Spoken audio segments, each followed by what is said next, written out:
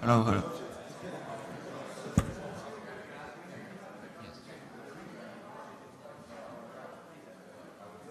All right.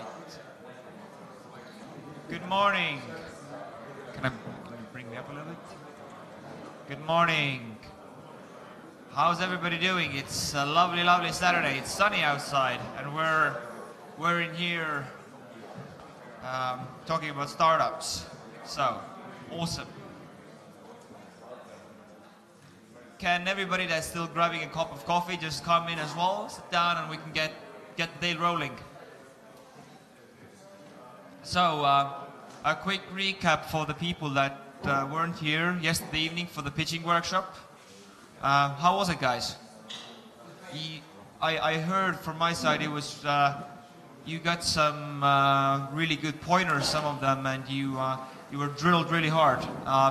Would anybody like to share about their impressions from the last evening's pitching workshop? I'll get one from each team then.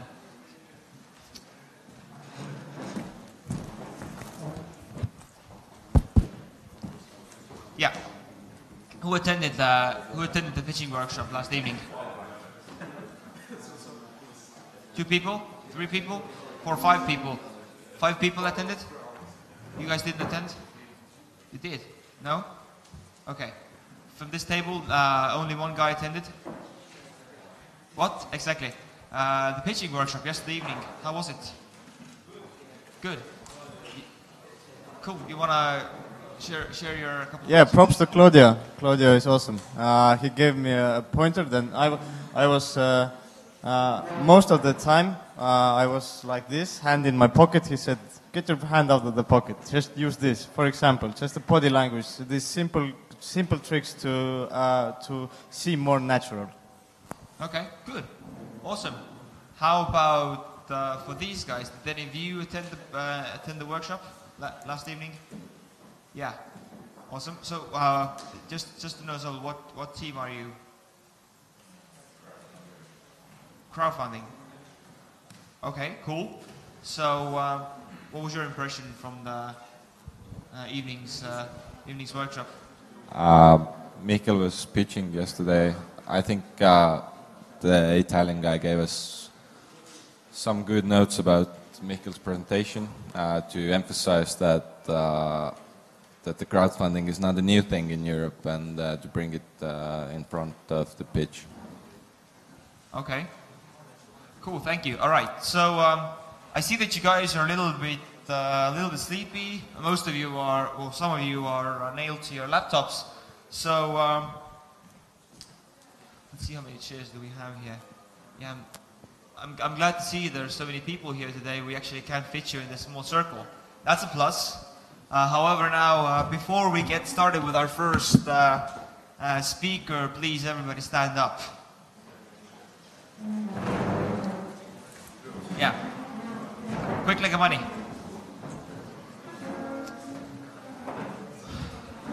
All right. So I presume that. Okay, let's do it like this. Raise your hand if you don't. Good. You're paying attention. If you don't know the both people on your sides. If you look left, if you look right, if you don't know both people on your side. There we go. 3. Awesome. Okay. So, if you don't know the person to your left or to your right, take a quick 2 minutes. Introduce yourself. Who are you? Where are you from? Why have you come here? And if you know both people, put your hand up and just wave, and find another person that's also waving their hand, and connect and meet for the next 3 minutes. Go. There we go. Yeah, look for hands. Look for hands. There we go.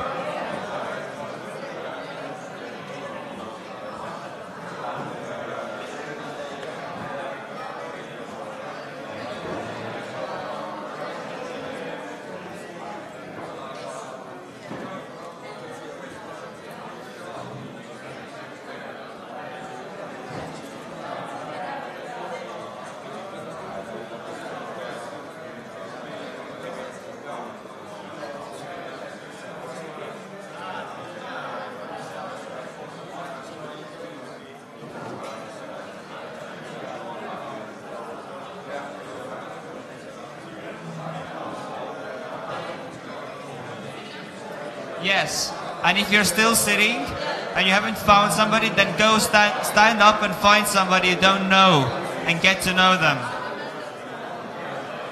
You lot. If you didn't find somebody waving their hand, stand up and find a person from that table, for example, that you don't know, and go introduce yourself, please. Let's get some conversation going. We're not here just to sit. We can be in our laptops in the home as well. Can we do that now, guys? Yes, thank you. Thank you. Same goes to this group here. You can also sit in your home. You have much more comfortable couches there than these chairs. So, if you know both people on your left and right and you're not currently talking, stand up and find a person that you don't know and introduce yourself. Chop chop. Right now. Right. Let's do it. Come on. Come on. I'm not asking you to go up there and speak. I only ask you to speak to one person. It shouldn't be that terrifying.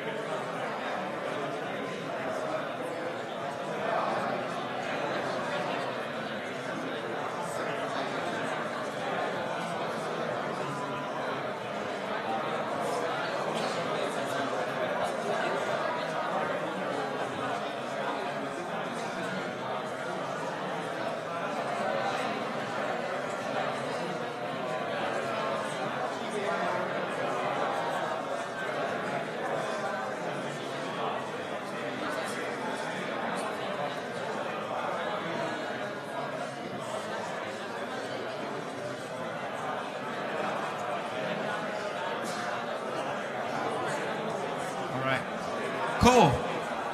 Thank you. Thank you very much. You can continue talking with your new friend later on during the break. But for now, I would like to get your attention again to introduce the first speaker of the day. So, I don't know, maybe I need to turn the mic up a little bit. I'm glad you're finding new friends. You can take your new buddy and sit next to them and talk to them more, or just sit back on your place and continue talking with them during the break. But for now, I would like for us all to sit down and ei ole kuulda. Well, that sound, guys, maybe you can turn me up a little bit.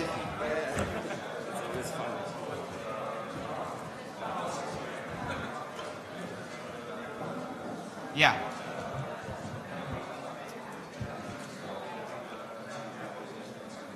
Okay. Maybe I'm a little bit louder now. Okay, so thank you for that. I'm glad you're found the one new person to talk to. If you didn't, well, that's on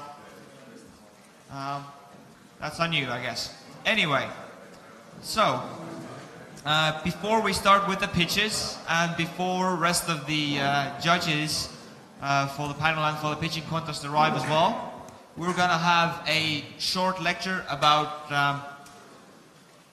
early stage fundraising.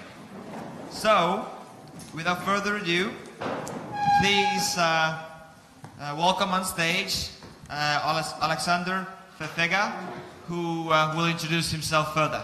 So please give Alexander a big round of applause. Hello. 1, 2, 1, 2. Good morning, everyone. I hope everyone can hear me. So my lecture today is Early Stage Funding by Alex Fefega. So I'm going to introduce myself real quickly. So this is me at 16, wanting to become a professional footballer. At this time, I signed a football scholarship and a 1-year professional contract with a club in England. However, injury came, and I knew how to computer program. So I went to go apply for jobs as an apprentice, and I ended up going to work as head of IT at a school at 17. And then I realized to myself, oh, I can make more money out of this. So I started developing, and I started coding as a freelance developer. Then I read something about Mark Anderson. Has anyone heard of Mark Anderson? He developed Netscape. Netscape was sold to AOL. Netscape was the first common used web browser. He led the way. Mark Anderson then started to invest in Facebook, Twitter, many other companies with his investment panel. He wrote a piece called Software is Eating the World. I was 17 at the time, and I read it, and I thought to myself, wow, this is really the best sort of article I've ever read in my life. And I wanted to develop software. I started thinking of what software to develop. So I developed this software, and this was to help the music industry. It was to help productivity and was also to disrupt Excel. So what we had here was that a music artist will play on radio, they will perform in concert, they will get played on Spotify, they'll get played, and what they're entitled to was royalties. However, for a music artist to ever get royalties, it took 90 days. And we thought, okay, why don't we try to minimize that? Why don't we try to develop an automated software which we can get companies to come to us? So I'll show you an example. So we had an artist would come, we would have the song manager, artist manager come back to us, we would get all the marketing, the song revenue, and we'd give it back. The company itself, we called it Merging the Music Industry with Technology, Innovation and Disruption. It was B2B. It was bootstrapped from a bedroom to a team of 10. We grew to 500 customers with an average customer value of 3,000 to 10,000. And we spent nothing on marketing at all. We just partnered up with companies who were bigger than us. We had a 2-person office that fitted 4 to 5 people, and others worked from home. We won loads of startup awards in the UK. And we was acquired by The Orchard, an American company focused on digital music, owned 50% by Sony. So me now, I won Young Entrepreneur of the Year at London Business Awards. I've won other business awards in the UK and Europe. I'm a startup consultant on behalf of the big technology companies, the UK government. I've also set up a consulting firm with a business accelerator program, helping companies raise money. So what we have in the UK was that you can raise a business loan of up to £15,000 on a 3% interest. And what my company does is that we push you through that for 6 weeks program, getting you to raise that amount of money. I've also started investing in early stage. I'm not rich yet, and I sleep 3 to 4 hours a night.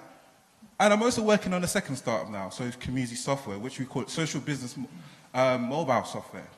Community Enterprise, the WhatsApp for the enterprise, social communication, collaboration software, allowing real-time communication and collaboration for the workforce between companies' departments without the use of internal company email. So, get back to that. So raising funds as a startup.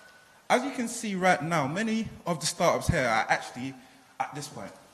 They're still at the concept, where you've got the lean costs, you've got the self-funding and the bootstrapping. However, we will help you get through this stage. So we're going to talk about, at first I was meant to talk about how to get funded. However, the startups here are actually not ready to be funded. So I decided to say, okay, let's look at the mistakes that founders make and let's see if we can come with a solution. Number one, over-optimizing the process. Founders try to get too fancy with tricks that they think will help them to raise money. If you have a good startup, you will probably be able to raise money. The process is simple. Explain to them why your company is likely to make a lot of money. When investors do come and invest, they have one thing only that's in their mind. How am I going to invest in you and I'm going to get my returns tenfold? This includes your company mission. It also includes the product. As if we can go back to here, our minimal viable product was literally a landing page. We had a landing page and we made people sign up. And we tried to get people to sign up. We had 300 sign-ups.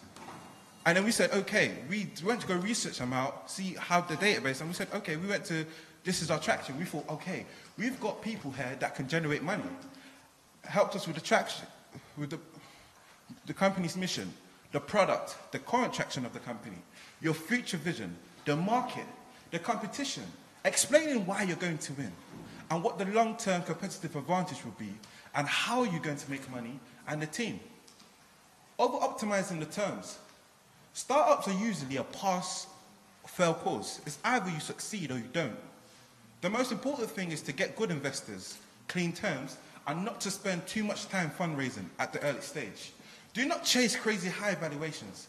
Keep it reasonable. High valuations at early stage causes complexity and many problems. Not creating a competitive environment. The hardest part is getting the first offer. If you have a good company with a vision and product and traction, you would have an easier route. The best way is to find someone who loves what you're doing and is willing to act. When you have investors chasing after your startup, you would be amazed. The fourth one, coming across as arrogant, agonists, and disrespectful. Don't do it. Be respectful. Investors are people too. They want to feel loved. 5, not hearing no. Learn to accept no and move on when an investor says no. Not having a lead investor. I have seen startups where they're happy because they've raised money after a party round. And they were very boastful about this. Oh, my company, no investors can actually give me any power. However, what they have is that they don't have no investor that is super invested in their success. It turns out to be really valuable to have one investor that you meet with every month and report progress to. Pitching poorly. Many founders do not know how to pitch, as we've seen over the last few days. Focus your pitch on the things that make you excited. It would also make investors excited too. Show your passion. You can never fake passion. Investors want to hear a great story, so I advise you to tell them. Not reference checking major investors. Great investors can add a huge amount of value. Bad investors could make your life miserable. Spend an hour calling founders they have worked with to get a sense what is in store for you. Lacking a clear vision. Founders with a clear vision can usually explain what they are doing and why it matters in just a handful of words. This is why yesterday we kept on asking, could you startups explain your company in just 2 sentences? Because if you do not have a clear vision and you're going to pitch, everyone sitting there is going to be confused at you. Not to knowing key metrics, which is a very important aspect of going to pitch. Does your team know what to do? Without a clear vision, it is obvious. Can your team achieve it? Key metrics are important information when pitching to investors. How much money would I need to raise? You should raise as much money as your company needs to achieve major proof points and milestones. However, overfunding a company can have its drawbacks. How are you going to fund your next startup, Alex?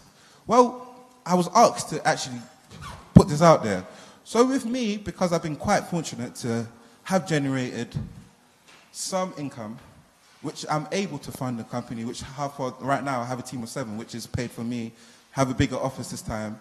And now I'm beginning to sit down with investors and start talking about proposal plans to grow the company itself. However, with me, I like to talk about the minimal viable products. I like to build a product. I like to get feedback, have a 60 days period of getting feedback back from your customers, then keep on building the product to say, okay, cool, we have a fully functioning product, we have traction, and we've generated some revenue. Then, with me, when it comes to pitching, my life is so much easier, and I can be able to negotiate on good terms. This is what I really want us startups here to do, because I feel this is the best thing. If we can get something to a minimal viable product, and we can get traction, and we can get some revenue going, it's a good point. Thank you very much. Any questions? Because I've finished.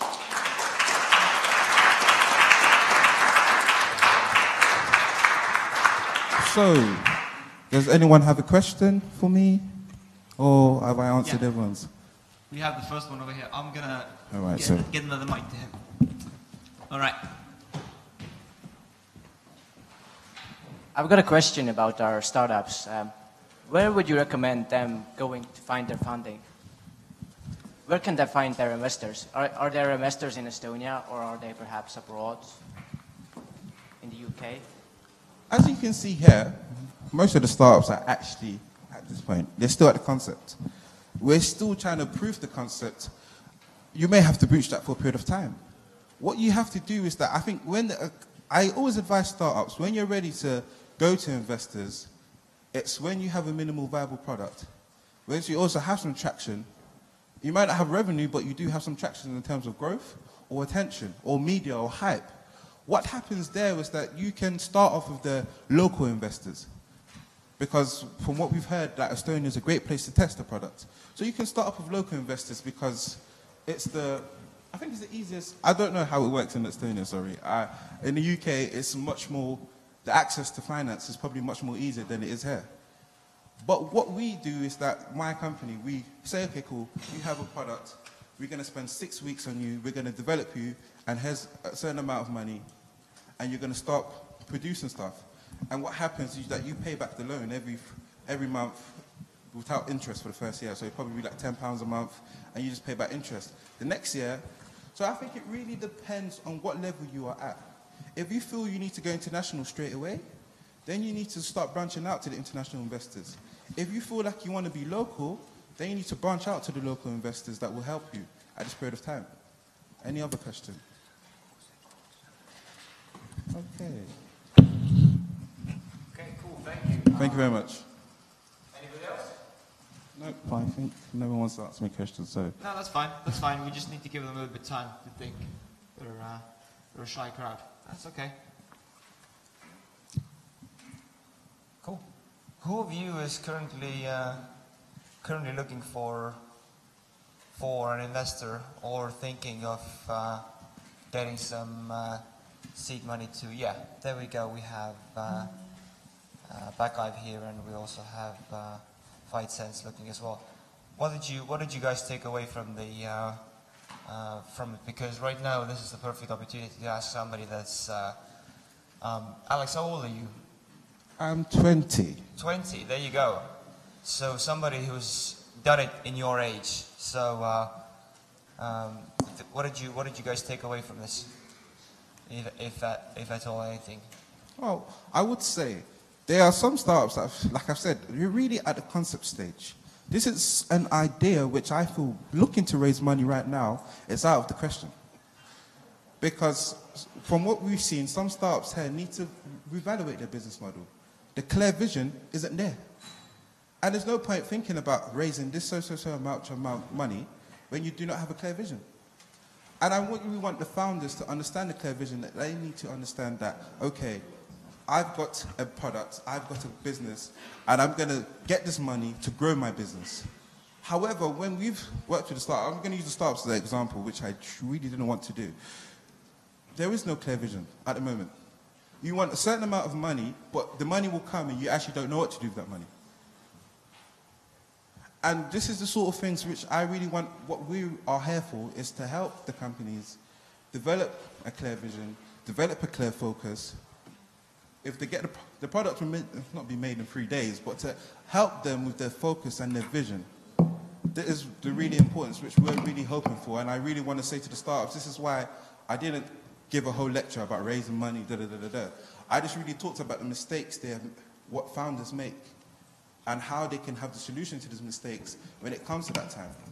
So that's really what my lecture was about. I really had to change things around and prepare it for this. So, yeah, anyone have a question? Or Yeah, we have one. We'll get a mic to you as well. There you go. Working? Yeah. Actually, I wanted to ask about the bootstrapping, that very often the founders do not have this kind of fatty layer to bootstrap from, and especially when it's kind of a more thorough R&D involved, then how to get to that minimum viable product without any external assistance financially? with us, I started with no money whatsoever.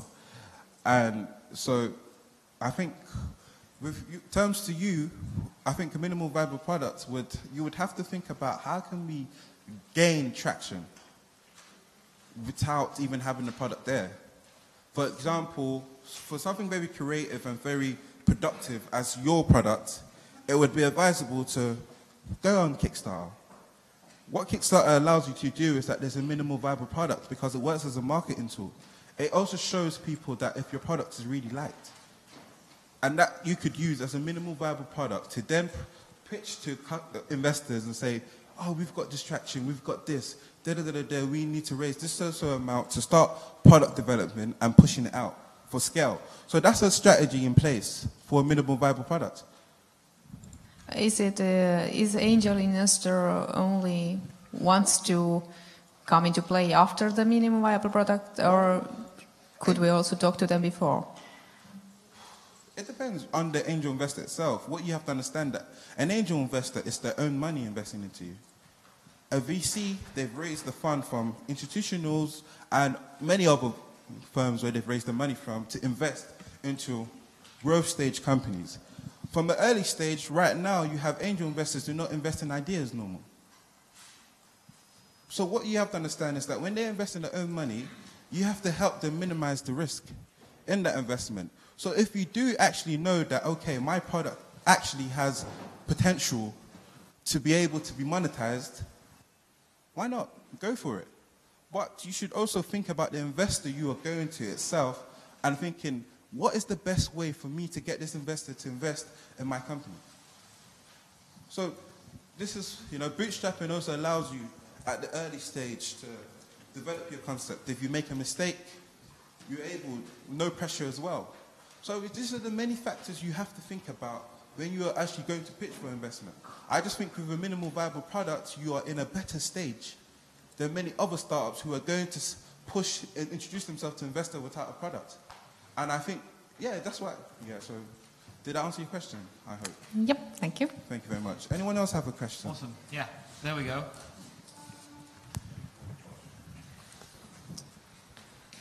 Right, Rene. Thank you, Alex, for your presentation. I would like to ask, what is the maximum limit of shares or a percent of shares to give away early stage? Well, it depends, because you have the incubators which average is 8% equity, am I right? Or 8% for a certain amount. An angel investor might actually say they want more. I know in the UK, some angel investors have asked for like 30%, 40% right away. And what happens in later rounds, their shares gets diluted, so it really depends. You have to think to yourself for the long term, do I want to give up 30% of my company straight away for a period of time? Or, so I think it really depends as well. It depends on, if we're going to angel investment, it really depends on the investor. It also depends on many factors come in place when it comes to how much percentage to take out and, Right now, if you're very sure that you have a product that will generate a certain amount of revenues in a period of time, but if you're still at a concept, startup financing raising funds isn't the thing to be thinking about at this period of time. Yeah, thank you. And one more question. Did I understand you correctly that you are not like investing, but you are giving loans to startups? What we try to do is that in the UK, the government have started this initiative where they get, they're trying to boost up the tech sector in the UK. So what they try to do is give out loans as initial seed. You know, so if you don't have a product at the time, you might have slides. So what you would get a mentor and you would get a business loan. And the business loan is repayable over 5 years with 3% interest. So for the first year, you have no interest whatsoever. And then for the next few years, you have 3% interest and you pay it back. It's the government, fortunately, they wanted to use this initiative to boost entrepreneurship in the UK and also help the recovering economy. So that's how it works in the UK. You can also go to investors straight away, but the preferable route, especially if you have slides and you don't have a product out, is you have a business loan which actually helps out to give you the MVP. Then you can focus on raising more investment from angel investors or from VCs to pay back the loan as well.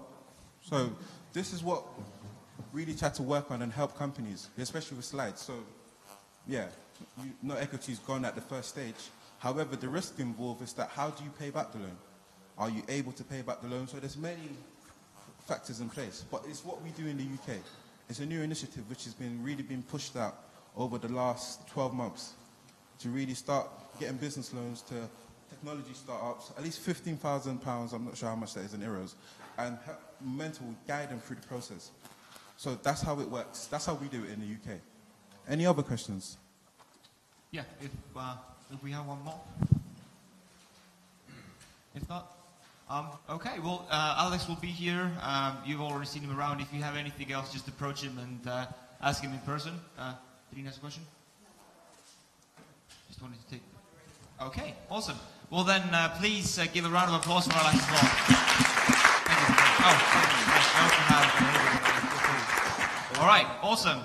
So, let's get to the part where half of you have been waiting and half of you have been fearing. Pitching. So, I understand that we have at least 7 startups pitching. And what we're going to do is we're going to do a 3-minute pitch, and then we're going to do 7-minute feedback. So, as you can see, we have some of the investors and mentors that have come for the panel already here as well. Judging, we have the mentors that you already know coming as well, and we also invite the crowd to give feedback as well. So, as I understand that the order is still not clear,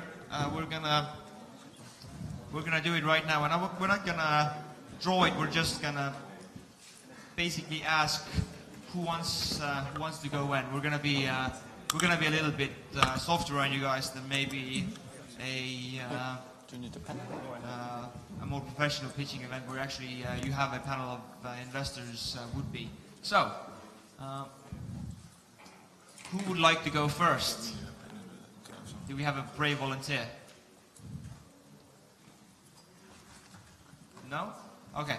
Then I suggest that we will have the ECAT startup pitches first. So the order I've been given here is Fuisabi will go first. After that we shall have tourism. Third one will be rock.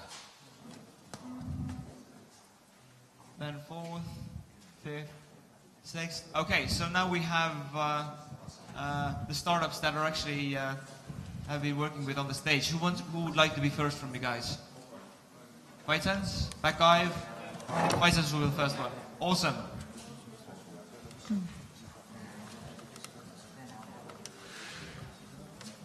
Cool. Okay, next one. Who would want to go first? Rewild, Päev, Philosophy. There's 3 of you guys, so you'll just have to. So Philosophy will go after that. Okay, awesome. Okay,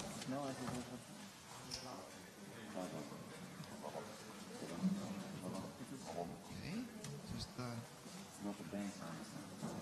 quick one.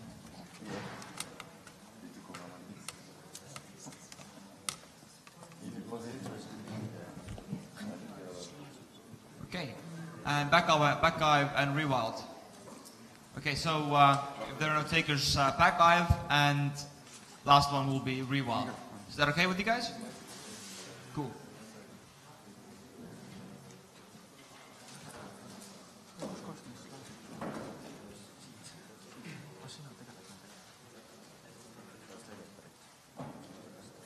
All right, awesome. So if your slide decks are with the media guys, that's good. If you don't have it with them yet, please get them to them fast. We have a 3-minute timer here as well that Hanno will be showing. Yeah. So when you walk up here, you start talking. I will start the clock myself. Yes. So we will start from the moment you start talking. There's a monitor down here that you can see your slides. Also, there's one back there. Just to know as well, and you will have a clicker. So, before we start, I would also like to introduce the investors that we have here. Of course. So, please. I start from here. We have Sven Nilling, who is one of the investors and founders of Game Founders, and he's actually like an angel agent between investors and startups. Then we have Signe Viimsalu, who is from Estban, and she represents more the legal side of investments. And then investor Christian Laanema from Ambient Sound Investment. He's an investment manager working in Ambient Sound Investment. So these are the investors, and from the other sides we have Claudio from Blue. You all know him. Yeah, you can actually applause to these people, because it is just amazing that they have made their way here. Then we have Sergei in the investor panel. And we have Alex in the investor panel. And we get support from the other mentors as well. But the core team is those 6 guys, so you know who to look into the eye. Okay, awesome. So, I guess without further ado, Fysavi, whenever you're ready, the stage is yours.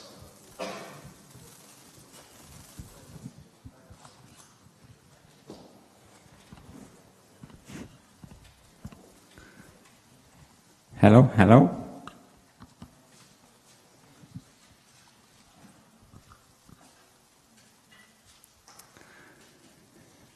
Hello everybody, I'm René and I have been too long a patient.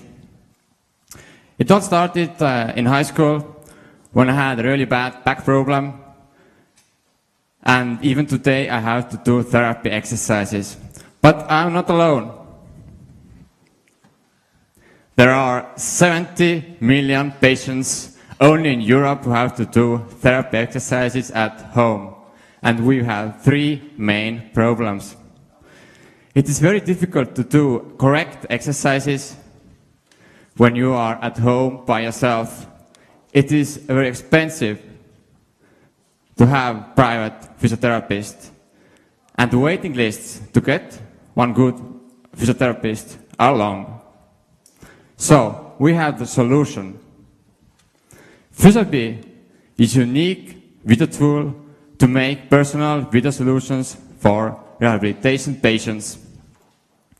Physiotherapist chooses the right videos for the patient, and our website sums all the single video clips into one full workout video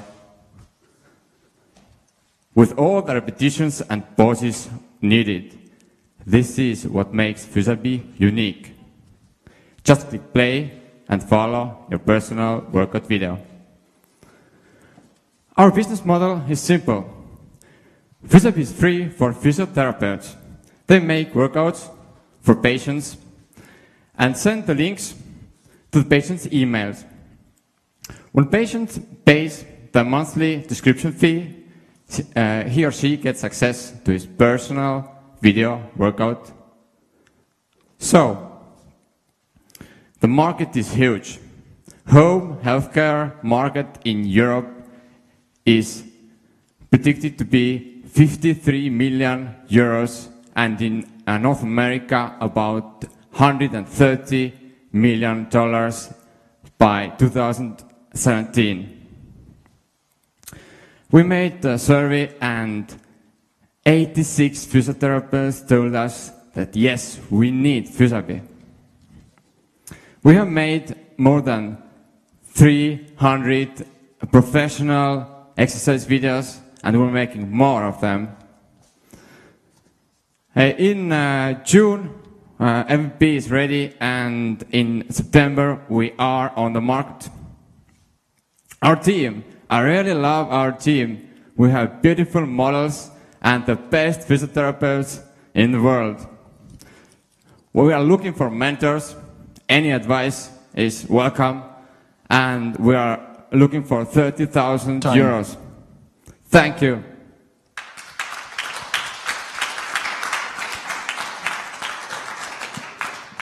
Thank you, Rene. So let's start from Sven. What did you think about this pitch? What was your first emotion, so to speak?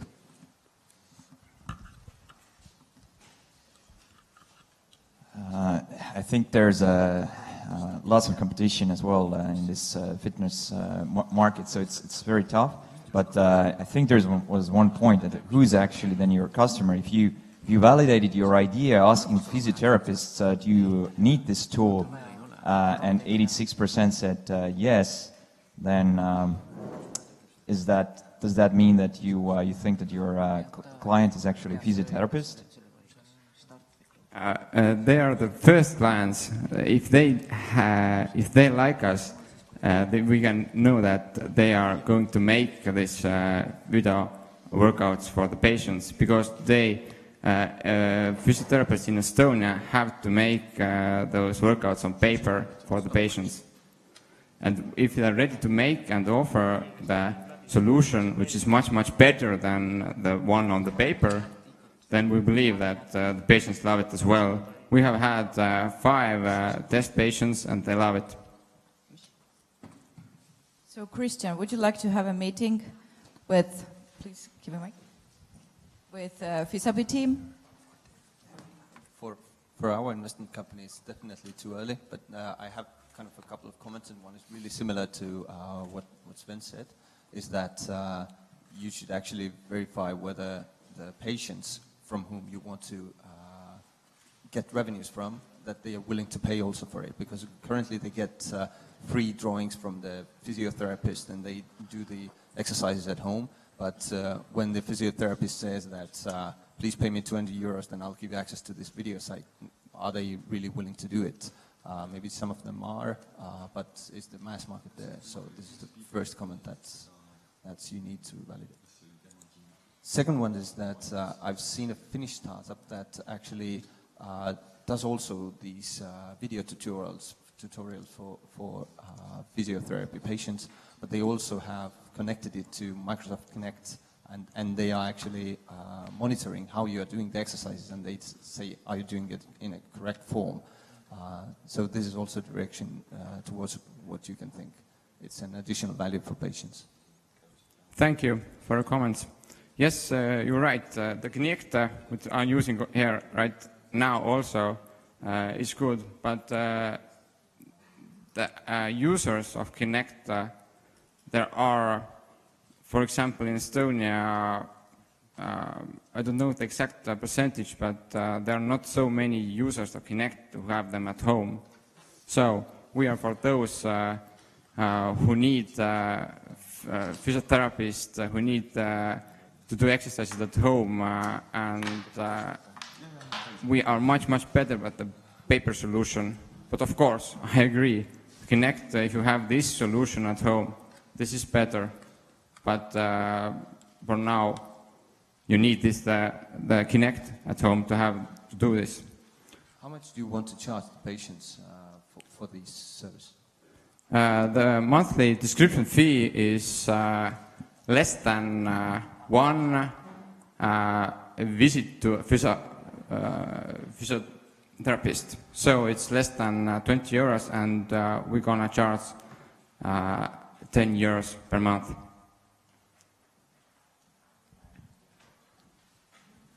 Sorry.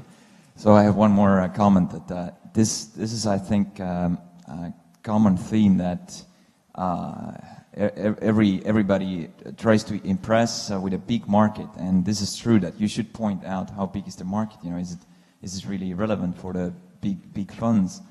This your idea. But to be honest, you know, if you look at the markets broadly, then any market in the world is sort of a billion or $100 billion market, and like in gaming, what startups usually do is that they say, you know, there's like 2 billion mobile phones, 100 billion games downloaded. You know, it really isn't relevant. Then look at the segments. You know, look at in that segment where you are, there's only 100 million downloads.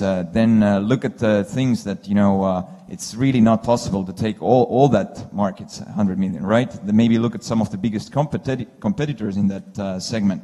Maybe the biggest competitor has 10 million downloads, right? So now you're not in 100 billion.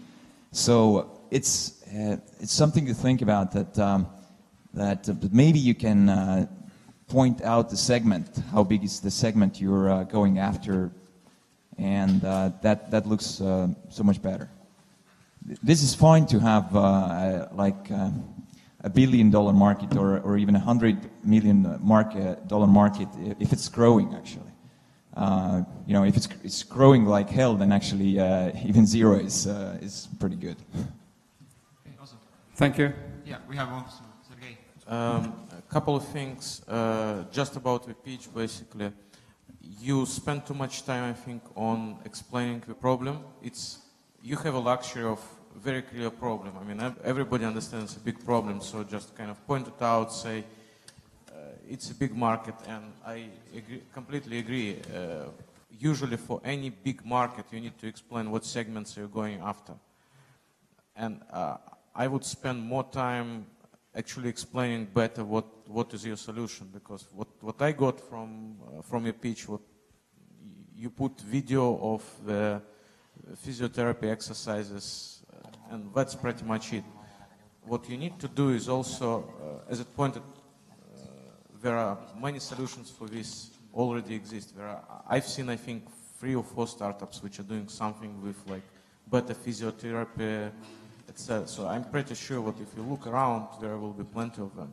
You need to explain a little bit better, not just what is your solution, but how you're better than anybody else out there.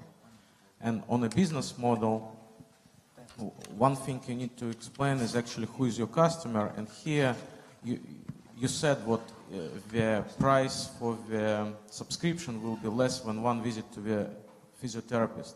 Now the question to you, how do you make physiotherapists working with you if you actually take their money?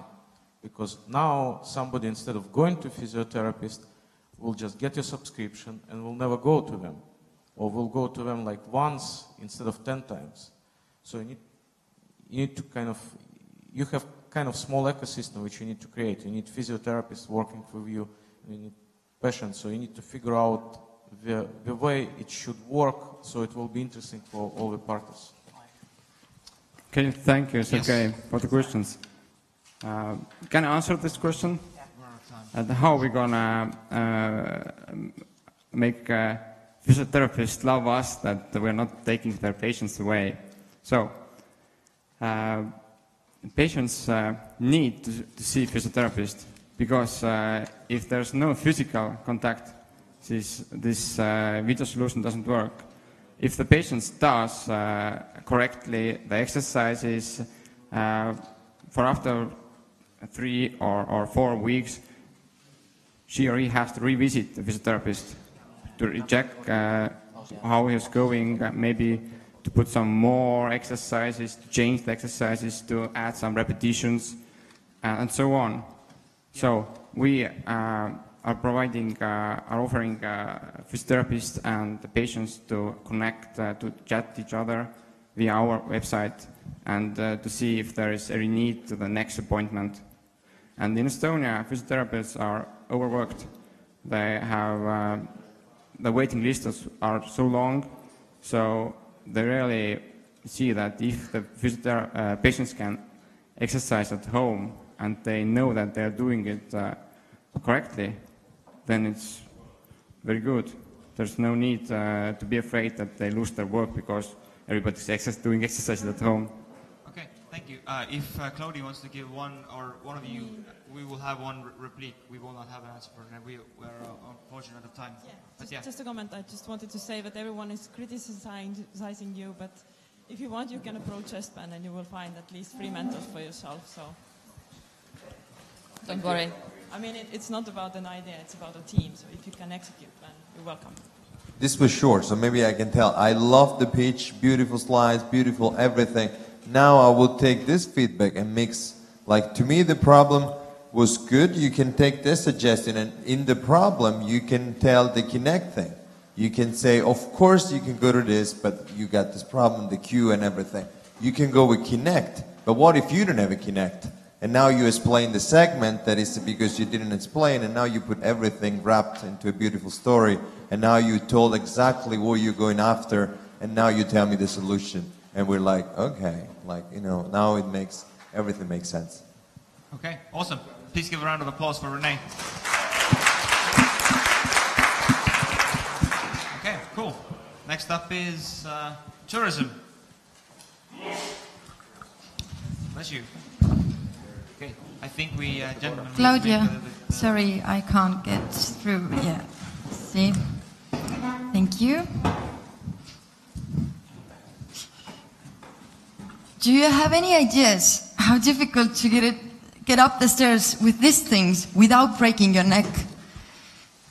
Has anyone ever traveled with a disabled person? Everyone in wheelchair, please stand up.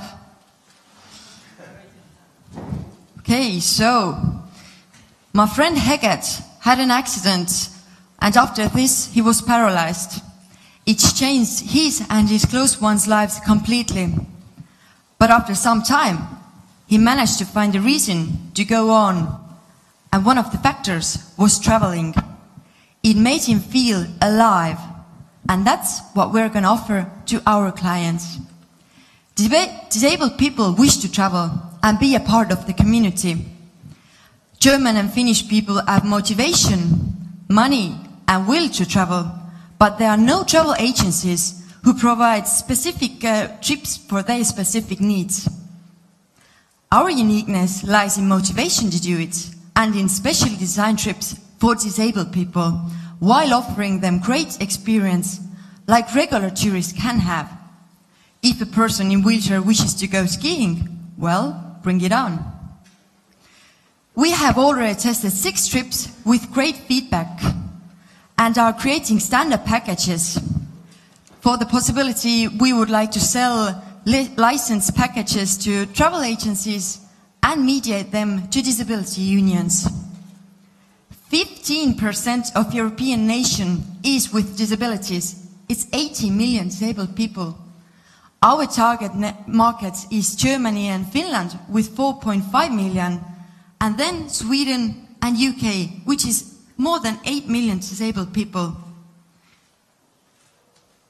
Disabled people are willing to spend 30% more money than average tourists, and they are more financially solid than often presumed.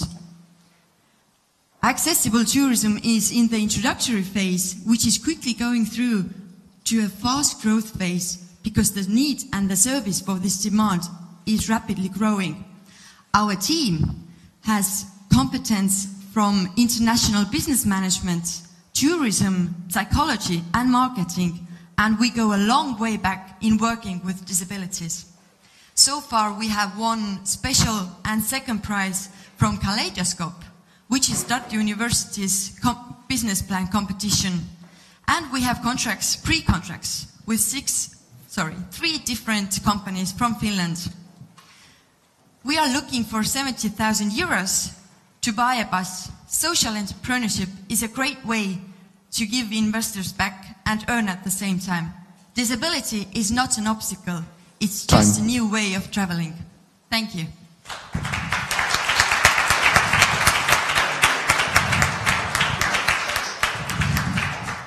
So, Claudio, how was the pitch? I liked it. It was like clear, the slides, I will just, normally I don't put one slide, you got how. You put it in there, and then you said something like, we tested 6 trips.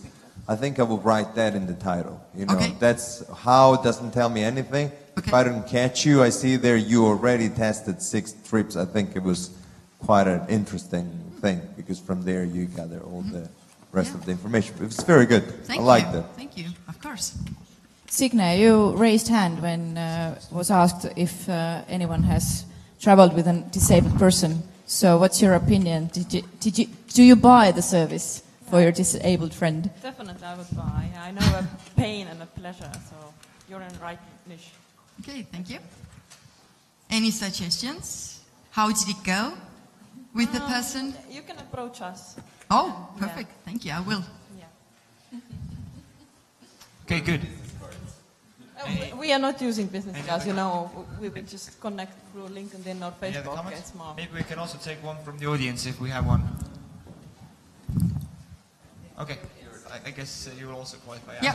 I'm sorry, but I didn't quite understand the idea. We will bring disabled people from foreign countries to Baltic region countries and provide them specially designed trips that create them experience and they are safe. Everything has been adapted. So it's like service, it's not a product, but it's like service more.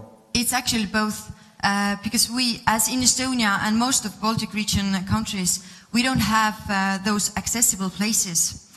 We have to start from even mapping the places, even creating all the packages, all the trips. So we would like to build up from starting to map, then create test, then create our own standard packages.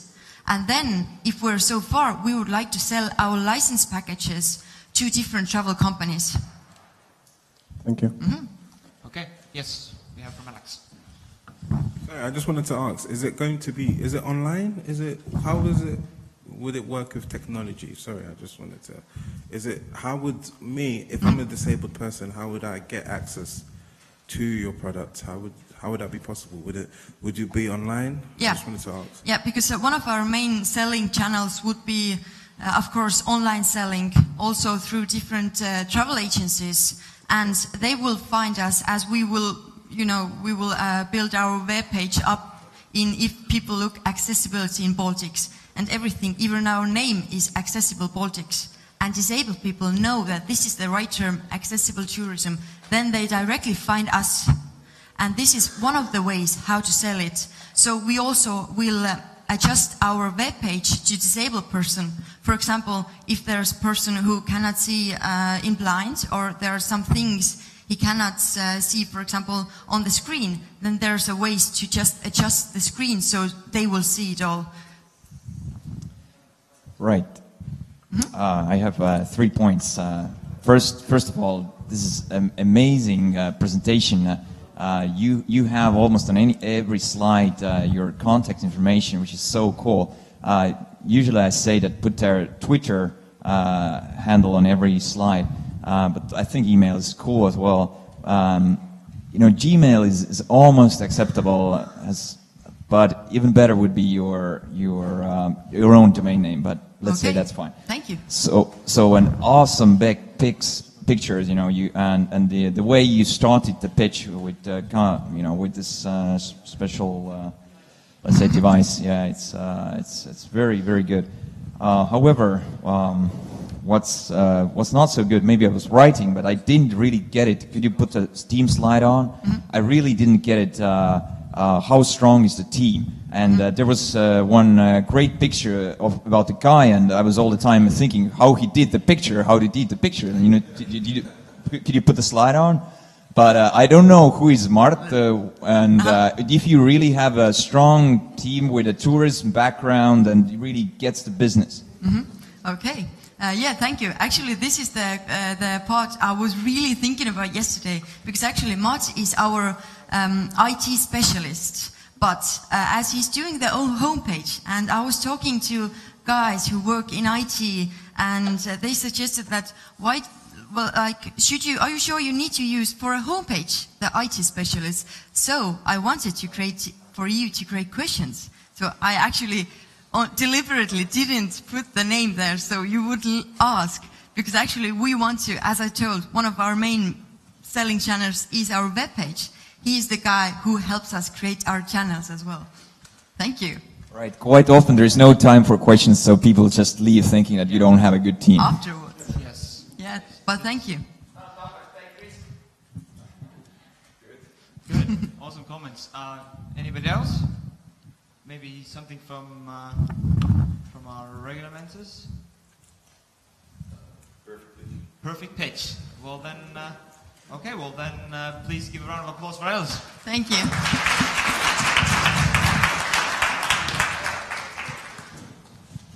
And thank you.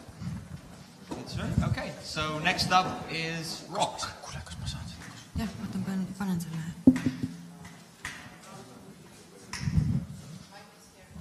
Vaata sina pane.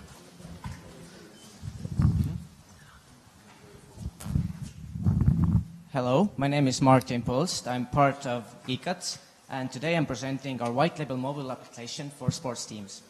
What do sports teams want? Well, sports teams want fans, and they want more of them.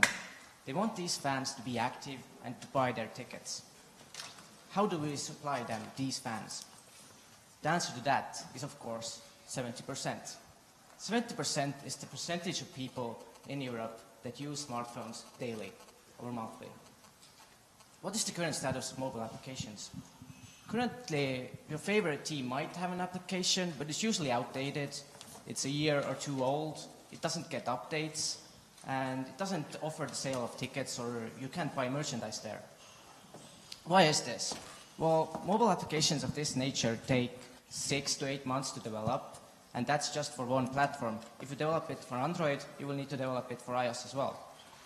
And these sorts of mobile applications take 20,000, 30,000 euros to develop, and teams want instant results, and they won't get them. They will get them in 6 to 8 months, and even then it can fail. There are currently no white label applications of this sort on the market, so we have a first mover's advantage. Why choose us? We have an inbuilt ticket and merchandise sales system, work in partnership with our ticket sales platform, Piletilevi. They have given access to their API, and we're using it to develop our product. We have gamified our system. We will offer rewards for loyal customers and crowd achievements. Say 10,000 people come to this game, they will get 10% off of this sponsor's product for the next 24 hours. We have a ready-made product. Sports teams want to see instant results, and we can show them that we can finish their application in the span of 1 month. We only do rebranding. Our code will stay the same from team to team.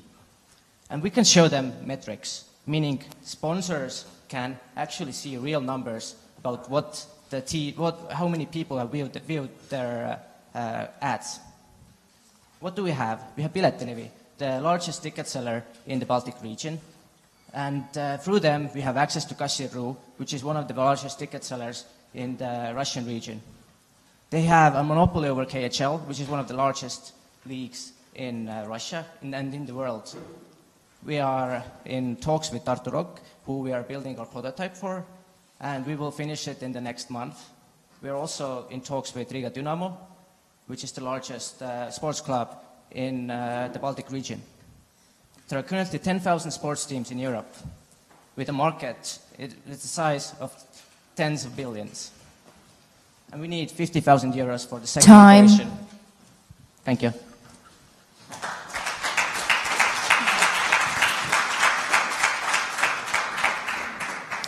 So how was that? Any questions, the panel? Claudia, I will give you. You talk a lot about sports, and there's not a single picture of sports or a logo or like partners. You're a lot of bullet points. It gets very like you lost me very fast. This is our design. This is going to run while you ask questions. Yes. Yeah, I didn't catch how you make money actually, and who is your customer? Our customer is the average sports team. We rebrand up. We have a white label application, meaning this code will stay the same from team to team, and we sell them a new design. We will rebrand the application for them, and they will rent this application with their design. And we will also take a percentage of the ticket sales that go through our application. Now I have to disappoint you a little bit because I'm wearing a t-shirt, you see? AppGyver, which makes free of charge apps, all kinds of different apps with a freemium business model. Yes. It's a Finnish startup.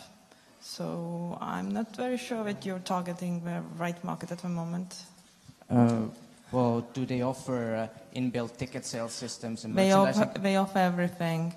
With, do I have real partners? Yes, they have. They have. Just check it out, just in case. Okay. Okay, yeah, Sergey, we have. Where can we get a microphone? Okay, Alex, can I? Yes.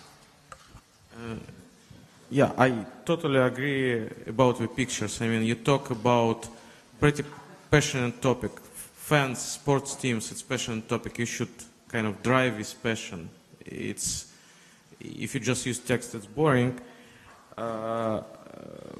Like one another small comment, and I think the idea is good. I would really check the competitive landscape. You really should talk about, like, I'm pretty sure there are solutions for that. You should be talking about why you are better solution than whatever is out there. Also, you kind of, for example, you gave too much information about, like, why mobile. You don't need to explain why mobile is good. You don't need this 70% because every single investor you're going to pitch to understand what mobile is the future. If there is an investor who don't understand it, you don't want his money. So just say we're building mobile application, don't spend too much time on it, and you need to explain. I also agree with the point on, like, how you make money. You need to explain. I would put the whole, like, picture. Who is paying? Is it a freemium model? Is it like team is paying? I don't believe team will. I don't think team will pay. It's harder sell to the team, so we will pay for something. And I think if you have so many people using this application, you don't need team to pay. You can figure out some business model where you will earn a lot of money from, like, freemium model or from advertisement or something from, like, actually from the crowd, basically. Around 70% of a team's income is in sponsorship deals. I mean, tickets account for 30%, and so the rest is 70% is merchandise and sponsor deals. And what we also offer is the fact that sponsors can make time-specific deals with our application. They will have a platform ready for tens of thousands of users using it daily, and they will get to advertise through it. Which is so, explain it. Basically, explain it in your pitch. Explain what this is the schema. This is how the money, and this is how this application will help the teams. Okay. Because right now, you see, it sounds like a cool thing, but you don't have a clear vision from the pitch why team would want it. They will want the application, yeah, but why they would want your application? Why your application is better than anything else out there? If I may answer that. The average application of this sort on the market currently sells information. If you look at the Formula One application, for instance, then they offer information for a fee, monthly fee. We offer this information for free, and we add in a bonus of being able to buy tickets or merchandise pretty much instantly. And one other thing that I forgot to mention is the fact that we have an inbuilt gifting system for between fans. They can gift tickets and merchandise to their friends. Just a brief comment that I think Sergey is right about this pointing out that you actually know that there are competitors, and I was thinking that I really don't know this market, but do big teams in football and then maybe basketball already have such apps, and if they are quite successful, these apps for the fan base, you could say that, you know, there's 10,000 smaller teams that don't have it, and here are we. Actually, this sort of application is run on a league basis in the US. It's very successful there, but the business model in Europe is different. Teams handle their sales by themselves. So this has been proven to succeed in the US, and we have added different functionality to it. There's already something. Okay. Now, Mm-hmm. there is a market validation, there is a validation you just pointed out to kind of minimize the risk. Okay, thank you. Okay. Now we have Alex, and then we have Kustro. Yeah. So what's the value proposition for the end user? Are you talking about the teams? No, the end user is not the team. For the customers of our clients. Well, No, the end users is not the customers. Like, you're not selling this app for the club to keep it in themselves. They are selling it to the fans. So what is the value proposition for the fan? Well, you get the instant access to the team news. You can just, with a click of a button, you And will... so what would stop me from going to Yahoo or Google and typing the news about my team? What is the value proposition that's built in this product itself? Well, it offers the sale of tickets. Okay. And you can keep in contact with the team. You can just with one click, you can see the statistics when the games are coming, and you can buy the tickets. And also the fact is that paper tickets are easily losable. We offer QR codes tickets. Your ticket will be a QR code which you can use or gift to your friend. Even you can even gift your season pass for one day to your friend. Okay, so my advice for you is to think of a way on how you can bring the social. If you can stop focusing on e-commerce and focus on the method of bringing the social aspects, combining that with sports, because what you're telling me now, I don't understand the product. I still don't understand the product. Okay. What is the value proposition? When you're going to pitch this product to the sports club, it's not for them, it's actually for the fans. So what is the value proposition? What is the point of them paying for this service when I can go on Google and find out everything in one search? You can find everything, but it will be on different sites. It won't be in one coherent platform. You can Google, you have to open 4 pages just to buy tickets, buy merchandise. So would the white label be the best model? Couldn't you would change the model and you would say, okay, cool, we will not sell to the clubs, we will just develop an app which can curate all these content, all these news, all this purchasing of tickets, and we would make our revenues from advertising. You would focus on a different model and you would create a one-for-all sort of model, which you said, okay, we have sports clubs in England, you come, Arsenal. This is a future market. In the future, we're planning on going into advertising deals as well. But first, we have to prove our product. We have to get the first iteration ready and to show that this standardized solution will work for every team. This is, we will have space for advertisements there, which won't be too big for the fans to handle. And yeah, thank you. Okay, so I think that's all the time we have for Rock, but if we have any more questions, just approach them later on. Okay, thank you. Give it a round of applause.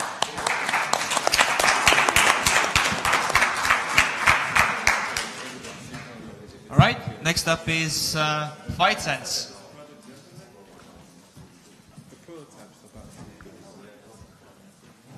Hello, everybody.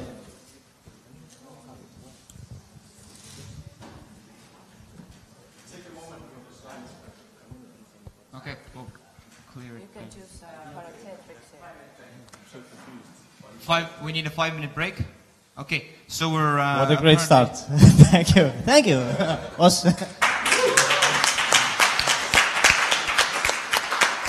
Apparently we're experiencing some technical difficulties. Hopefully the difficulties will end very soon, guys. It's... yeah, no pressure. No. Please don't. Please don't take it as we have a coffee break. We do not have one. Or then again. 5 minutes, yeah. Okay, let's take a 5-minute break and we'll be back in the room then. Is it social comments? Fucking ridiculous. Yeah.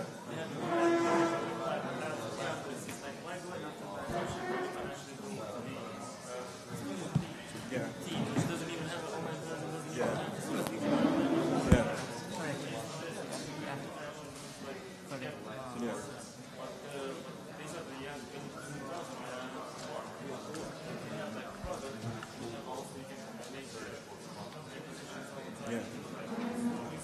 I spoke to about this. If you do have a prototype that is functional and can work, just launch one. You don't need all the features. You just need the simple. If it's just buy. If you just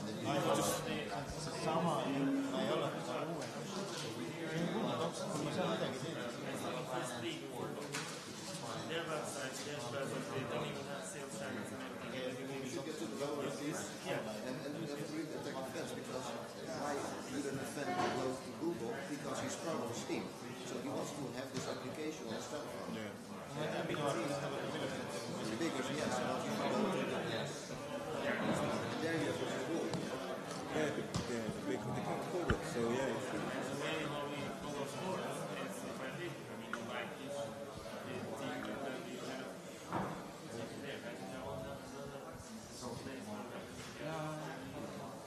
And the second pitch was that I don't understand the.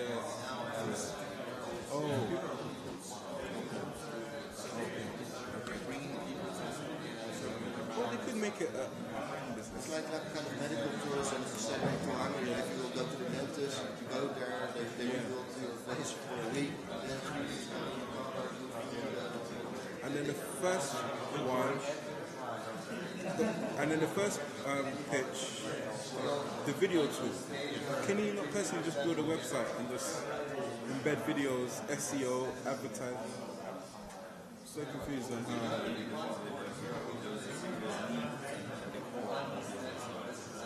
The first one. Oh.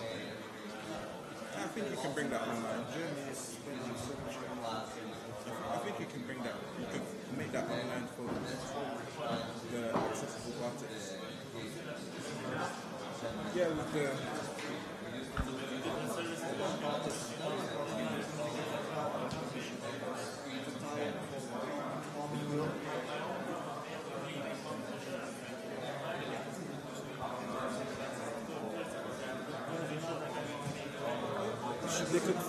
They could focus on building it as to be a TripAdvisor for disability. We are friendly for They could be built a TripAdvisor for disability. Yeah, but we were pivoting everything this weekend. The difficulty of that is but it's so costly. If you think about cost of acquisition, to just get a customer. And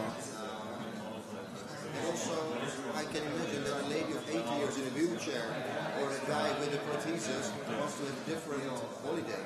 So if you come here, you still need to tailor everything to the needs. So if that is not automated, it means that you are. Yeah, there's ways to automate it.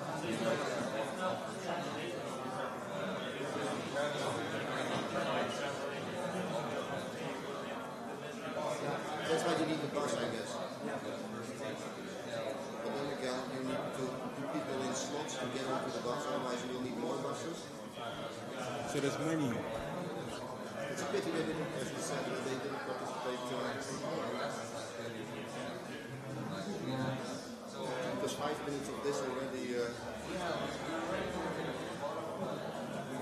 That's a good one.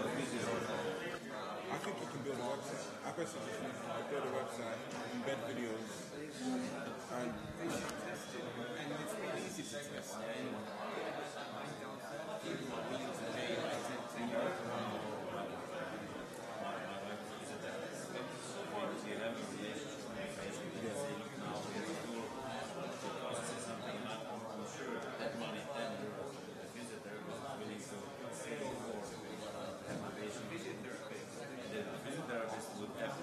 This is my tool on their own website. select the exercise, and in a month they come and we check it out, and then you select the exercise, and it's perfect. And it's giving them a new tool. Usually I give you like 3 papers, and they're like crappy pictures, and you're sitting at home looking at all of these, you know. So there's a video, it's a better video, you can see. But I think you should have a tool where when you are practicing at home, your physiotherapists can see that you do it wrong, rather than following something without getting feedback that you're doing it wrong. Because you still have to exercise, you still don't know whether you're exercising. Expensive stuff is coming. I don't know. I mean, they have the machinery ready, the videos, which is the expensive. Which we handle the first one. So the test is very easy. Go and fix it. And the physiotherapists, you know, customize their own websites a little bit. They give their own thing out, which makes them very much better. And then their patients are very good, but it's there are other 50 patients. You send it out like fix it out, and then they can start being connected to one, and then you learn it.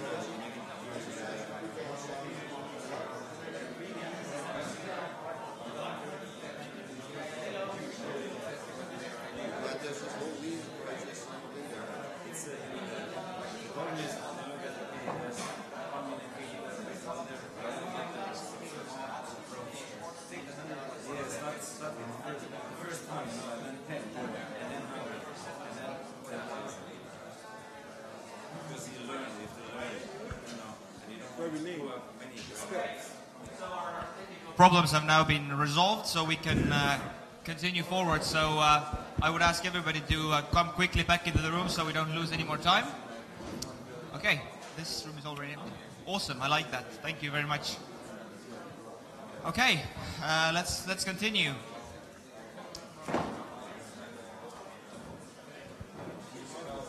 So, problems are fixed. Software element for me, my best advice is to find. Okay, awesome. Can I ask everybody to come back in? Can I ask everybody to come back in the room? We're ready to continue. Yep, we need Sergey. You guys are here. Awesome. We have who's missing? Okay, coming. Okay, cool.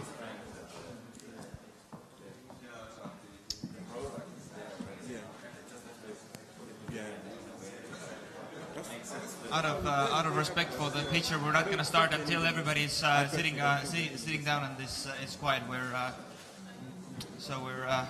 fair game. Okay, and so next up is Fight Sense. So whenever you're ready.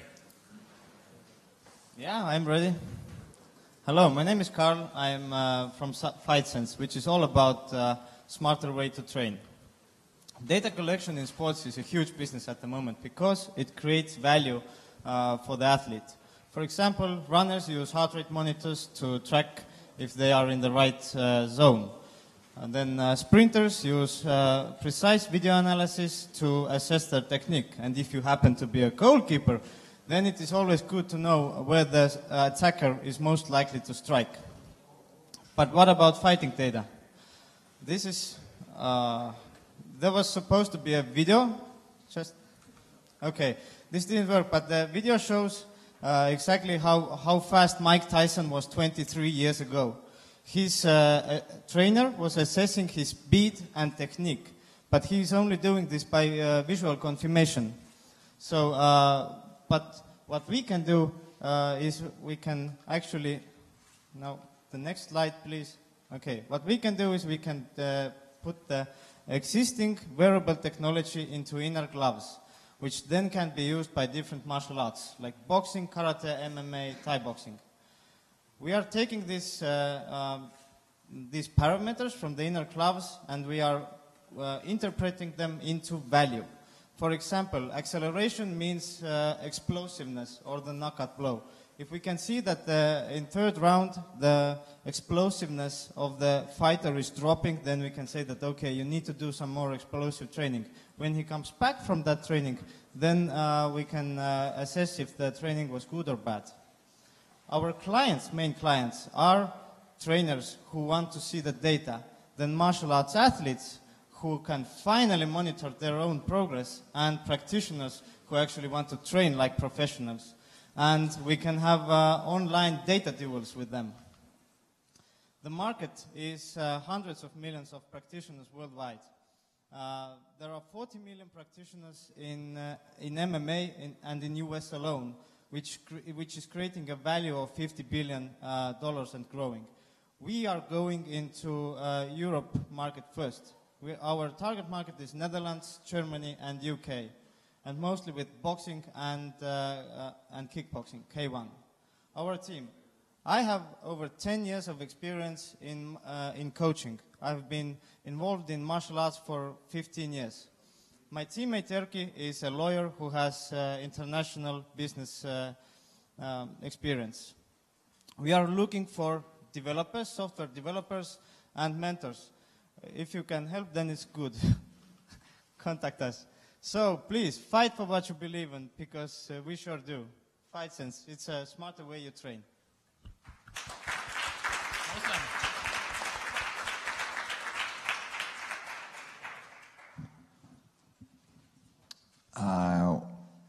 Awesome.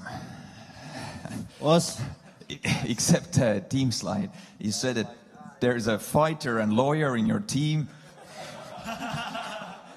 Well, nice. I believe that you're a fighter and he's a lawyer, but next. So I've talked a lot. Maybe somebody else wants to give a feedback. That's a good point. Thank you, Sven. Video never works. This is like, you can expect a video not to work in a presentation. This is almost... Yeah, the past 2 days when we were testing this always worked. Now, Of course. Yeah, okay, but the lessons learned.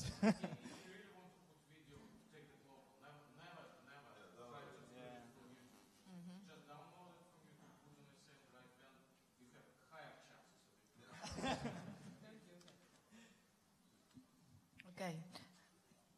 Claudia. Yeah, I will still say put more visuals. Like it was a lot of text and it was going down. It's very exciting. When you start to tell about, for example, all the parameters and everything, you can use a couple of slides in there, maybe with some moves, something, and point exactly one, explain. When you explain the parameters, you explain a couple of them, change slides and go into like one specific picture and point one parameters and tell me how this tool is going to help me to perform better and et cetera, because then I understand, where's the value for whom and so on.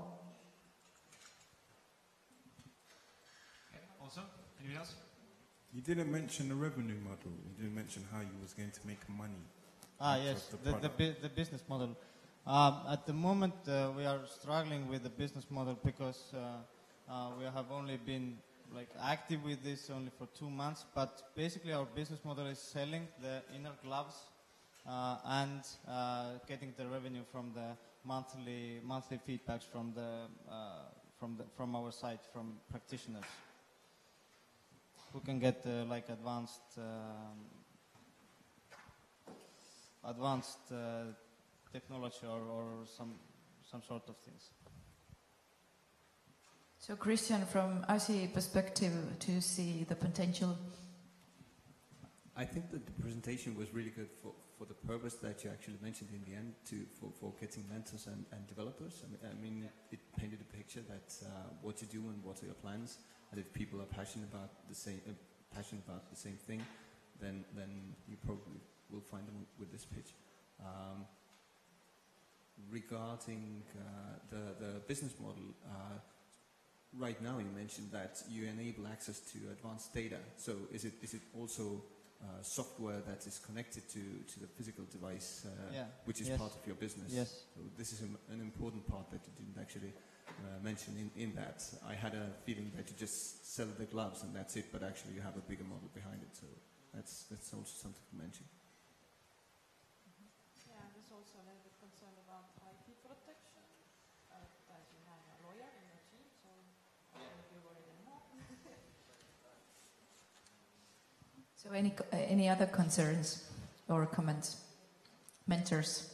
didn't understand also, what's the stage currently? Do you have the prototype already that is No, working? no, we don't have the prototype at the moment.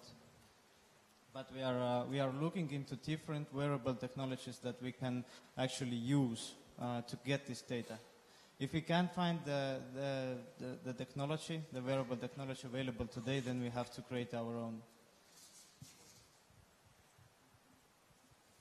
Okay, good. Something from the audience. We have previously not had time to. Yeah, go ahead. Never walk on stage if there's somebody else's slides still on the screen. Like it was before, you know, remember you came and there was somebody else's slide and there was like the awkward beginning and everything. That's, you know, it's a small thing, but like sometimes it kills the energy and like, so you could have waited, maybe you should have not announced, but that's, you know, if somebody make a mistake, don't fall into the trap. Like it's your pitch, wait until, you know, you own the stage and there's your logo in there and you can go there and, you know, it's, you know, a show, it's your show then. Thank you. Okay, us? Okay, thank you. Good job.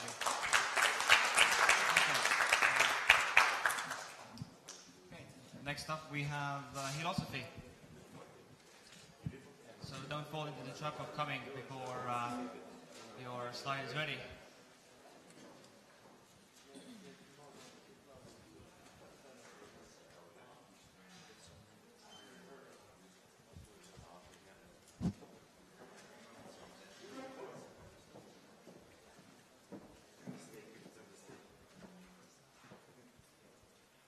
Okay, hi everyone. My name is Seren and I am from philosophy. Have you ever heard a woman complain, "My feet are killing me"?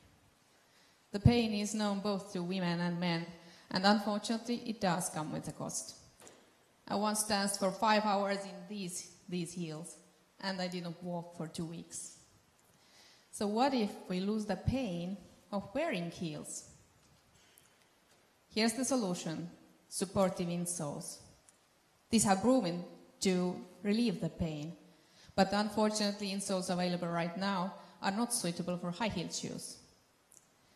Our technology produces seamless, personalized insoles that you can wear in any shoe, your favorite shoes.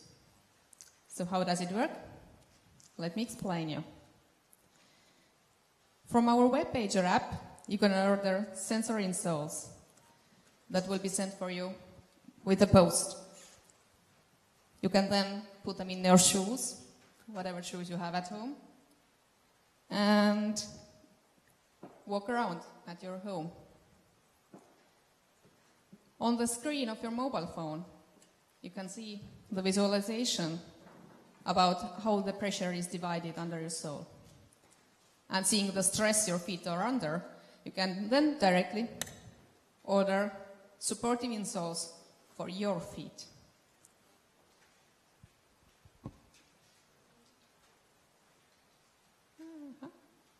Yeah. We are not alone in the insole market. There are several competitors working on different factors and different focuses. We will provide the full process from measuring to insole production, and we charge clients for the insoles. Our advantage is the market of 1.8 billion shoes, heeled shoes, produced annually around the globe, and that makes market potential of 37 billion euros, considering ladies are willing to pay 20 euros for these insoles. Our team has all the skills needed to make this come true, and we also cooperate with the Tartu University and Tallinn Technical University in developing the sensors and materials. This is a heads up that we will be looking for angel investors very soon, and we want to get help to get on the market with them. So here we are. We are aiming to save, if not the world, then at least ladies' feet. Join us at philosophy.net, and thank you.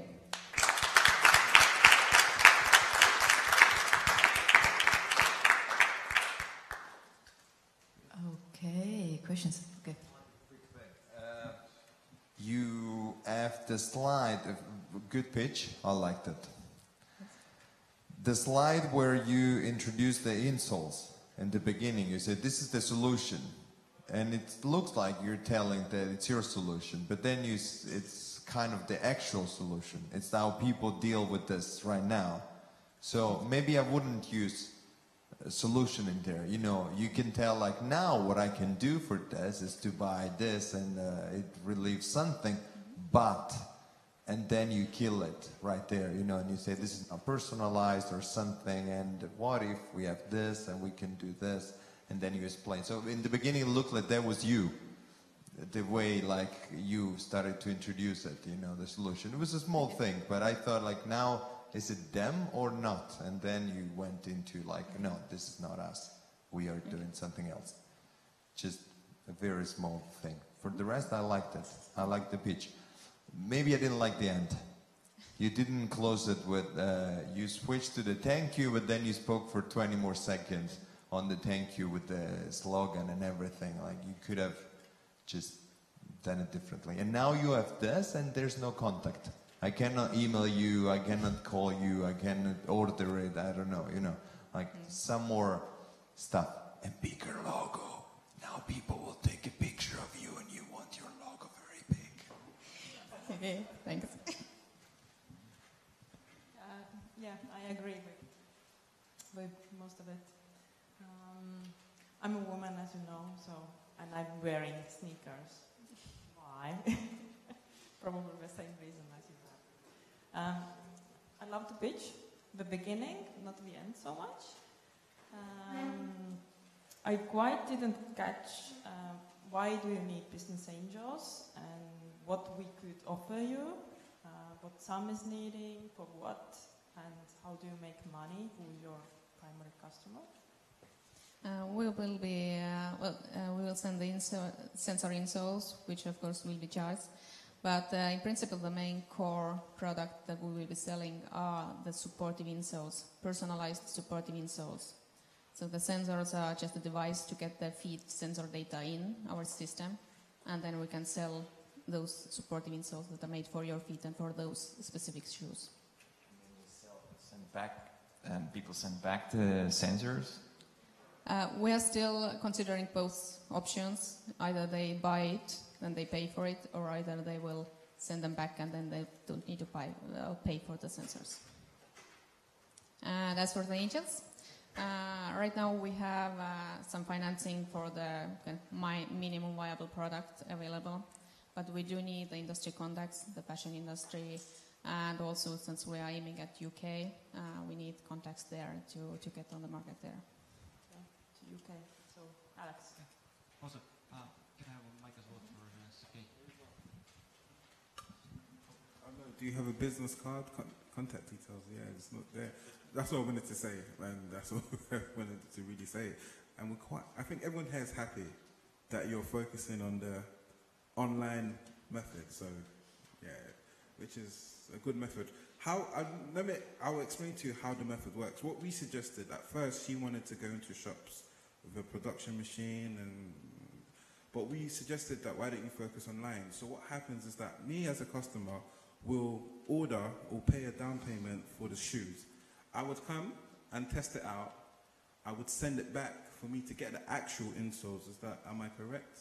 Yeah. Yes, and that's how the model works, in order to help with the channel distribution and also cut down the cost as well. So it's a very great model, and everyone's quite happy, so well done. But put your contact details down as well, because, yeah, thank you. Do you have a business card as well? Yes, we have. Okay, sweet. Yeah, I loved the presentation, and I really love what you incorporate all the feedback we gave. A couple of really small things. One, the energy levels, we kind of going down towards the end. Everybody said it. Like you start really high and you kind of end with like looking for angels. Don't say we're looking for angels. Say we're looking for people who are willing to participate in this exciting opportunity. Something like really finish on like high note. And what the people said about last slide is very true. Your last slide will stay on the screen way more than any other slide. So you really, and like people usually often make this mistake. We don't think about last slide, but you really need to think, what do you want people to see most of the time when we're talking to. You want your logo, you want your contact information. Maybe you want some pictures so people will remember this. Because this is really like, you had 3-minute pitch, and how many, like 7-8 minutes we're talking, all we see at this time is thank you. So you really need to think about. And another small thing, it's good you said what women willing to pay 20 years. Say what you did actually research, what it's not just the number you picked up. Like the best thing you can show investor is attraction. Now, if you don't have attraction, the best next thing, we actually did our homework, we did research, and that's what our customers are saying. They are willing to pay. So you didn't got their money yet, but they said they will give you this money. It's the best next thing. Did everybody get why this personalized install solution is way better than all the other competitors? I like the competitor slide, but I'm not sure I got it. Well, our installs are specifically meant for high-heel shoes, meaning well, these shoes, they don't really fit the orthopedic insoles which are sold currently. And our technology is using new materials that are really thin, that support is only in places that's needed. And also our sensor technology is very precise. So, suggestion on this slide, then, put it like, in some cases people put the competitor slide, they put like axis and they show these different segments. These are competitors in this segment and we are here. So people will visually recognize what you're in different segment from your competitors. So put it visual, not just to put bunch of competitors. Either put it like on axis or do the table and say, these are the features, that's what competitors provide and that's what we provide. So it will be visually distinguished. Okay, awesome. Any last words? I can add a small, thank you. It's a very powerful word that you just have to say most of the time. You don't really need to put it on the slide like thank you. It's something you always should close with.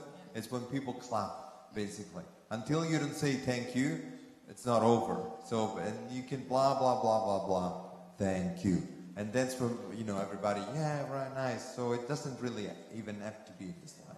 Logo, big logo. And just also one notice that I would really like to know about your vision and your roadmap. What are you going to do in the next year or so? This would also be awesome because you're asking for investor money, so it usually is, usage of proceeds, how you use the money. So, I'm sorry, one more thing. I'm on your website right now, and I'll say, why don't you make an explainer video, explaining what the product does?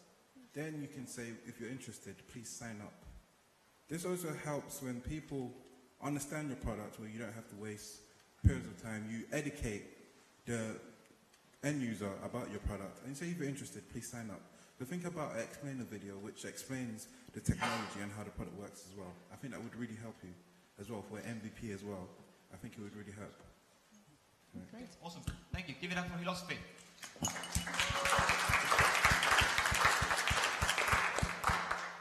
Okay, next up we have that guy.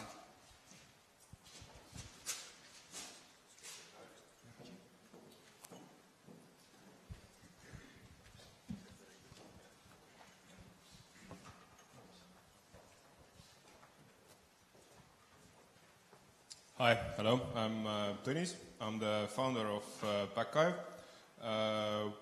Just for information that we have already a working product and we are going to launch the web version really soon, and we have some future plans.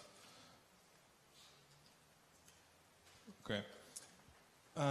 Most of the people who use computers have the problems have had the problems with their hard drives, with lost hard drives, electrical failures in their home, maybe even fires. You know, those type of events happen on a daily basis everywhere around the world, and people are starting to, you know, thinking more about how they store their data and what do they need to, you know, keep for longer times. And exactly what, if something doesn't happen to this data, if you know that, okay, I have this USB hard drive, I have those DVDs with my wedding videos somewhere laying around in the house, maybe on the second floor or even in the basement, and on some day I would like to, you know, show it to my grandmother and think about the old good times, and then I simply don't find it because I don't know where it is exactly, and I don't know which DVDs or which type of media or where is it or how to find it or what is on exactly and how to start showing it. So the question is, if you can't find it, so do you really have it? Do you really have this data? That's where we come in. The backup is actually long-term. It's long-term data retention service. So it helps people to permanently keep their most important files for decades to come, for their children to see, for their, you know, maybe even their grandchildren. So it helps people to keep their really, really important files for a long, long, long time. And of course, we do it for free. The new thing that we are also developing is the connectors for all different type of cloud storage providers. For example, we are starting from Dropbox connector, so people can actually extend their free Dropbox storage with our archive. So they have they can connect their Dropbox with our product, and then they can automatically archive the most, you know, not active files. Yeah. Yeah, Alex, you have a question? Yeah, that's not even a question. It's just you had 3 minutes, and I was looking at the time throughout the whole presentation, and it got to 2 minutes gone, and you hadn't even got to this part. I think what we have to remember is a 3 minutes presentation. You have to think of the pain point, your solution, and the rest goes on. Right now, we don't know what we actually don't know. Yeah, that's what I really wanted to say, is just think about the time you have and how to get the most out of that time to promote your company or to pitch your company. Now you ran out of 3 minutes and we don't know. Can we give him another chance? Can we? Next slides. Yes. Is it? Yeah. Can I talk? No. Let's pick up from us so we know how many you had. How many chapters of text? Yeah. Should have talked a lot faster.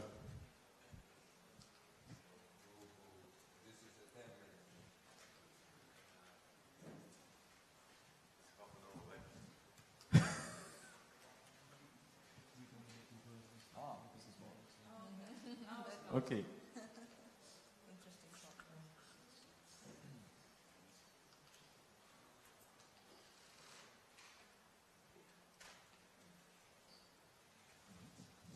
Okay, couple of things. First, it's like bunch of text. If you look at it, first rule of presentation, never write text on a slide which you're gonna read. So, like, if you put a text, put a really short bullet points and kind of explain.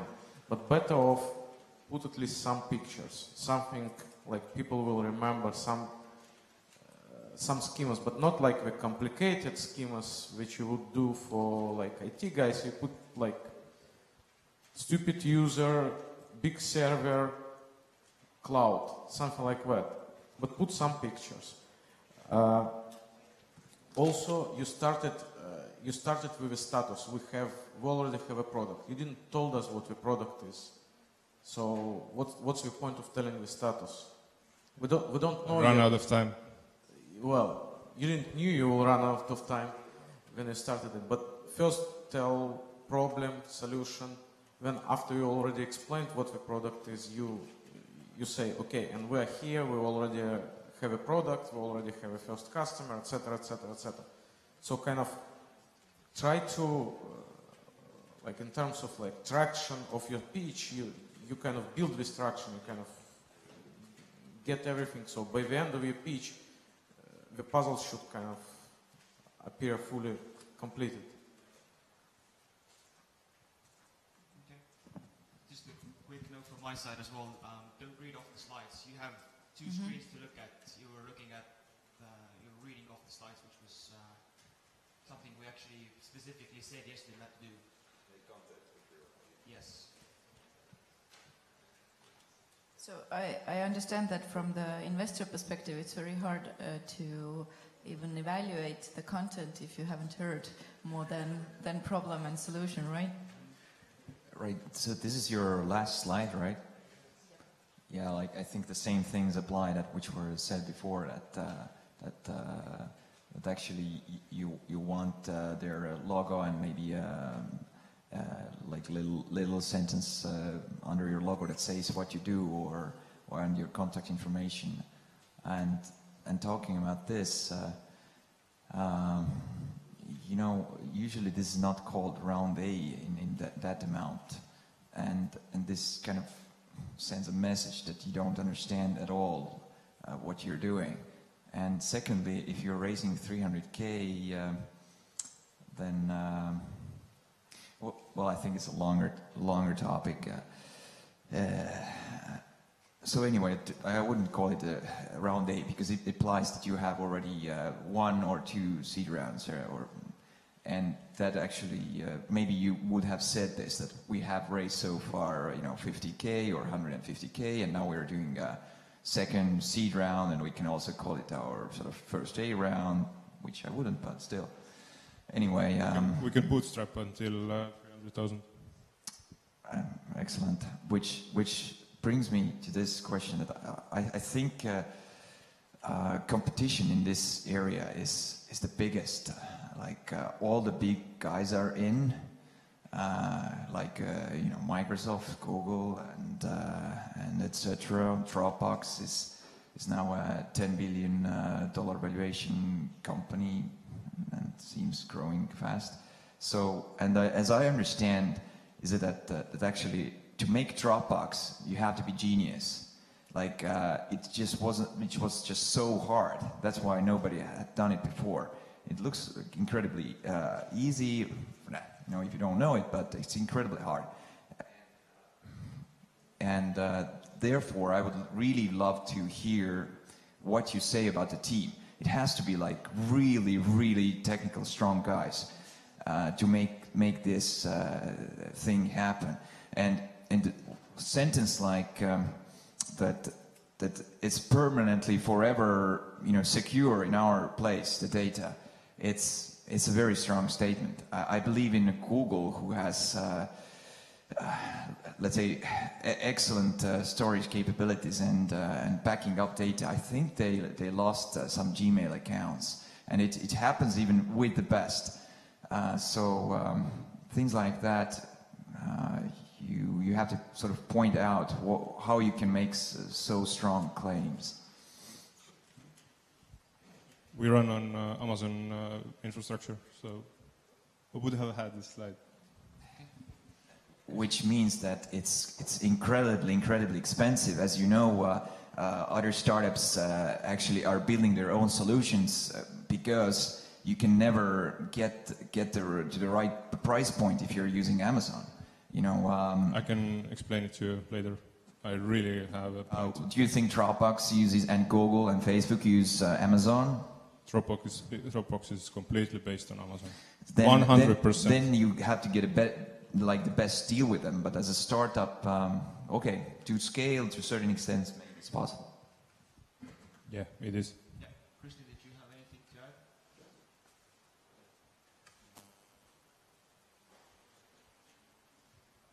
I think that from investor perspective, it applies to all of these pitches. When you have a 3-minute pitch, then what I as an investor I'm looking for is that what is that special something that makes your company to be the winner in the market. I think that all of these businesses can be viable. They can kind of generate revenues and even generate some profits and make money for the owners. Not all of them are going to be like really big businesses into which VCs want to invest. VCs and also angel investors want to invest into companies that can grow really fast into really big companies. And this requires something special, either kind of super talented salespeople that have sold into the industry, some kind of really special technology that is 10 times better than something else, some really good marketing channel that nobody else has discovered, whatever that is. So this is like really important to bring the biggest strength really clearly out in each of these 3-minute pitches, because that's something that investors remember. If there is just a problem description and claim that we have a superstar team and we have the best product, then it doesn't actually, I don't remember it later because everybody says it. But if you're saying that you have worked, for example, for Dropbox and built their whole security system or their archive system, then it's something that I remember. If you're saying that I have sold to really large companies, similar products for 5 years, and I know people in the industry, I can remember that, so I can build on something. If it's just general, like we are the best, we're the biggest, then it kind of fades away later. So that's just feedback. I can tell a very short thing, like you start very confident, telling all this. It looks like you have the solution to this beautiful problem that everybody has, but then why you spend really like 2 minutes describing what everybody knows? I have my files everywhere and hard disk fails. You don't need to talk about natural disasters. That's enough. That's a problem for Amazon, not for me, hopefully. So that's like a second, and then you should go into all the rest. So with this presentation, it looks that you don't have the rest. It's just you want to spend 2 minutes talking about the problem, not to go into the business model. Then you have it, but you didn't have time to go there. And then it looks, you have this confidence that is too confident sometimes. You look like I'm talking to you and what you're thinking is that you don't know to me what I'm talking about and everybody else. Kind of. You know why you're the best, but you haven't explained it to us. And it looks like we are the stupid persons that we don't understand this. So it's kind of tricky sometimes to be overconfident and overselling. Files will be here forever and ever and ever. And Google doesn't do it. So it's hard when Google doesn't do it already, or Dropbox, to understand how you can do it. It seems that you know how you're going to do this, but you haven't told us. Okay, thank you for that, and please a round of applause for Rebecca.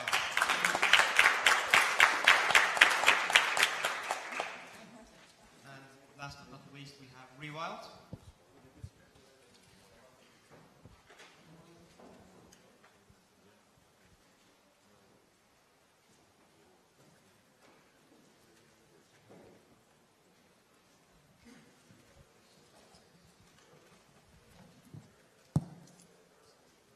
Hi, I'm Janus from the Wildar team. I'm sure all you care about nature. In Europe, every construction development needs environmental assessments. We provide a solution for infrastructure and real estate developer to plan environment-friendly buildings. The current practice of wildlife assessment is time-consuming and requires special competence. Our product is based on databases and algorithms. Our competitive advantage is combining different data and presenting it in a simple manner. The Wildar web platform will generates automated environment assessment report with only 3 steps. There is an example of the concept of the WildR system. There is the wildlife habitat model, placed conflict sites, and standardized report of conflict and solution. We are focused on European market where the conflict between environment and environmental conflicts are strongest. In Germany, in the UK, and in the Netherlands is the strongest demand for the WildR.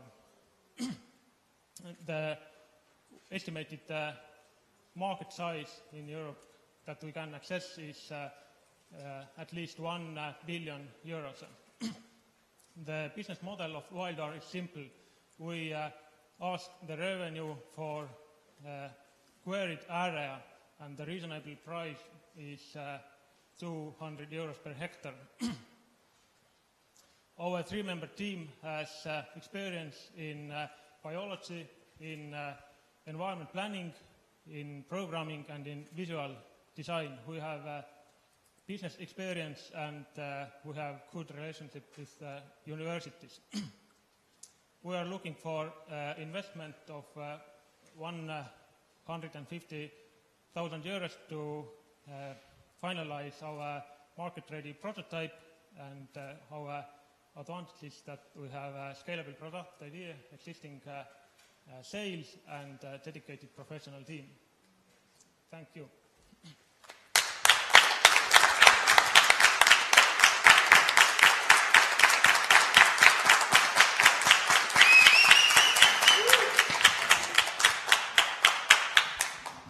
Okay, questions? Alex. Once again, the mentors are very happy. Because from where the progression has happened from Thursday to Saturday has been superb. Okay. Yes, that's the reason why we are here. You know, and so I just want to say, you finished within 3 minutes, before 3 minutes, which half minute. Does anyone? You know, so yeah. Okay. So, Awesome pitch. Yeah, Signe. Thank you. It was really easy to follow. I liked it very much. And well done. Nothing. Okay. Yeah, I also comment that I always like when people talk about money and they say what they use the money for. So this is, and why we should, trust you, this money. But again, this dedicated professional team, maybe it would be nicer to know who this team is. What is team?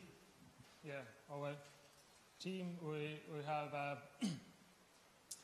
done several jobs already that is tightly related to this topic that we provide the solution. We have participated in several environment assessments, and we have and we have scientific degrees on our area.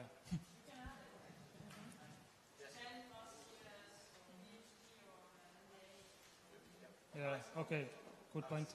Sorry, one question that came across from one of the mentors is your customer. Who is your customer? Our customer is developer of infrastructure or real estate. Okay. Okay, yeah. I like that. Everybody can become a public speaker. Like I saw only yesterday and today, and huge already like change. Just okay. One pitch from another. So it means that there is, because you progress so much, it means that you have a lot to do still. Because next time you will still improve 50% and then maybe 40. One thing I want to say is that, well, like the thank you don't have a closing slide. You could, everything is so visual and nice, and then you close with this that it's like very sad. You could put some nature in here, and you have all the draw. And then you have the one when you talk about the current solution, like it's the third slide, I think. And it was, see current practice, and while they're not really separated, practice borders a little bit. So it looks that this is current practice Wilder. It's all together. Oh, okay. You know, and if you could make a clear separation, even stronger, you know, this is what it is and this is what we're doing. Because otherwise it looks like 1, 2, 3, but it's like 1, 2, destroy everything, 1. Like, you know, and it looks just more like a progression. There's an arrow. It looks a little bit confusing, this one. Otherwise, beautiful. One more suggestion is that you didn't actually say in your pitch that for me to develop, it is regulated by law that I do have this report. So you should have put that in your pitch to help the investor show how scalable this product actually is. Mm-hmm. So Okay. that is just another point which I wanted to suggest out. Yeah, okay. Couple really small things. You still have in some places 2 names like Rewald and Wilder. Sorry? Like Wilder, what is it? Oh, okay. It's derivated from wildlife around. So it's kind of a little bit confusing. Yeah, just okay. put one name. On the first slide also you have like one logo and another name here. Just put one name for everything, so it will not be confusing. And another small thing on the last slide, contact information. And I completely agree. You really should put. You have a topic which is really like people can relate to. Put some nice picture of wildlife. Okay, and you can contact me, please. Yeah, it's good, but put it on the slide. Okay, next time. Yes. Okay, any other questions, remarks? No? Okay. Mentors are proud of you. That's the main thing.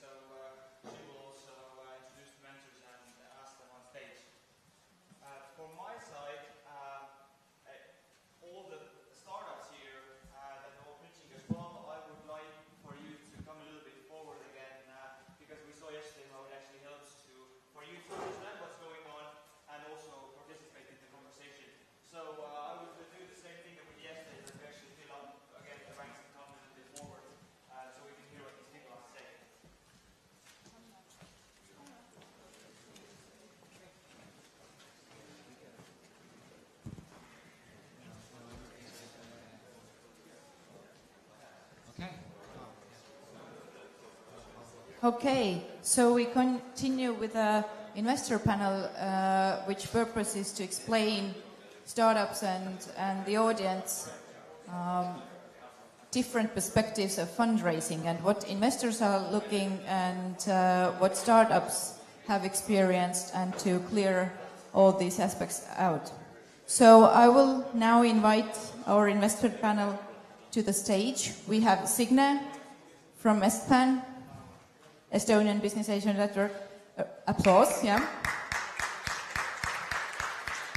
Then we have Christian Lanemaa from Ambient Sound Investments, which is the first, I suppose, the first Estonian private equity-based fund. Then we have Claudio from Blue, who is the heart and soul of pitching in our event, and also very successful in raising money from in pitching competitions. Then we have Sven from Game Founders, and also the guy who takes startups and investors together. Sergey, our mentor, and from Boston Startup Access Program. And Alex, who was just talking about fundraising and is a very young and angry, like I said in the morning, angry entrepreneur. Although he's under the angry skin, you have a very soft heart. Okay, so I think I will. So guys, you are coming closer. That's very nice. Let's take a minute and we'll also come closer. Thank you guys for that. So thank you all for coming. And first, I would like you to introduce yourself in the perspective of investments and also fundraising. Like, how do you perceive fundraising in this perspective? Sergey.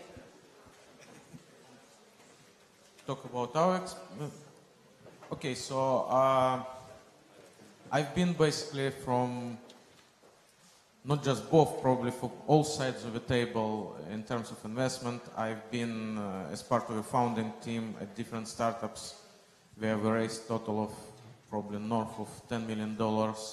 I've been also helping some startups to raise investment, and there are a couple startups we raised investment different sizes, from like angel rounds to like VC rounds, and I'm also lately participating as angel investor. Last year I invested in like 5 startups, some relatively small money. So I know how basically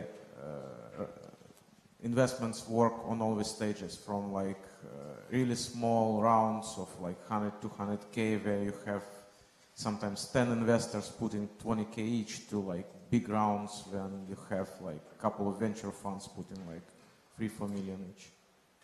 And I'm also familiar very well with like both like with investments in Israel, US and Russia, so I kind of know across different geographies.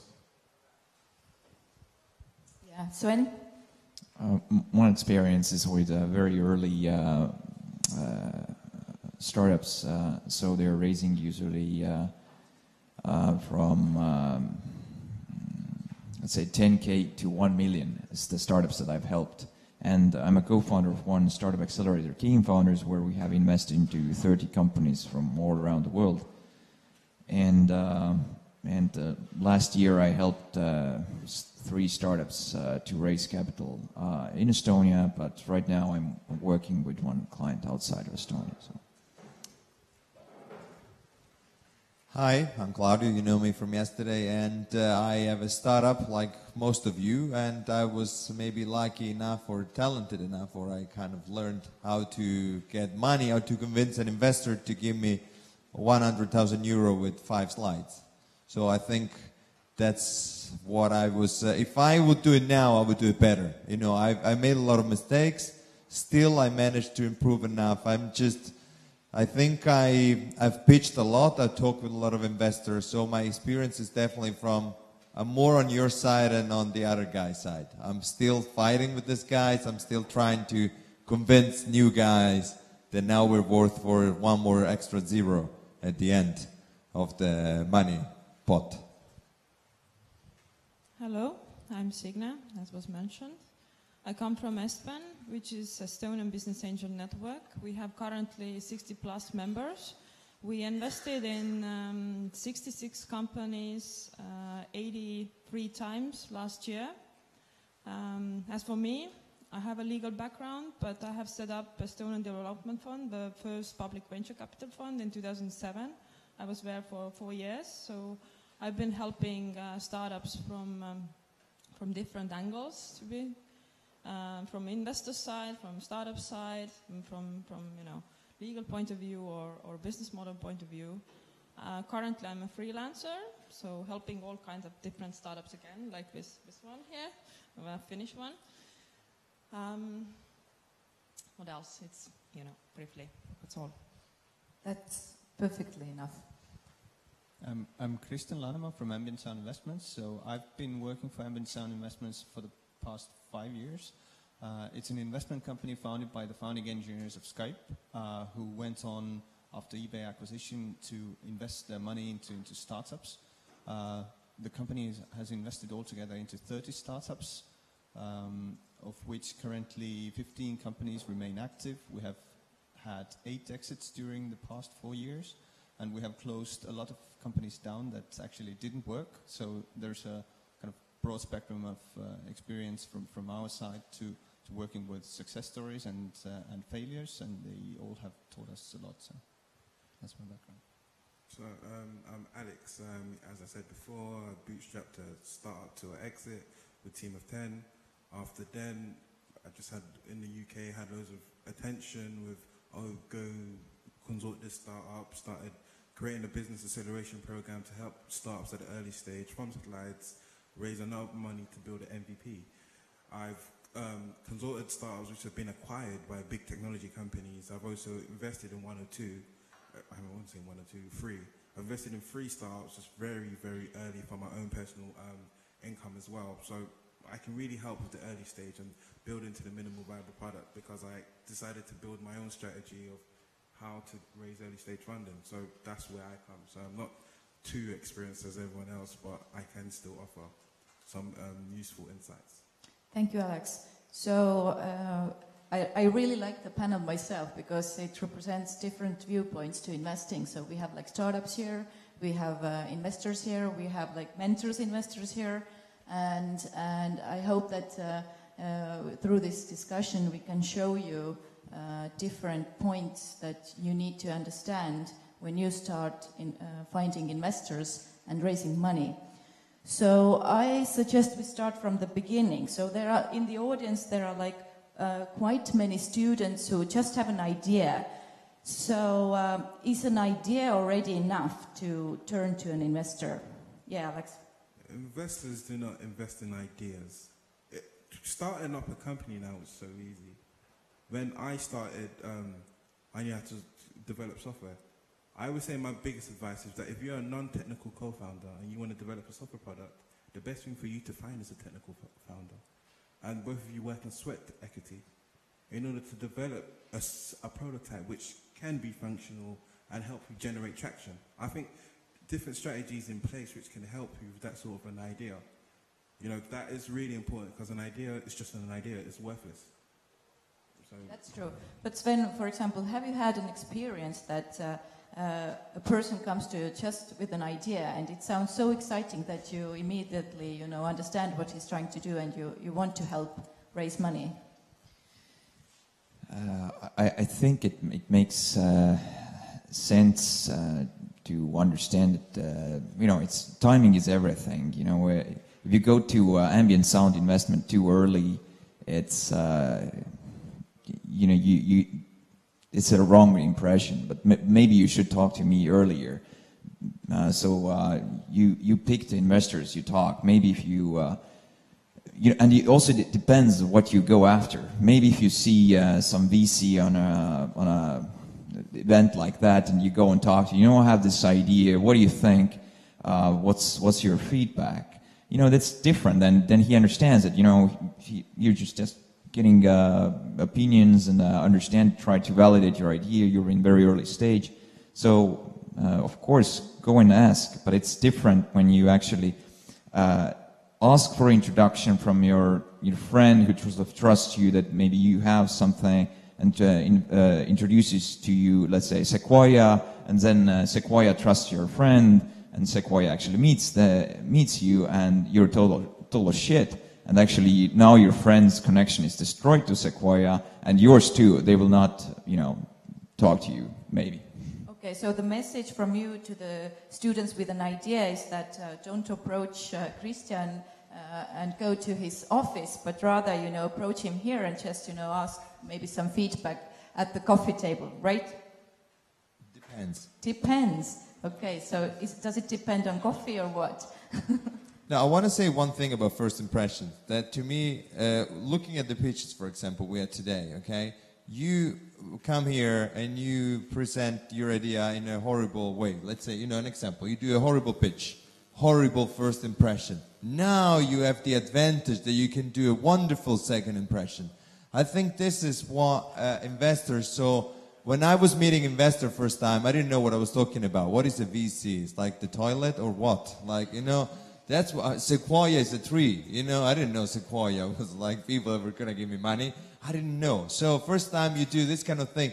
Second time, if you again think that a VC is the toilet, then you're in trouble. But if you show them and now you learn your lesson, now you're in this curve. You know, you're growing. So an investor, I think, in my experience, they want to see, if you come with the same presentation, same slide, this is just the same thing all over again.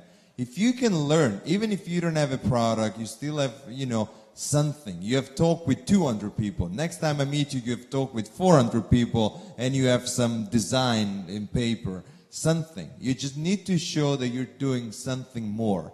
Because then if I'm an investor, an angel, I'm thinking, okay, this guy's unstoppable. You know, no money, and look, we're going forward. If I put my 10K, 20K, a little bit of money, we can go faster. Maybe I'll lose them, but you know, if I'm an angel investor, maybe 20K is not really a big deal. I'm just spreading my risk around. Some ideas that will not succeed. An investor knows that sometimes you put money into something, then it's going to fail. But if you show that you have the, you know, the power to make it happen even with no money, then I will put my 20K into your idea, because I think this is better than something else. But Sergei, for example, remember the time back in 20 years, you know, when you started. You have been in the technology entrepreneurship for 20 years, right? Even more. So do you remember what was the first time and how did you feel when you were approaching the investor for the first time? Well, 20 years when I started, I was a programmer, so I kind of was the first programmer at the company which already got some money. So I think first time I actually been participating in any talks with investors were probably close to 10 years ago, something like that. But one thing I actually disagree. You should not build on that what you will be able to make a second impression. Most of the investors will never meet with you for the second time if you had a bad first impression. I mean, if it's a friend, then yeah, they will meet with you. But the professional investors, they are very busy. In order to get in the door, you have to really try hard. And once you get, it's like Olympic system. Each meeting with investors, either it's the last meeting or you get to the next stage. If you perform bad in one meeting, you don't get to the next stage. That's it. There's no second chances for most of the cases. So before you go to investor, you make sure you do your best in preparing. You pitched all your brand. You ask everybody who kind of pitched ever to investor, you can ask. In US, actually, when you raise serious round, usually what you do, you find one or two venture capitalists who are kind of friendly, and you come to them and you say, can I pitch you, but I don't want your money, I want your feedback. You come to a couple of these and you go through your presentation and they give you some feedback. And yeah, the truth is, if you're any good, they will probably, you have a chance they will offer you money, but that's not why you come to them. You do a couple of these presentations, you polish your pitch, you polish your slide deck, and only then you go to investors. So I kind of think you should not think what you can have a second chance. You always should consider what this is your only chance. Now, back to the question about the original question, I am a big believer in bootstrapping. As long as you could bootstrap, don't look for investor. The farther you go, the more traction you can show. For investor, the main thing, what many people don't realize, but one of the main things for the investor, it's actually risks. Risk minimization. If you can show to investor what you minimized your risk by having prototype, or by having the first customers, that's what catches investors' attention. And on top of that, actually, and it's a funny thing to say sitting in a panel of investors, but investors are actually necessary evil. If you can go without investor, don't even think about going to investor. Investor, it's all kind of additional responsibility, it's all kind of stuff. You cannot really build a big company without serious investment, and more importantly, without help, because investors are usually, at least smart money, will bring you a lot of help, and it will help a company grow. So that's why you will eventually need to go to investor and get this money. But the farther you can go without investor, the better off. So that's what I've also heard. Signe, you want to comment something? Yeah, probably Kristen as well. But I wanted to comment that you can approach us. Don't worry. I mean, you might even if you fail even with an idea actually. So the thing is, we have more than 60 members, and they have completely different interests. So one of them maybe really likes your idea and will give you a loan for 10K or something, and then others probably won't like it. But just give it a try. So what I also learned from Sergei, for example, here, is that these kind of events are very necessary for startups in order to, have this first failure and have the very rough feedback and then learn and study and improve and then go to investor. Is that correct? Christian? Yeah, my comment is that an investor is really a very, very broad term. And I liked Alex's slide where he had the steps, like you have the idea phase, and there you have one type of investor, then you have growth phase, another type of investor. In the idea phase, VCs are definitely not the investors who will invest into a company. They are looking for opportunities that will make them like 10 times or more their investment back.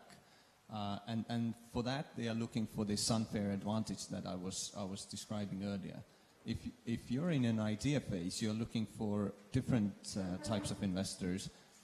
Friends, fools, and family is a very good term that was also in Alex's slide. Okay, I will come to friends, family, and fools now. If you already mentioned that, because we're going to step by step. So let's start with the friends, family, and fools. Well, I was also suggested when I started my startup, first try to trick your granny to give you the 10,000 or whatever you need. So, and actually what doomed my startup was that my friends, family, and fools on the board were fools. Well, again, this is also a very broadly used term, but yeah. I mean, you have to find people who are willing to give you money because of you yourself. They know that you're a good person, or they know the business very well and they think that you have some really clever catch in how you solve the problem that they actually know that exists. They know that the problem exists, they see your solution, and they say, okay, I can fund it. And business angels are exactly like that. For example, Estonian Business Angels Network is gathering together people from many different industries. I mean, there are kind of real estate people, there are people with kind of industrial background, and they have their own set of problems. And if they see a startup that actually resonates with the problems that they've had in their career, then they are willing to give money to them because they understand the problem, they understand the market, so it's easier. So you have to find these people who are willing to give you money without you having some kind of traction or some kind of proof that it will work. So this is the first layer. So Signe, from legal perspective, should I have a term sheet with my granny? Probably not. I mean, you even don't have to have your legal entity incorporated yet. I mean, you just have to have an idea, an excellent team. We can sort it out, and afterwards, whether to incorporate in Estonia or in UK or in US, So I understand now that friends, family, and fools is more even at the stage when you have not even established a company yet. You're just, testing your idea, validating your hypothesis, and trying to build some minimum viable product in order to understand if there is a market fit. Yeah. Is that correct? Yeah, it could be, yes. Sorry. So like in the UK, with the business loan, how it works is that you would apply, you would have an initial meeting, and what we like to do is look at teams. So what it becomes a personal loan.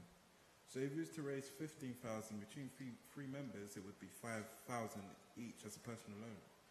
And what this does is to help you at that stage, the friends and family stage, the whole idea concept stage. So you have like 2 to 3 meetings, trying to validate your idea, if you had a product, it's much more easier, but we'd help from the idea perspective. However, the difficult thing you have to ask, what about if you don't have any friends or family who have the finances to literally say, here you go, here's 5,000 or 2,000, so many questions you got. Yeah, I think each case is special.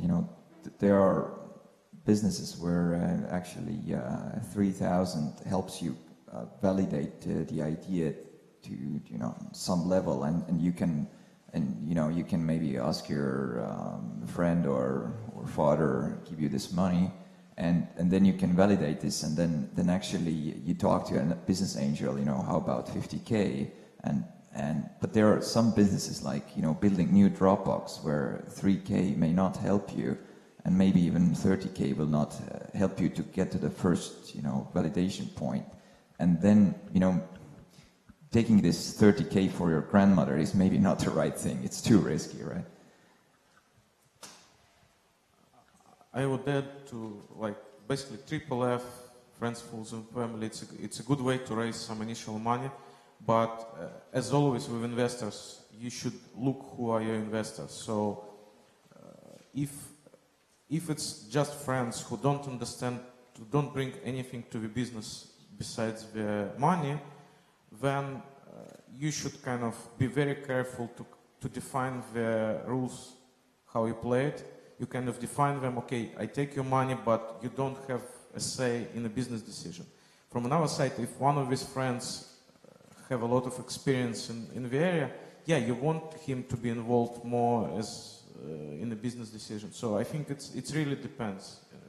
And also, you should be careful to explain all the risks, because it doesn't matter how good is your startup, it doesn't matter how good you are, still the chances of failure are way bigger than chances of success. And in many cases, you don't want to lose your friends even if the startup fails. So just explain everything in the beginning. That's a very good tip to have some kind of agreement with your friends if they invest in your company, that if the startup will fail, what will happen then to your friendship? Does it influence it anyhow?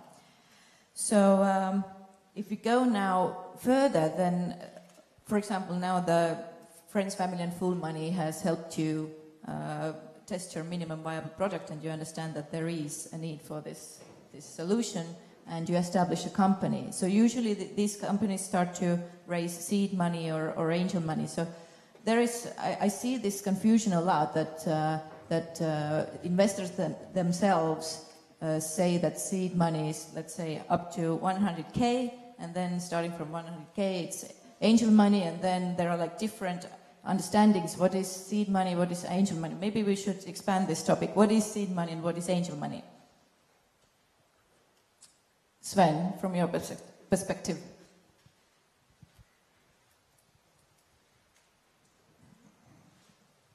I think they're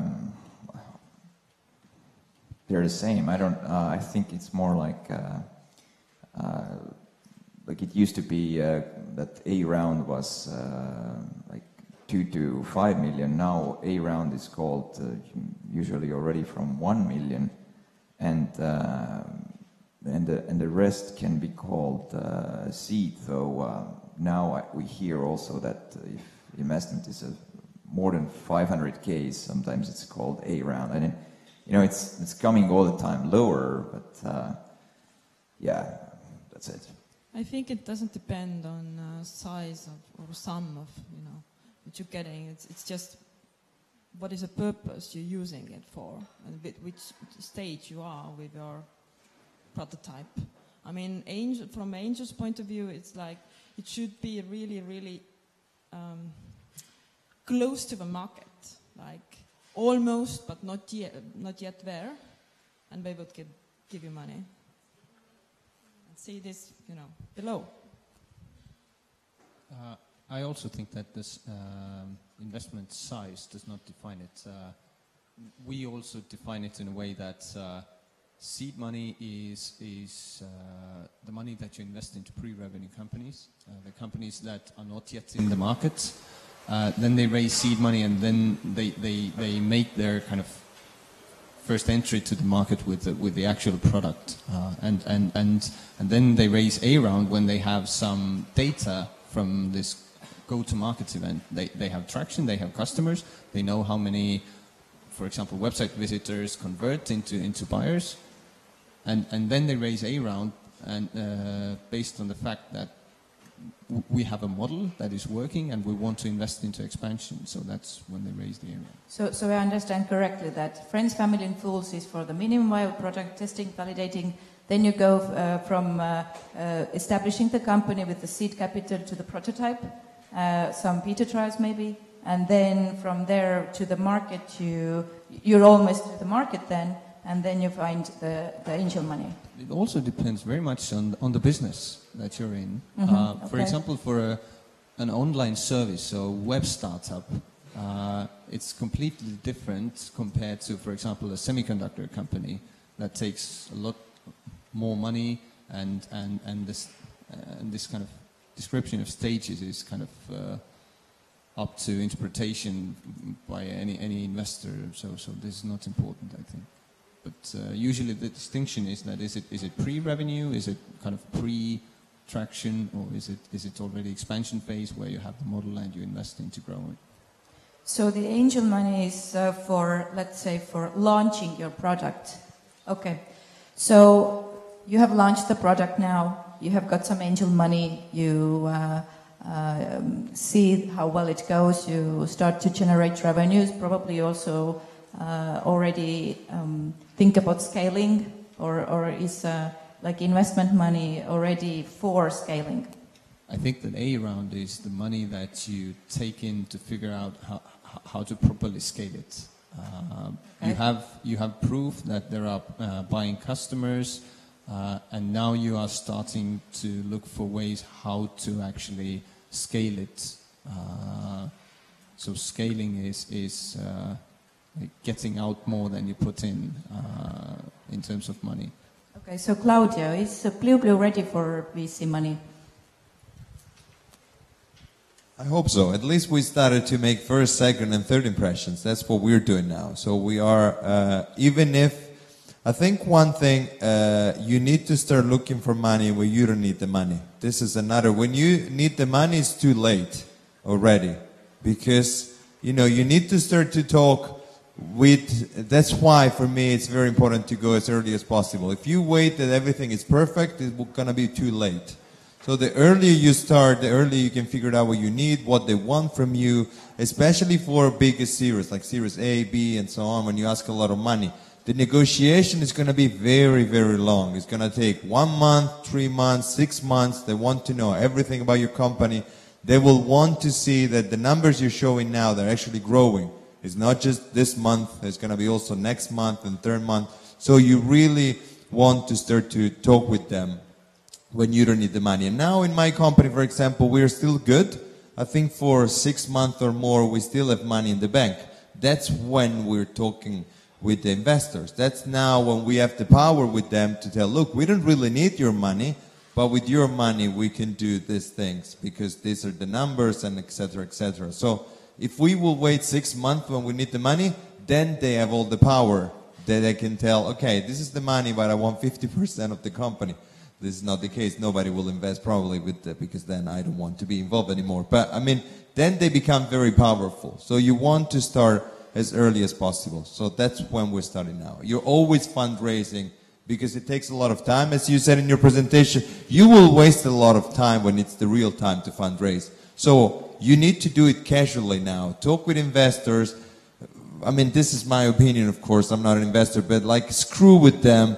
Screw as fast as possible. If they're local, they will want to talk with you again because they have money. They don't know where to put this money. There's more money than good ideas. This is my theory. That's why otherwise investors wouldn't be here. There's more money than good ideas. If you think you have a good idea, just keep knocking their door, sending an email and follow up. So, but from the VC perspective, is it always that, there is like let's say a myth, I would suppose, that if the VC money comes in, then the founder usually has to withdraw from the CEO position and maybe on the board, that there will be like a guy from the VC fund coming with a briefcase and suit and then, take over the positions. Is that a myth or is there any truth behind that? I think it's a myth because VC mostly invest. The first thing any investor actually invests is a team. So if we don't believe in the founder and the CEO of the company, we will never invest. Now, in some cases it happens what the company grow to a certain size and the founder who is CEO of the company is not good enough for the next stage, and there are some cases when investor will say, okay, look, you are great, we love you, but to take the company to the next stage, we need to bring somebody more like high caliber. But usually, it's more often not the case when the case. Usually, investors want the founders to stay. We want them to kind of continue grow the company because founders are the people who have the most passion behind the company. In order to grow this company, you have to have passion. If you just outside manager who brought in to be CEO, even if you believe in the company, it will still take time before you actually can kind of feel this passion.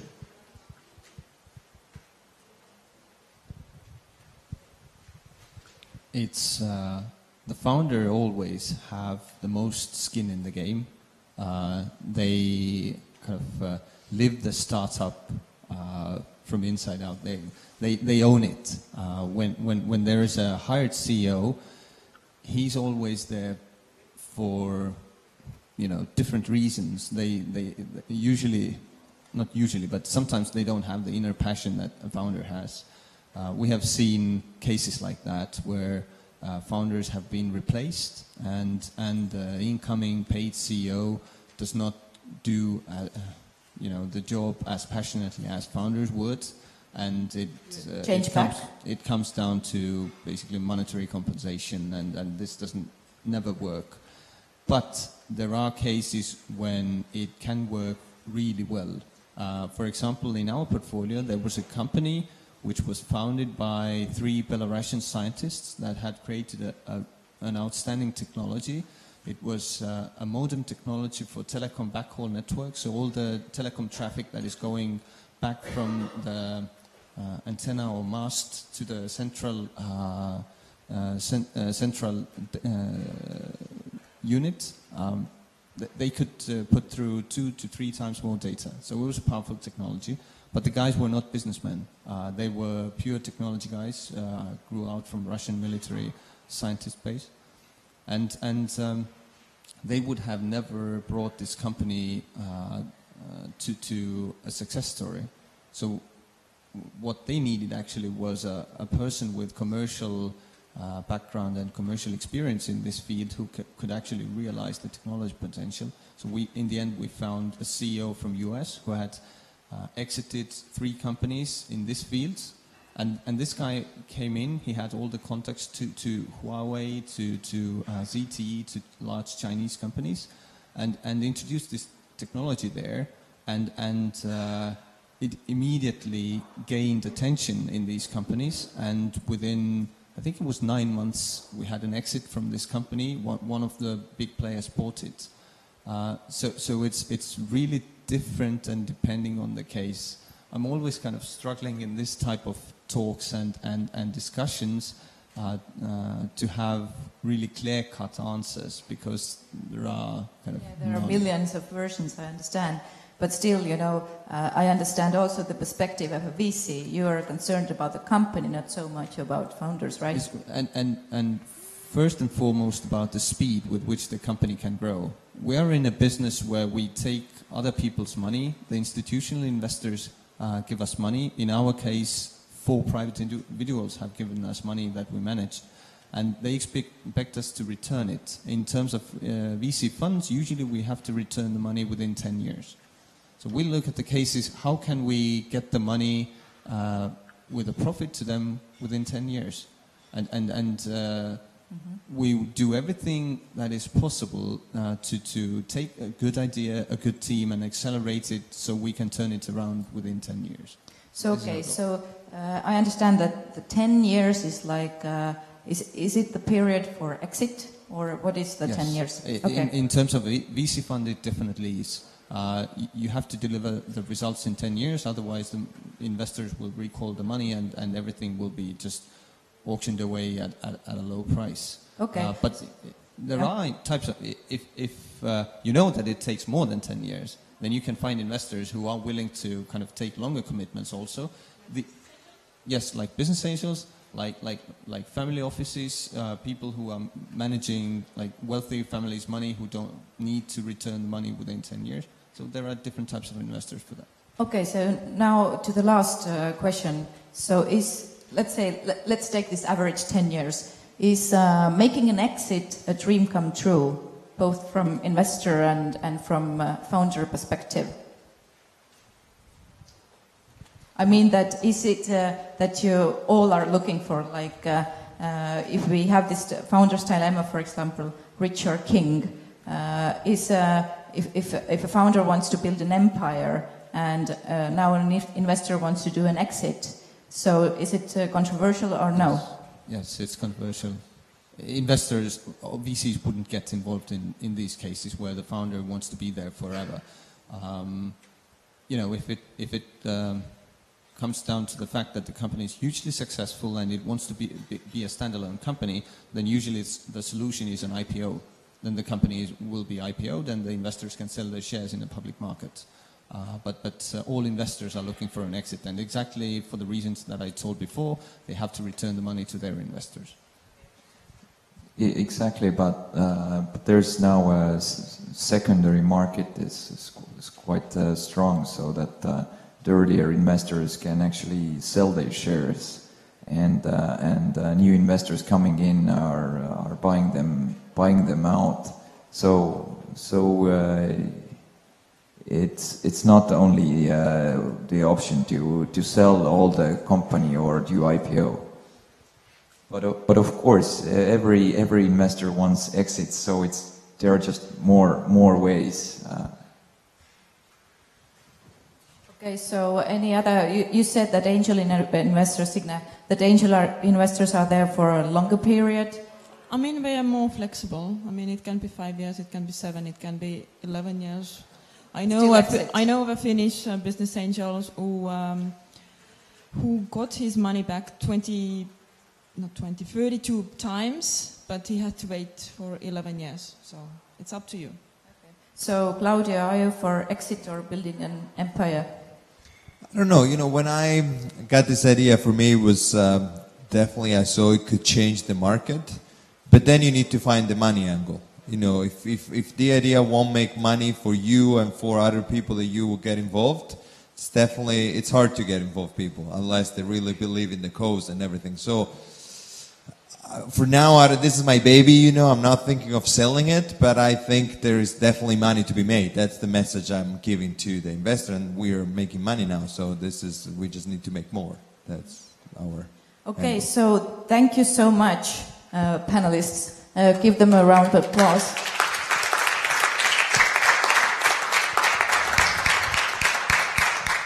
I believe that we started a little late with our panel, so we are out of time a bit. So maybe 2 questions from the audience, and then we listen very quickly to the 1-minute pitches, and we can go for a lunch. Yeah. Okay, I have one question. Most of the startups today seem to be focusing on simple apps, say some ticket sales, some mobile apps, some really simple stuff.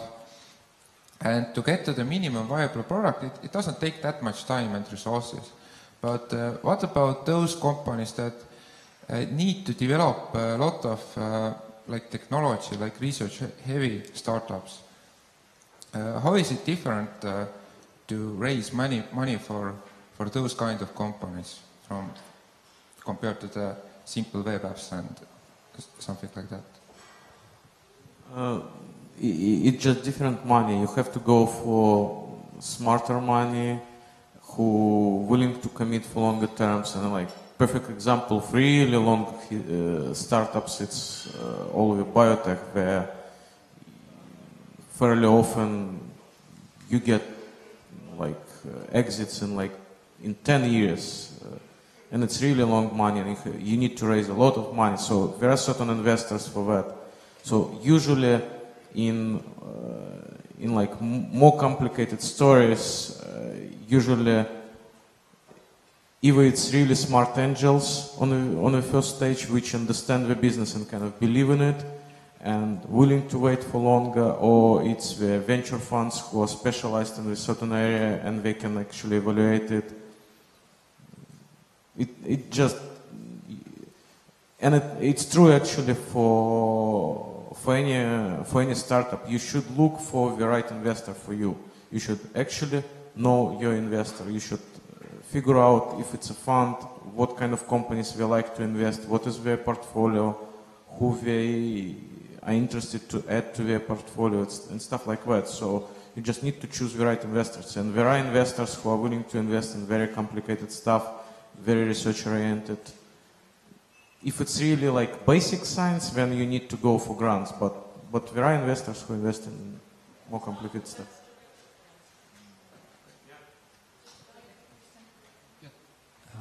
Yes, I agree that there are specialized investors who would like to invest into IP-heavy companies. We include it. We consider ourselves also in that field. We can make seed investments into companies that have strong IP that is giving the startup the so-called unfair advantage in the markets that nobody else has. We really like these cases, and it's because of our shareholders' engineering background, and they really understand the technology problems behind it. So we can evaluate these opportunities early on and tell whether this technology gives this advantage or not. But at the same time, these type of things always need to have a really good team behind it who present a case where we can believe that the team is able to build a business out of it, not just be a scientist in a laboratory. Okay, so you always have to expand your team. You know, you need to have different types of people with different skills that complement each other. Okay, one more question, and then the pitches. Claudio said that even if you're not raising money right now, you should keep investors updated. Can you give us a concrete tip how to do it? Like, did I understand correctly, like one email per month, or what is your suggestion? Thank you.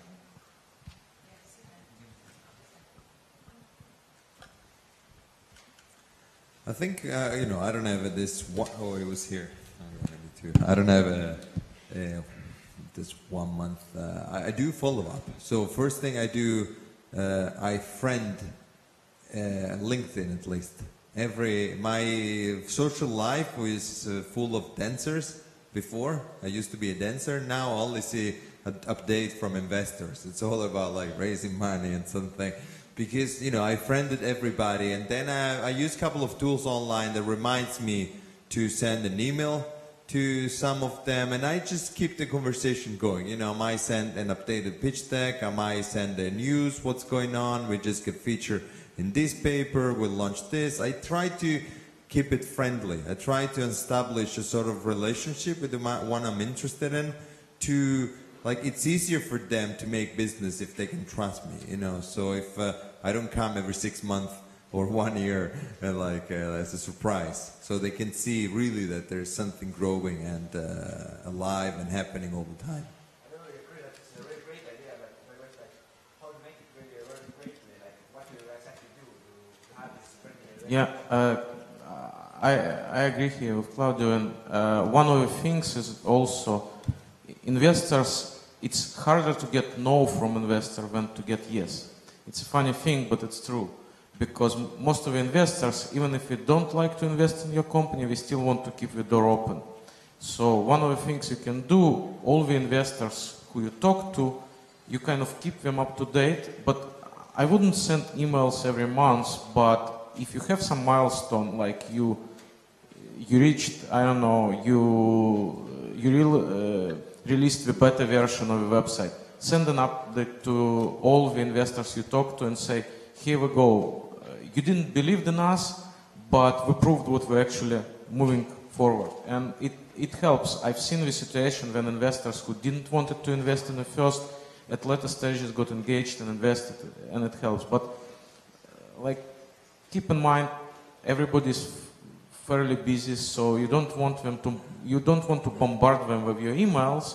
but kind of, if you see them somewhere, say hello. If you see them at some events, kind of say hello and give an update. If you have something significant to tell them, some significant update, send them an email, but not like periodically.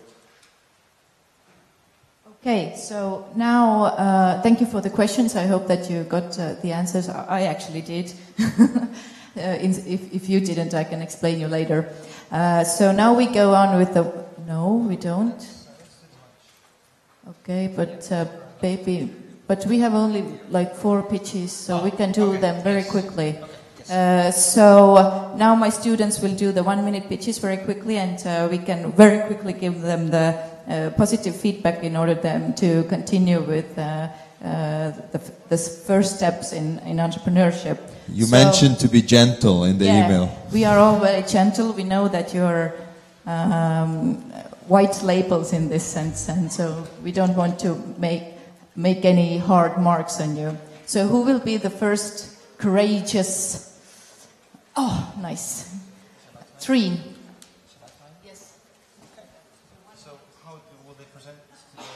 So I suppose that it's nice when you face more the investor panel than the audience. So maybe yeah.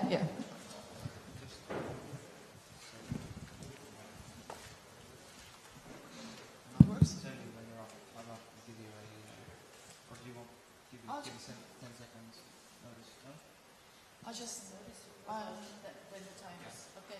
No, just say stop. Yep. Okay. Whenever you're ready.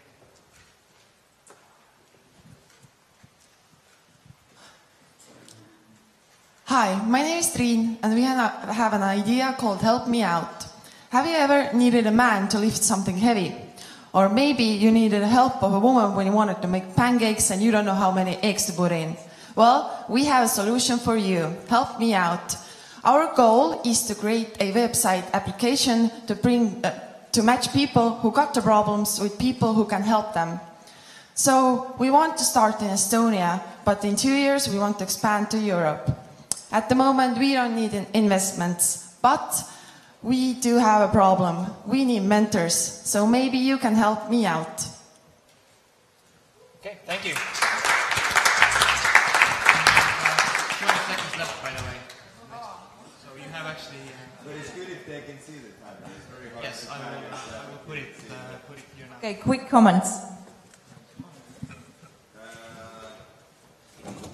How is it in with pancake? The pronunciation of pancake. Pancake, no? How was it? Pancake, no? No. What did I say? Okay, no, it sounded a little bit with G. I heard it G. Cake, like, and then nothing. It was just a small detail on pronunciation. I think everybody will ask from you, have you heard about TaskRabbit? Have I heard about what? Yeah, we have, but but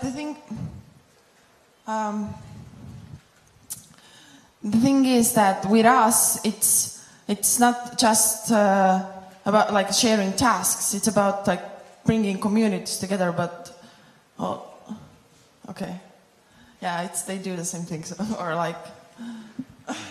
I think that there are competitors, but at the same time, you don't have to be discouraged by the fact that there is some competition. Yeah. If you have a special small niche where you want to play, for example, you take Estonian market or you take the Eastern European market and find out that there are no very good solutions here, then you can be a smaller player in a niche. So it's not automatically a death sentence that there is a company in US. My point was that what have you learned from TaskRabbit? You know, they've been marketed on how many years? Like 5 or whatever? Yeah, and another point on kind of continuing on that,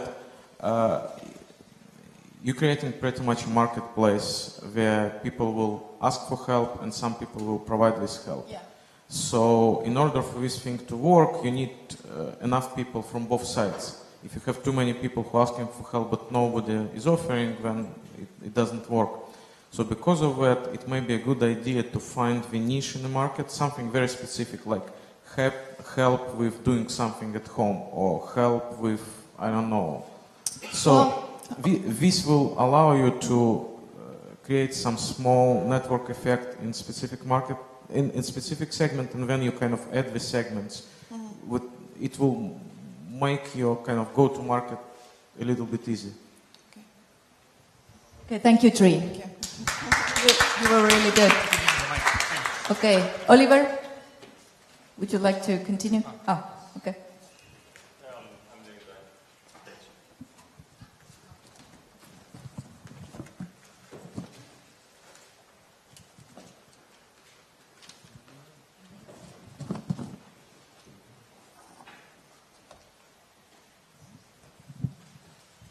Hey, I'd like to show you these graphs that I've made, but I've got a microphone in my right hand and a clicker in the other, and it's turning out to be really hassle. I'm sick of it.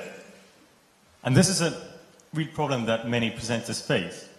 So what we at SlideWiper have done is that we have developed software that, together with this Kinect sensor, or well, any other Kinect for Windows sensor, will change the slide when you gesture for it. So when, for example, I do this, the slide changed. In addition to this, when we use our solution, it amplifies your voice so you don't have to hold this, this microphone in your hand. So what SlideWiper does is that it transforms a complicated presentation into a comfortable experience.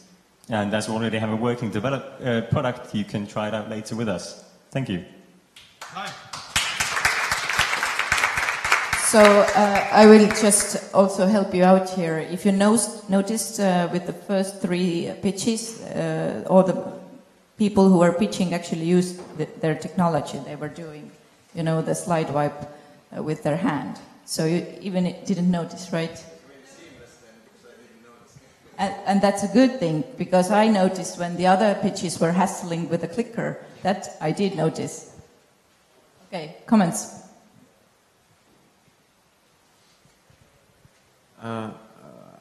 I think you can. I would try to make in one sentence like the whole idea and start with it, and then kind of explain it more. Because for you it's easy. You basically say something like, "We make presentations." I don't know, but we allow people to make presentation in much more easier way. Something, because when you started to kind of explain, it's a little bit, for some time I was a little bit lost what exactly you're trying to kind of show. So maybe in your case you just start with what you're doing and... I think it was a I argue with that a bit, because I find it interesting. I got the point that you made, that it's a hassle, and you can use computer vision to change it using hand gestures. And for me, I mean, the pitch was successful because I want to ask what can you do more with this technology that you are developing. So I think that's even more interesting question, the bigger future of it. Yeah, I also had a question. Why is it better than clicker? You know, clicker is so much. You know, it has a price advantage, like 10 times or. Actually, the clicker stuff is on the first thing, and we know that the biggest plans, as we were talking about the audio and also analyzing, that you are making presentation, and after presentation you get instant feedback, and then you can make better presentation afterwards. So the clicker is only for starting. It's just for we need this to get working in order to get to the second and the third phase. Can I say a little thing to connect it to the paper thing didn't work because these are not real paper you want to show in a presentation. Okay, if you had something that looked like something you want to show actually in a presentation, maybe it's a graph or whatever, you know, and then you will I would like to show you this, but my hands are busy, because you wouldn't come to a presentation with 4 pieces of paper. Like, it could be something that actually I would think you will present, you want to show, you know, and then it will make sense that you like you're sick of this, and but you don't throw away maybe your paper. It's the clicker the problem, and then like there's a little bit in this gag you want to make. There's a little bit conceptual problem that you want to think about. But it's just a small detail. Presentation was very good. There was a real life case earlier today when Philosophy was pitching. She had her phone in her hand, and then a mic, and then a clicker, and then kind of. Yeah, it was. So thank you very much, guys. It was a good pitch. So now the next one, Anu.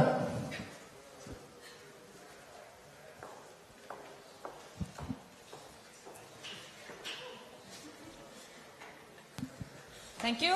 My name is Anu Tölpt and I'm from Tartu University. I would like to present you this cute thing. Don't you think it's cute? And my idea is that this thing is cute until he does something like that, goes to the toilet, and your room looks like this. Would you agree? And let's make now, using smart materials and technology, some smart, new type, new age cat toilet. Thank you. I wanted to say that I need team to that. Okay, you actually did this in 30 seconds. You have like 22 seconds more to say. So what is the solution? I would see the solution to using smart material that takes smell in it and don't use any sand at all, and also it is easily cleaning, so you can just use water and just clean this material. I don't have exact knowledge about materials, so I need somebody who knows that. Okay.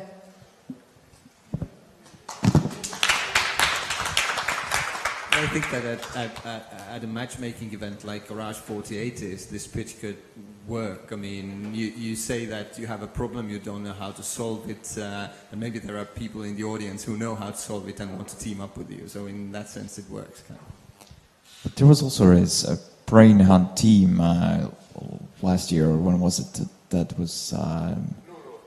Yeah, I know, Lulu, but it doesn't solve this problem. It still uses sand-type materials. So let's get rid of that one. Totally. Have you heard of the cat toilet? There's actually America, there's a program that was featured on Shark Tank where they put a small lid on the toilet like a baby seat, and they actually had they trained the cat to use the human toilet, basically. Yeah, but for that we need very smart cats. I have had during 20 years training. 3 cats and nobody can teach them to do that. I just want to say that, I don't have a cat, but I think if I will have a cat, maybe my cat want to do the stuff in the sand. Like, why we're trying to make the cat less of a cat? Actually, I would say that cats very like to use your couch to do that, not the sand. But so far, nobody has started to use materials like in the couch. I know because my cat used my couch. Okay, thank you very much, Anu. Well pitched. And we have the last pitch from crowdfunding team, right?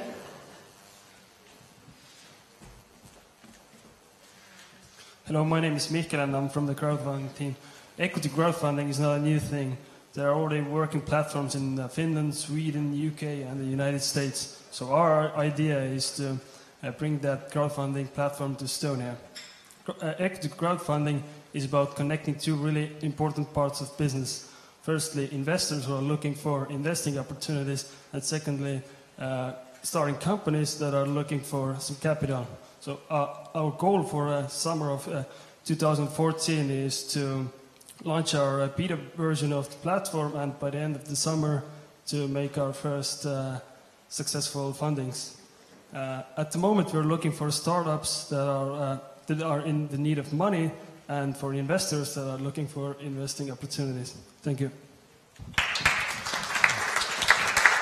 Well, they managed to say quite much in 1 minute, don't you think so? One thing which, like every investor will know about a bunch of crowdfunding platforms. So you didn't said the most important thing, how you're different.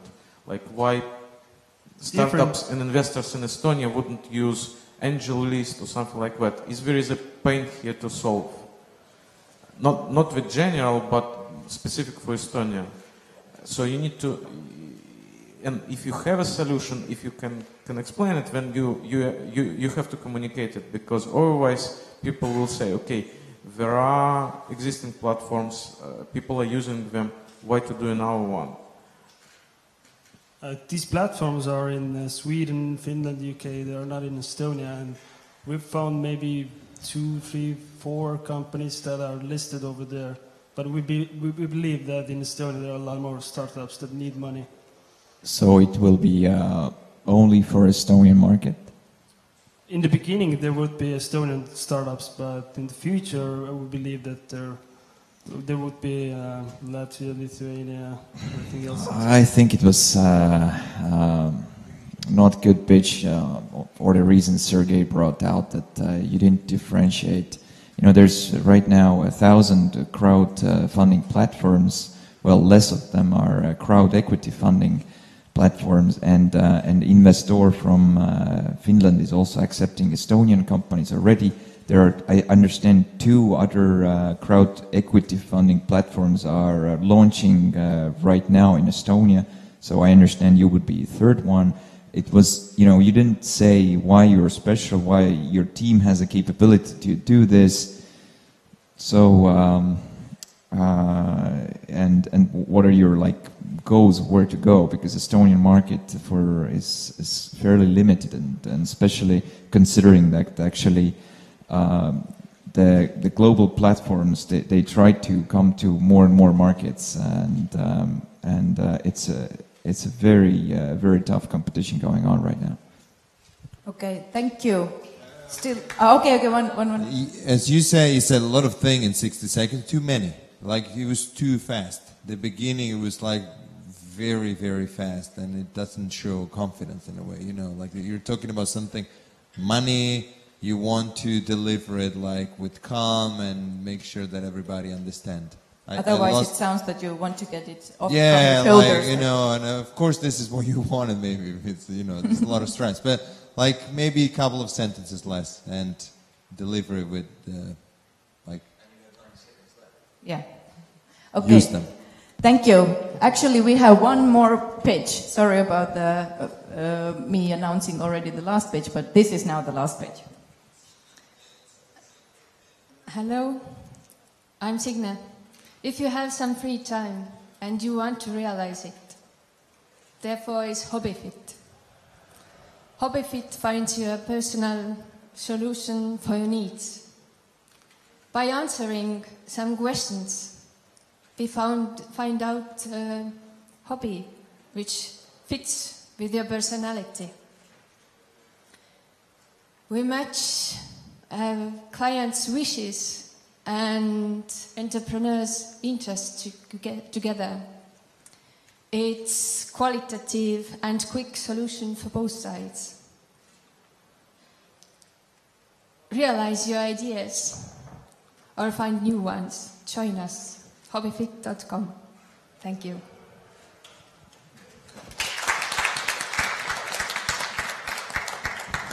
Well done. Any notes, comments, feedback? Did you understand what it's all about? My only idea was that is it a kind of a one-time service that I use once and find my passion and I No, go actually, away? it should be a website. And then you need to say that it's web-based. Should be. It's a lesson now, probably. A little bit more specific on basically what you do in terms of solution. It's a solution if you have some interest to do something with your free time, for example, and we offer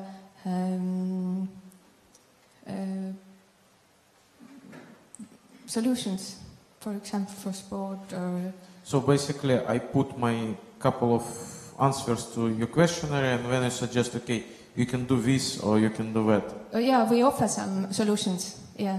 So That you don't have to find. There's so much information on the one website. And for example, there's some question and you choose some links. So you need to communicate more... Personality, more personal. maybe take example, like, and very concrete example. Once for you with this question, and then we offer you go walk around this park, you will like it. Something like that. That's one thing. And back to the previous comment, if you're doing one-time service, it will be very, very hard to monetize because your site will not be sticky. So you should figure out something which would kind of interest people to come to your site often after they visit it, to do some stuff, to kind of get involved, etc. Then at least you get some traction. Mm-hmm. Thank you. Okay, I just got a message that I have messed something up and there are more pitches in the audience. Are there any volunteers more who want to make the elevator pitch? Anyone? Okay, there is one. Awesome.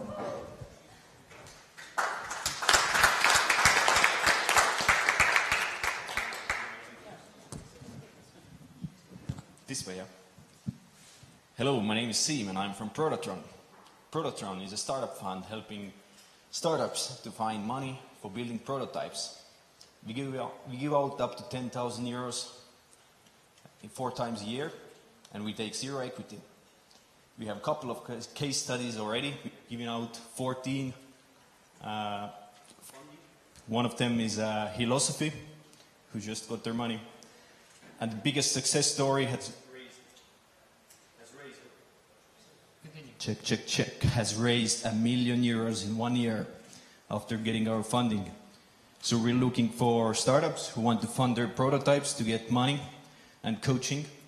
So that's a smart money. And we're also looking for additional investors to give out their money for other good reasons. Thank you. My name is Siim and I'm from Prodatron. Thank you. Thank you. So you are approaching, actually, you should have also a face, you know, on your back. So there are like startups and then investors. Okay. Excellent use of opportunity. You know, if somebody offers that, you have an audience and you can pitch. You know, you come and pitch. So you non-profit or you actually like making money? We are a non-profit organization. Okay. It will easy if you mention what you non-profit then, because during all your pitch I was trying to figure out what's the business model. So you get the investors' money and now the investors get the equity, or what do investors get when they invest in Prodatron? They get stories. We're actually a story building machines. We generate success stories. Okay. So being part of a success story. Yes. Okay. Any other comments? No. So we're done. Thank you. Thank you.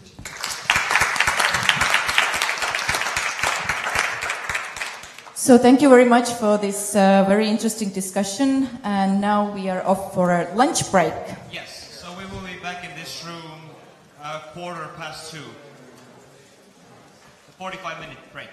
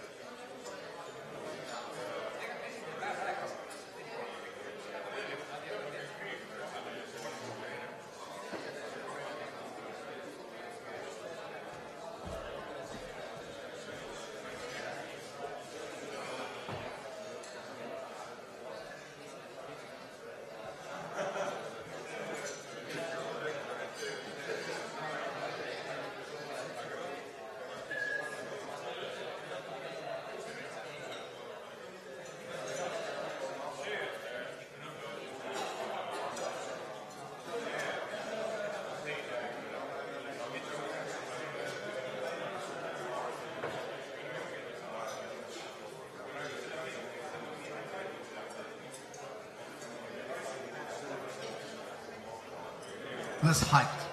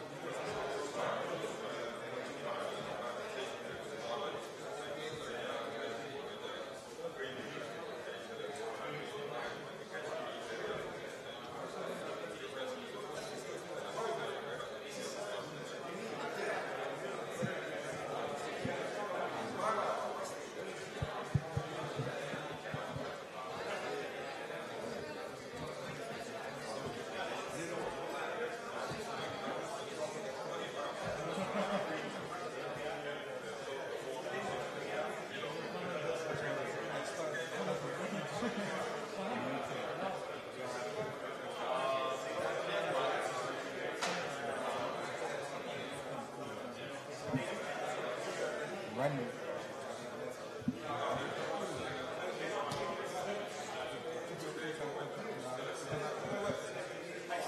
did a lot of stuff, so I spent like during the holidays building a lab and stuff, and allowing the school to be able to print the books as well. Yeah, so it helps me. I learned the real. When you play football, you just train, you get paid good, do stupid stuff. But when you're working, it's a whole different environment. And I tried to play some football as well, but it kept on giving me. So I said, okay, I'm going to focus on.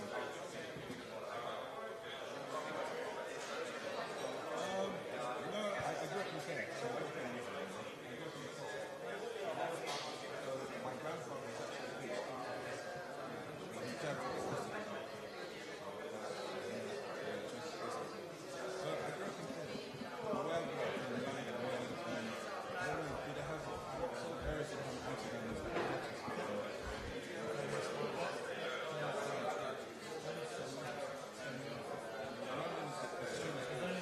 You would have $1 million houses, £1 million houses next to the estates, so the ghettos. You would have it.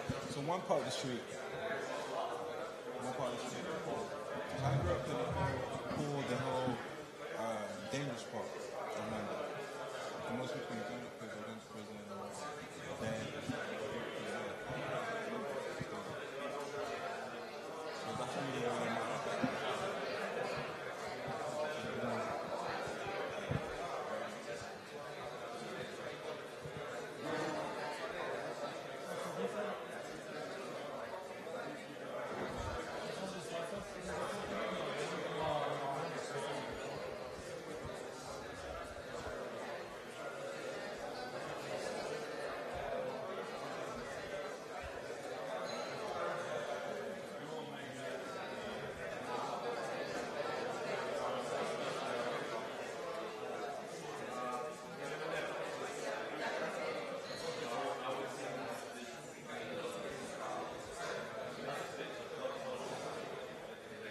aga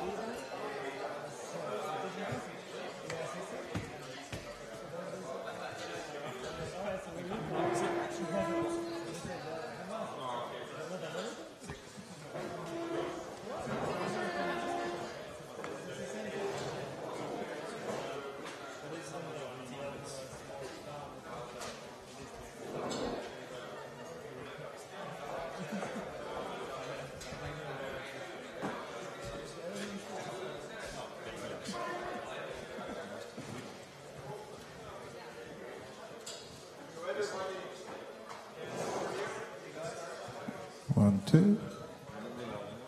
Hey? Ja. Dat is een nieuwe nummer.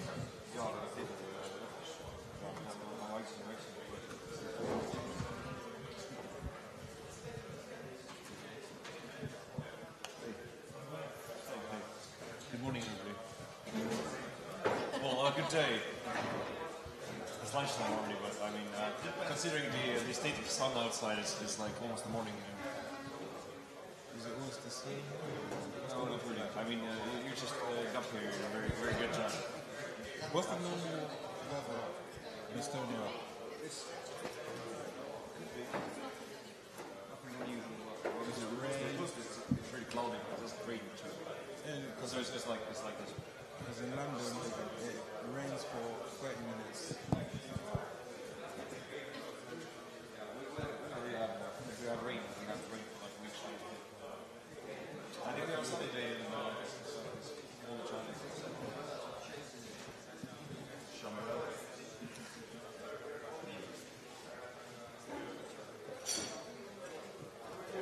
Hey guys, so everybody back in? Cool. So now I'll get a better chair. So let's start with our first startup for the closing round. We'll start with philosophy this time. Let's give the people a few more minutes to settle in.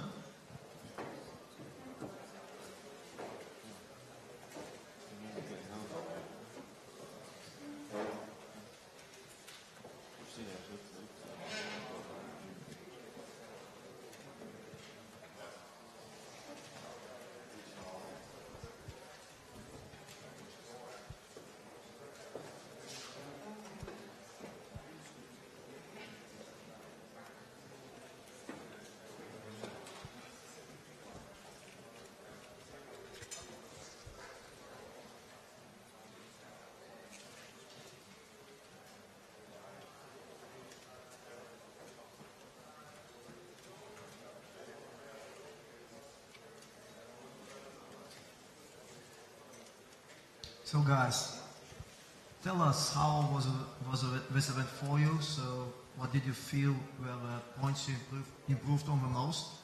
Where did the mentors maybe help you? Or I think you had a big change where business model changed a bit.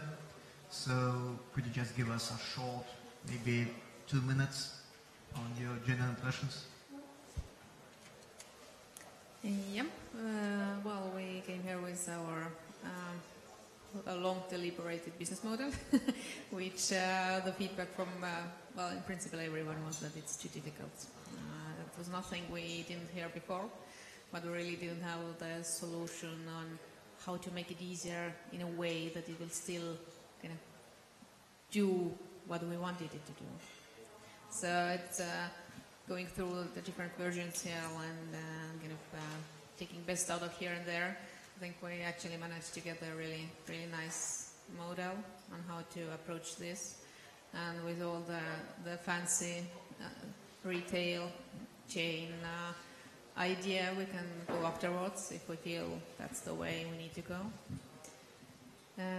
So that's a good help for us. I think we also yesterday in the afternoon we drove a nice roadmap for ourselves with some deadlines, with some positions we need to get before we can do this or that, aiming at Kickstarter campaign in the autumn to get well, the word out and the product out, of course. And we also, after the coaches and the mentors went for a nice evening, we had some more discussions about the minimum viable product. What I presented this morning was basically still wireless. The kind of ideal was a wireless mobile app based product. But as for the very first and very minimum viable, we decided that we will actually go for a web based program, and we also will not go for wireless first, but we will go for a sensory install that saves the data. And then you can attach it with USB to the computer, and then upload the information and get everything out of the web app, basically. Because Bluetooth is still a bit unreliable. Not all smartphones work very well with it, so we need to, well, that takes more time. So that's the minimum viable. So you're now a lot more lean, as I said. Sorry? You're a lot more lean with your approach right now, as I said. Yeah, I think we have kind of a good goal or a picture where we need to go. That's been hugely helpful, so thank you everyone. So guys, just to clarify one thing, you first go for a product and evaluation, and then you go for a Kickstarter. So what are you going to do before the Kickstarter? We will go basically still into lines, which one of them is product development, as in technology, and the other one is getting the first validations next to it. So we will go for validation from orthopedists at first to see how the sensor data is actually used by professionals. Before Kickstarter, we will also go for the first insoles, which are really worn in the shoes, to have the first small test group using them to get a bit longer feedback, like a month's feedback, to see how they work in the shoes. And also we will of course do a little test group before we go to Kickstarter if the whole concept will work or not. So it's not going with raw product or ready product Kickstarter, but we will validate it before. Okay. So let's give a word to our mentors. Yeah, I think you guys are a great team, because I saw you first time pitching a couple of months ago. She was pitching basically 2 months ago in Garage 48, Hardware Garage 48, right here in Tartu. And it was just a girl pitching really interesting idea, but without any team. As I understand, you doesn't have anything basically. And now 2 months from that, they already have a team. They already have kind of prototype. And I think those 2 days show you how quickly you can actually go forward from right now on. And you made a huge progress, and I'm so damn proud of you that I maybe gave you a little bit input into your business. So you're great. Okay, maybe I can ask a question. You've been working now under pressure because the last 48 hours were rather hectic. The introduction from Sean on from where you got until now, I'm just curious to know, how did you deal with the pressure? Went everything smooth, or did you have some different opinions internally, and how did you deal with that? Because I think it's also interesting to know for the other teams how you work together as a team, because the team is a very strong component of future success. So maybe you can elaborate on that, please. Well, actually, I think kind of an interesting thing about our team is that it works better under pressure. Because every day it's kind of slower, and then you can't see the progress, and what motivates us is seeing the progress, seeing that we actually got somewhere, and that's so motivating, and that's what kind of gives us another kick to go again and again and again. So I think actually we do work better under pressure, and that's I'm not sure if it's for everyone, but it does work for our team that way. Okay, an additional question to that then. How do you plan to keep the pressure on until autumn? Because it's still a couple of months. Because now we are here in a very enthusiastic environment. Mentors are around, peers are around. You make nice progress, but how will you do that then for the next couple of months? Yeah, we're still kind of wrapping up our day jobs. So it will be a difficult few months coming ahead. But I think we learned from other good startups, as for instance GoWork a bit, another story in Estonia which has gained some fame recently. And when we talked to them, they gave us a pretty good idea, because they have the same issue, that the team is scattered around in Estonia, also abroad now. And they do the kind of daily routine and daily reporting and daily talking. But they do gather once a month for this kind of hackathons. So they take 2 days off from everything else, and they do this intensive 48 hours to get something done. And that's, I think, that's a good way for us to go forward. Okay, so it's obvious that you made a lot of progress during this 2.5 days now.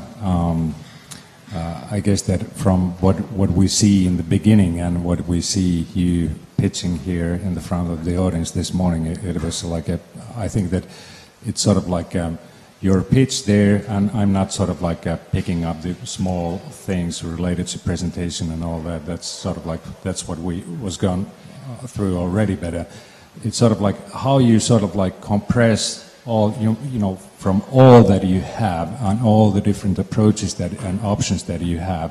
And, you know, this is sort of like the essence of this kind of sessions, is that you actually can compress that to that 3 minutes, and you have a clear vision on what you're about to do.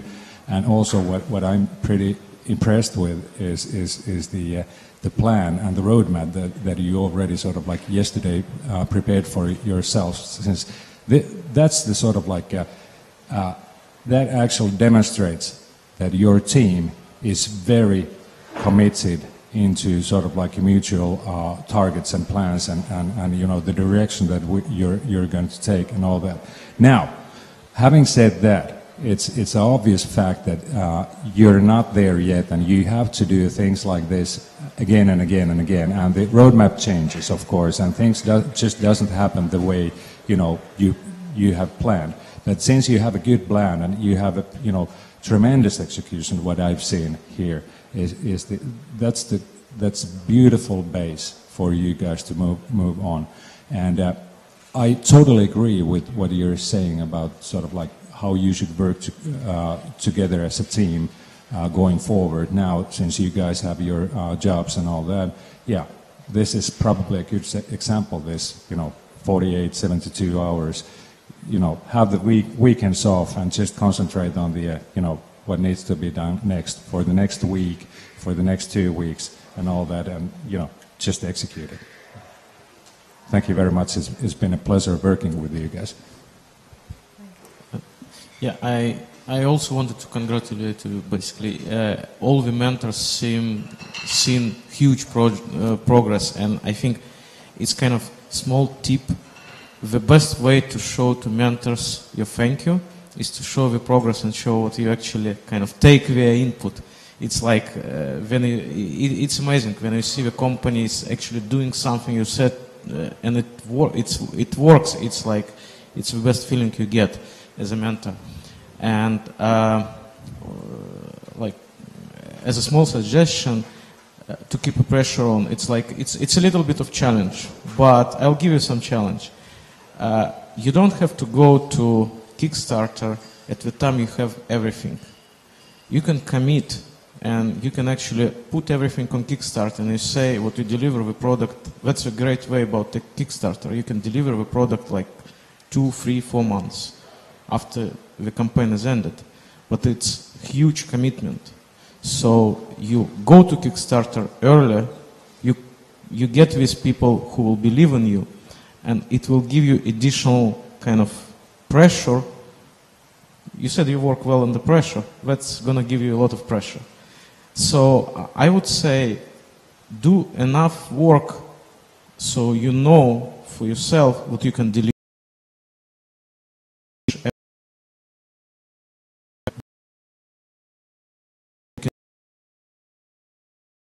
You will figure out the details later. You will put a production machine later, etc.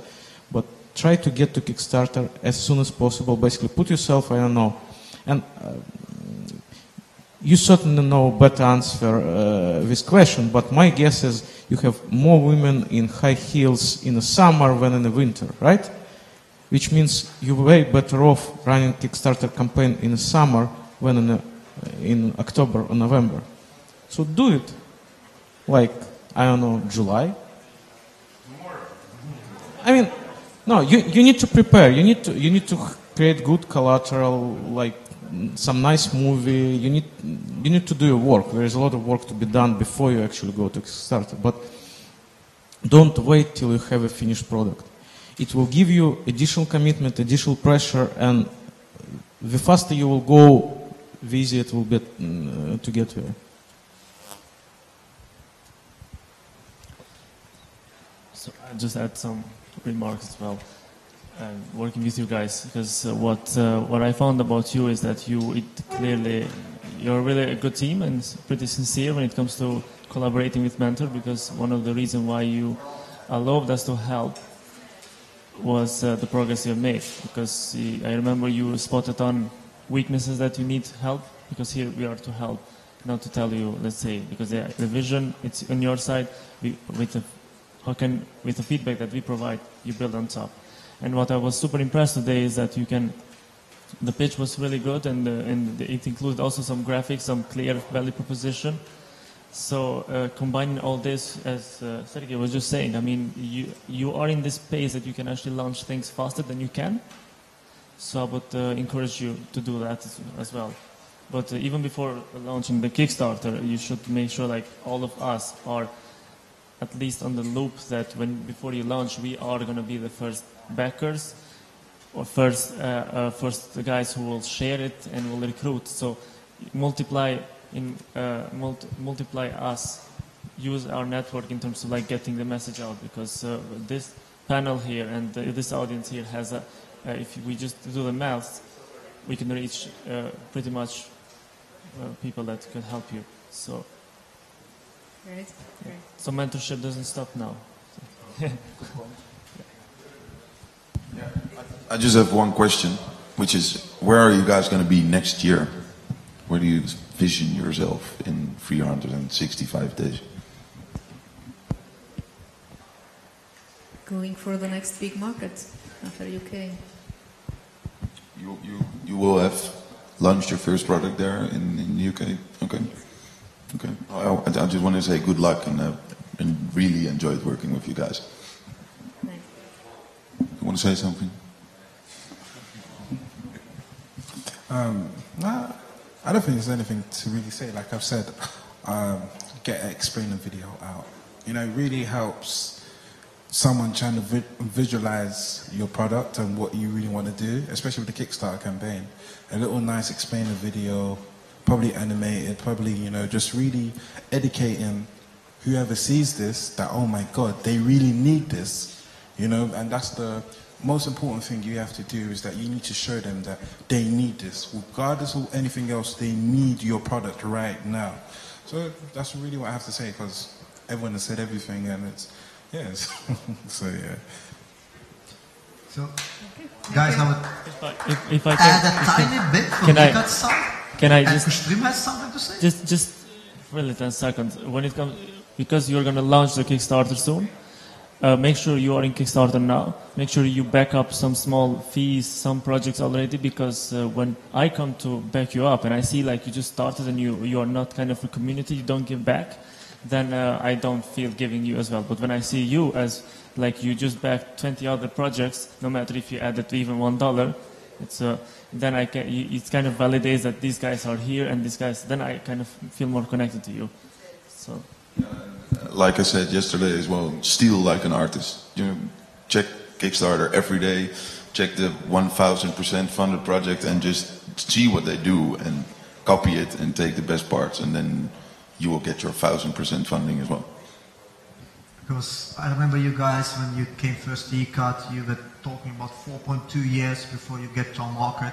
We were talking about 3 years product development, about burning nearly 5 million on R&D, and look at you now. So basically you're ready to launch your first Kickstarter campaign in 2-3 months, 2 tops, I guess, and with that pressure, if you keep that up, I guess in, what, 30 days?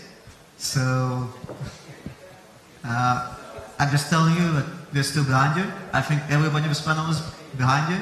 ECAT will stay behind you, and we are really proud to have such guys as you here on our event in Estonia, and I really wish you all the best of luck, and I think you have a bright future in front of you, and I really think you're starting to nail this concrete approach which was like hammered into you by the mentors for the past 2 days, and I think you deserve a big round of applause.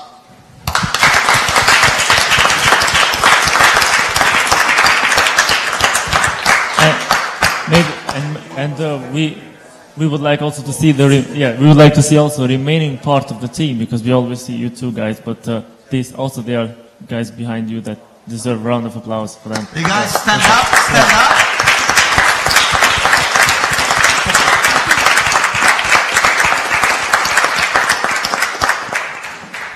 And Hanna would like to add something. I have a question. So I understand the main thing that you learned is that always consider different business models.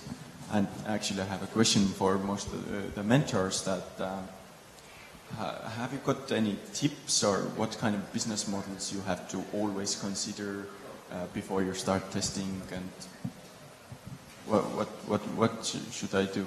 I guess it's lean and mean for this panel. What I always moan about the most thing, finding the minimal viable product, or lean. If you look at the lean startup model, there's many aspects in place that, when you think lean, the amount of ideas you come up with, you see, entrepreneurs need to see less as more. You may not have nothing there, but there is something there. You just got to see it as more. And that's when you start applying different methods, which you see, oh wow, I've reduced costs and I've actually reduced time. Look at this, what was it, 4.5 million? But, so in the Q&A it was 4.5 million, and we all went, well, okay. But now you can believe in the product itself because you thought lean, you thought about different methods, and 2 months you can bring out a campaign up. So anything is possible when you think lean. I totally agree with what Alex says. I mean, this is a good example on, we're talking about the lean development and lean and mean when it comes down to mobile apps or online services or something like that. But it's not only that. I mean, it's a sort of like a approach or the way of doing things that also applies to something that has sort of like hardware component on. So, I mean, it's a beautiful example of that. Yeah, and think about this, guys. It's actually a heavy hardware product. It's not something it's not something totally virtual. It's something you can actually touch with your hands, and if you can do that in 4 months, think about all the other ideas you have, think of all the things which is actually a lot easier. Most of the things, because this is complicated, it requires R&D, cooperation with universities, stuff like that. And if you can do that in 4 to 5 months, so I think you have no excuse not to start your product right now.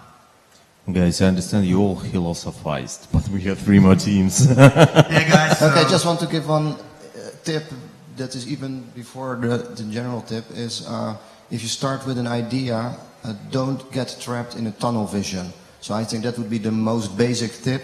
Be open for opportunities and possibilities of reshaping your business model. Because it's very difficult to say you should try this and this and that business model because it depends on the idea and on what you want to do.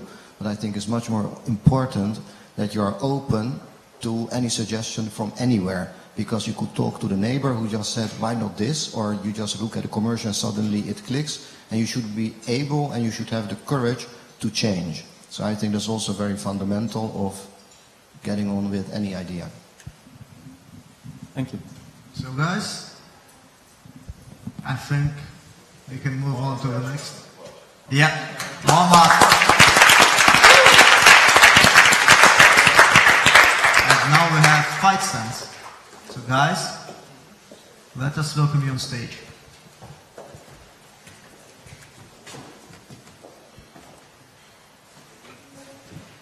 Hello.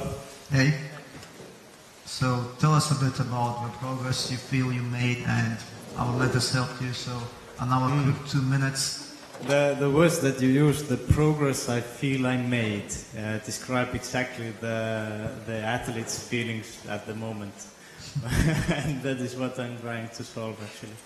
But the things that, wow, there's a lot. I mean, I've been, last night I slept maybe 3 hours, maybe less, just working on the project, working on the pitch, finding out markets, market sizes, market values, seeing if some other kind of scientific job is done with this kind of idea. And I think that I've moved, I've taken a big step forward with you, because at the first time when I pitched, you had no idea what is it, but then you focused me, you took me apart a little bit, then put me back together, and As you saw, I didn't have to change the slides. I just had to rename them and a little bit. You know, there's just so much to take in from you. That's cool to hear. I'll be the good guy today. And that guy was passing exams all the 2 days, yesterday and the day before yesterday. Yeah, in the morning, and then he got back here. And that's what entrepreneurial spirit actually means. That you are running like crazy. But the one bad thing, you should change your pitch. So that's a bad thing. I mean, not from the visual perspective, because kind of we with Aller were talking about, but then you lost it somewhere down the road. So you are still trying to kind of not communicate the values we were discussing. Not because those values, not because we told you, but you told you those values by yourself. But they were never mentioned in your presentation, like become better, fighter, faster. It's kind of you tell like become a what was the tagline? It was smarter trainer. Smarter training. Train smarter. Train smarter. What train smarter? I can train my brains. It's not about brains. It's about fighter becoming better, faster. That's what's value, and that's I think you should go from. That's your point. You need to start from there and go deeper into details like market sizes, blah blah blah. Yeah. That's my thoughts. And think about you also mentioned and Christian from Ambient Sound Investment asked you whether you're selling hardware or what you're selling, and you told that the hardware we might be selling hardware if we won't found existing one. So he doesn't get that. He didn't get the message that you are in totally different business than the hardware. So, but otherwise, you guys are great. Okay, I just sort of like take a little bit more general overview here. Startup life is kind of like every day you start working with your idea and all that, and then by the lunchtime you feel like you are sort of like you will conquer the world, and this is the way how to do it and all that. And after the lunch you do some homework and check the Google, and you Google something down and all of a sudden you find the competitors there and here and all that, and the market was smaller than expected and all that things. So by a coffee break at 3 o'clock in the afternoon, you're sort of like so depressed again, and you start working it out again, and by the evening you have sort of like figured out something super again. By the time you go back home like 10 o'clock, 11 o'clock and go to sleep, and next morning sort of like you are again sort of like, oh my God, it's not going to work. So this is kind of like, it's a, going ups and downs in a sort of like in a very small scale. And what I've seen happening with you guys is exactly this sort of like, you've been during the past 72 hours, you've been like going up and going down and going up and going down, moving forward, steps back and all that. You have to understand that that's part of this whole thing. Don't sort of like, I'm so happy that you're actually saying that you feel that you made a lot of progress since you did. You did tremendous progress, I think. I especially like the sort of like the pace that you have and the sort of like commitment that you have, and you're not afraid of work, as much as it takes, and that's the entrepreneur spirit, and that's taking you along. It's just that in the sort of like in the line here in the life cycle of a startup, you are still sort of like in a very, very, very early stage here, and you have to go this kinds of like rounds again and again and again, and don't stop here. Just this is the start for you again to really build it up. I think you as a team, you two are a very good team. So and well, we're probably later on in the afternoon talking about sort of like team composition and all that, team building. There are some points for you guys as well, but sort of like this is just a sort of like helicopter view on your case. Don't be sort of like, I put it this way. I'm so happy that you feel yourself that you have made a huge progress. Others may not see it that way, but they will see it probably in a week, I believe. Maybe you can give us a bit of reflection in terms of what were key moments that happened while in here that led you to make a decision with our help. Well, I mean, one of the key areas was trying to figure out what the client actually wants, the client needs. Okay, so yesterday evening I went online and I posted to this forum a couple of questions and got feedback from them and tried to incorporate that into the slides. And I don't know, I just I feel that this whole thing has been a roller coaster, like in a big wave for me. And with the exams and the lack of sleep, I mean, I need to take a time out after this for 2 days, just sleep, maybe get sick or something, I don't know. Then read everything again, then contact you with my new ideas maybe, and I don't know. Because I've been in this, I've been developing this only for two months. So I am in a very, very early stage.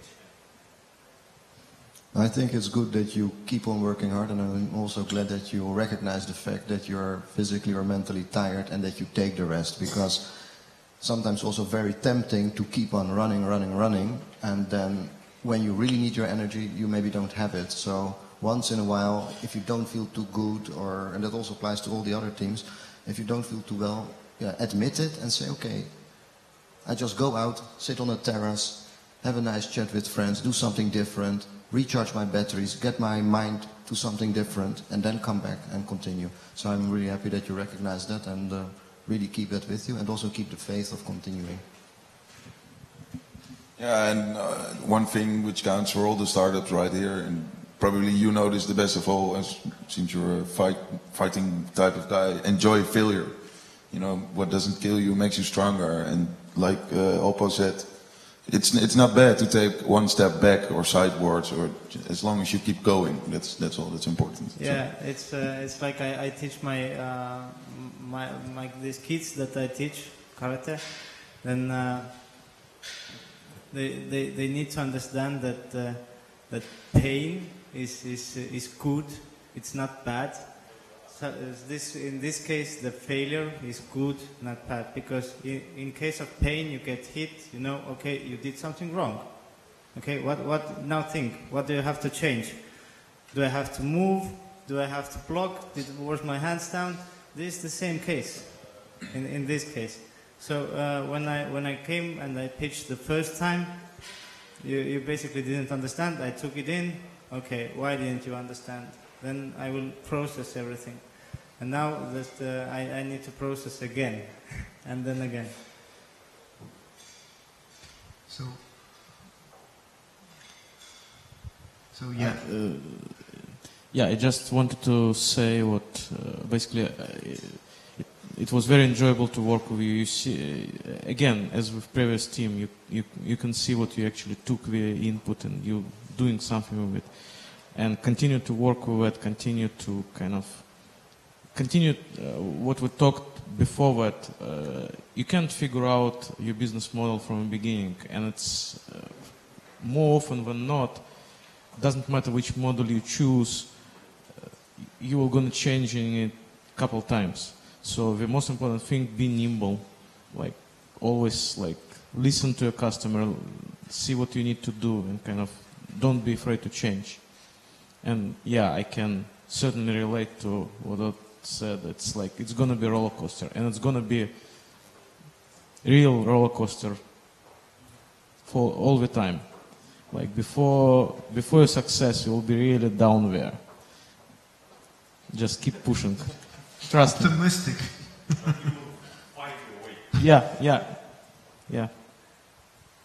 But yeah, Once again, because when you guys came to me, we actually know each other because we both do martial arts. But when you guys came to me, my first keyword about you was half-assed, because you had this great idea, you had this great drive, and then you told me, we might outsource hardware development, we should outsource software development, we should maybe go talk to those guys, this guys, that guys, go to the official karate team, ask them to use something when we have it. But right now I feel you start producing concrete metrics, you know the direction to dig in. You will fail, most likely. First of your assumptions will fall, but when you start backing your assumption with some metric and you move in one direction, it's totally fine. When you just pivot, turn around and go in the other direction. But right now you're at least going in one direction and not several directions at the same time. That really makes me more confident in you, because I know you, I have seen you fighting, I know that you can take a punch and give a punch, but now I know that you're also fighting in the right direction. And I think that validates a lot of merit, and we from our side will really try to support you as much as we can here in NICAT. And I think you deserve a lot of applause for this.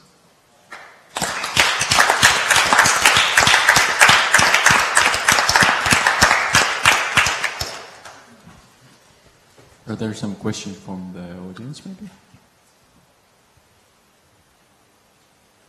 Everything is clear for everyone? Yes. Because I don't want to leave STARTUP before I hear also the other member of the team. What was his outcome for the entire journey that we went together in this one? Now we have much more of knowledge and know-how, and it's important to know that we still believe our plan and we worked with it. It's important. Okay, we can leave talking. So guys, thank you once again. Now we have back five. Guys, you're up.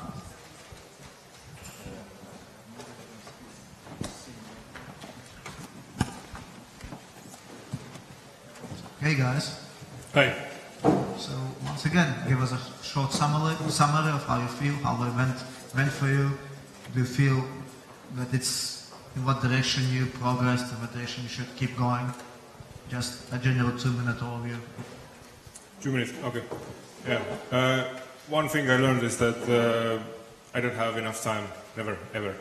So, and I've been actually, this is my 4th startup at the moment, and we have rebuilt our business model, redesigned our business model during this 1.5 year about 5 times.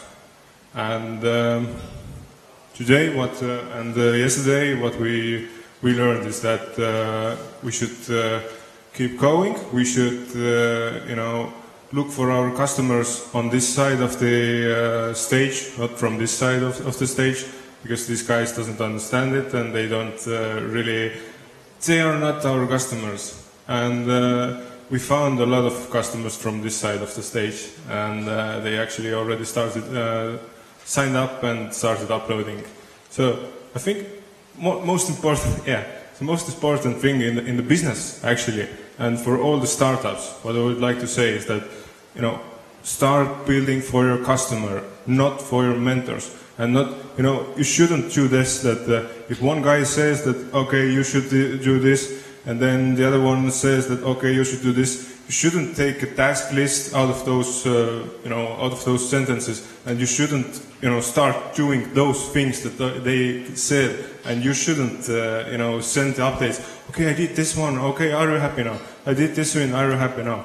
No, go talk to your customers. Do those things that your customers want, and start building a real business, and bootstrap as long as you can.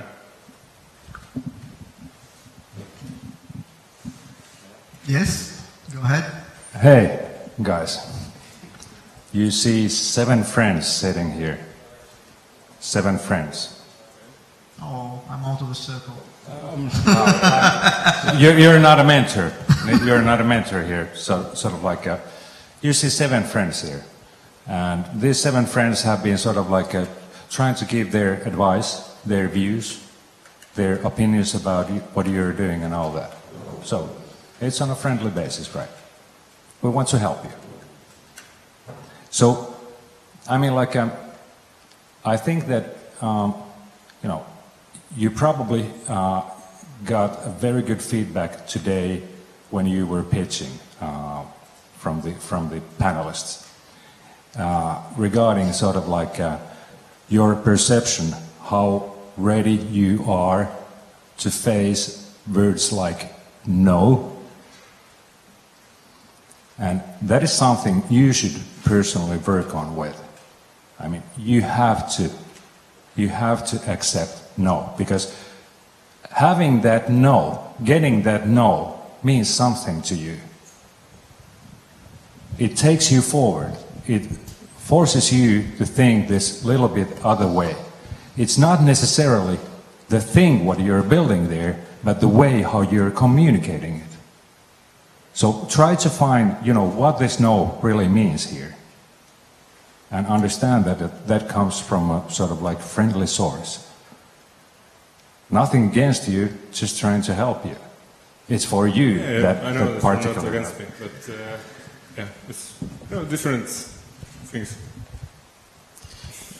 One advice I still remember when I think it was the first speech when I asked you what's your background.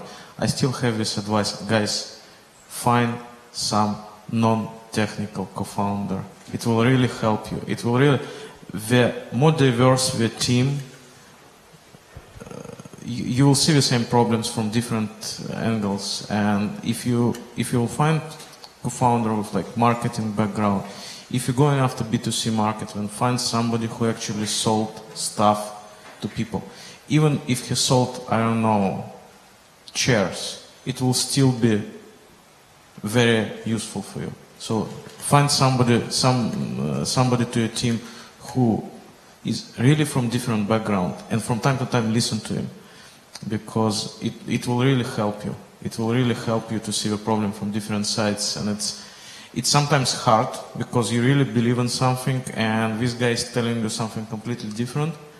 But if you learn to listen to this guy, amazing things can happen.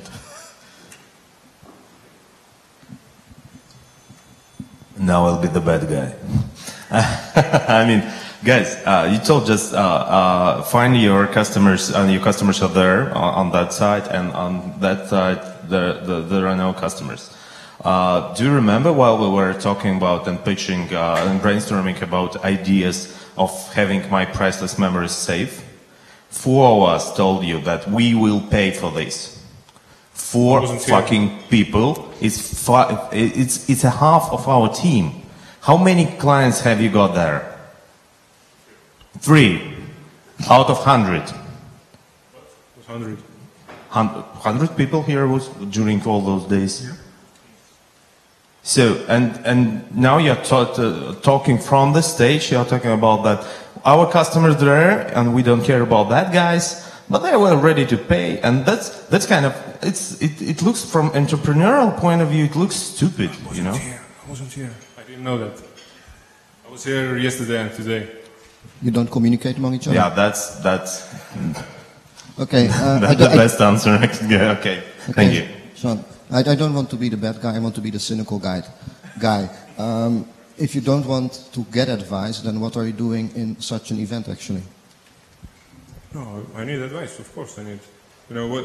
No, don't get me wrong. I said that you shouldn't do everything that you say. I told it to other startups that you say something, and you shouldn't make a task list out of those things, and you shouldn't go over that, okay, I did this, and then send them out an update that, okay, I did all those things, and do you agree that now I'm good? So I said that the people should think of their own ideas, and maybe, not to take all those things that others are saying like important and necessary tasks. Guys. No, I'm sorry, but this is important. We were asking for self-reflection. Okay, that's for us. It's very important that you reflect on yourself. But now you're reflecting our opinion and telling other people like interpret it in your own way. But we want to know what's going on in your mind. You know, like for us that's very, very important. So let's start. What did you expect from this event? Why did you come here? What were you looking for? I was actually looking for the guy or a girl who can help us with the marketing, and I thought that maybe we can get some additional team members here, because we know that we are really two technical people, and we need some additional marketing related people to our team. And this is actually the main goal. Yeah. Did you find anybody? Not yet, but we had some contacts. Yeah. If I can just say, I mean, the idea you're pursuing, the startup, I mean, the data storage and all of this is pretty huge, has a big impact. What I fear for your startup is that, to me, it sounds so much one-person company, because your other team members, when you were not here, they couldn't tell it. So when you say that, you take the advice, but you stick to your points, of course. Steve Jobs used to be the one who was had the clear vision and everything, but he had also people who helped him on the way. It's not like he did it all himself. And when you are trying to find a team and try to create a team and having this vision of I'm going to go through it and you can join me or not, you're going to be lonely after all again. And that's one of the reasons why startups fail, is when the founder knows it all, or the founders doesn't reflect within the team. And if you take that one piece of advice, not for business, not for technical, but for team building relationships, this is. So make sure you communicate within a team, because I didn't see you much as a team all these times. So, because when we started, it was the first startup that actually had a product that we could use. And what we tried to do was just help you with your business model. And the difficulty of me trying to collaborate with you, it's been what I call very passionate. We can mistake it for being stubborn, but we can call it very passionate about your goal. The also funniest thing is that when I contacted Walter and he told me about päev, I said, oh right, this is decent. I can actually go contact some B2B investors and see if they're interested in this. However, when we've tried to work with you to even straighten out something, it's been difficult. And how can we help you? We're your friends. We are your friends. We came down here from our busy lives, from whatever we do, to come and help you. And we couldn't. We actually couldn't. And when you have the self-reflection, I told you. Why do you think you couldn't help us? Because you didn't open up. If you look at the others there, we didn't tell them don't do this. We just gave them their advice, and we said, we always warn them, just because we gave you advice doesn't mean you should take it. Because but have you taken any sort of advice that we've given to you? That's my question I want to ask. Yes. And what was that? I didn't use icons. I didn't use icons. Okay. So guys, let's take one from our side of the room. We have one actually from the audience. Yes, thank you. I've been waiting for many comments already, so I will sum it up in 3 things. First, congratulations. I think you have progressed from your pitch yesterday. Second, how to sum it up very shortly. You are right. You shouldn't go for every advice you get, but then again, you should think why they say this thing, what is behind this. And these guys here, they are very experienced ones. They know business, and you are the technical guy.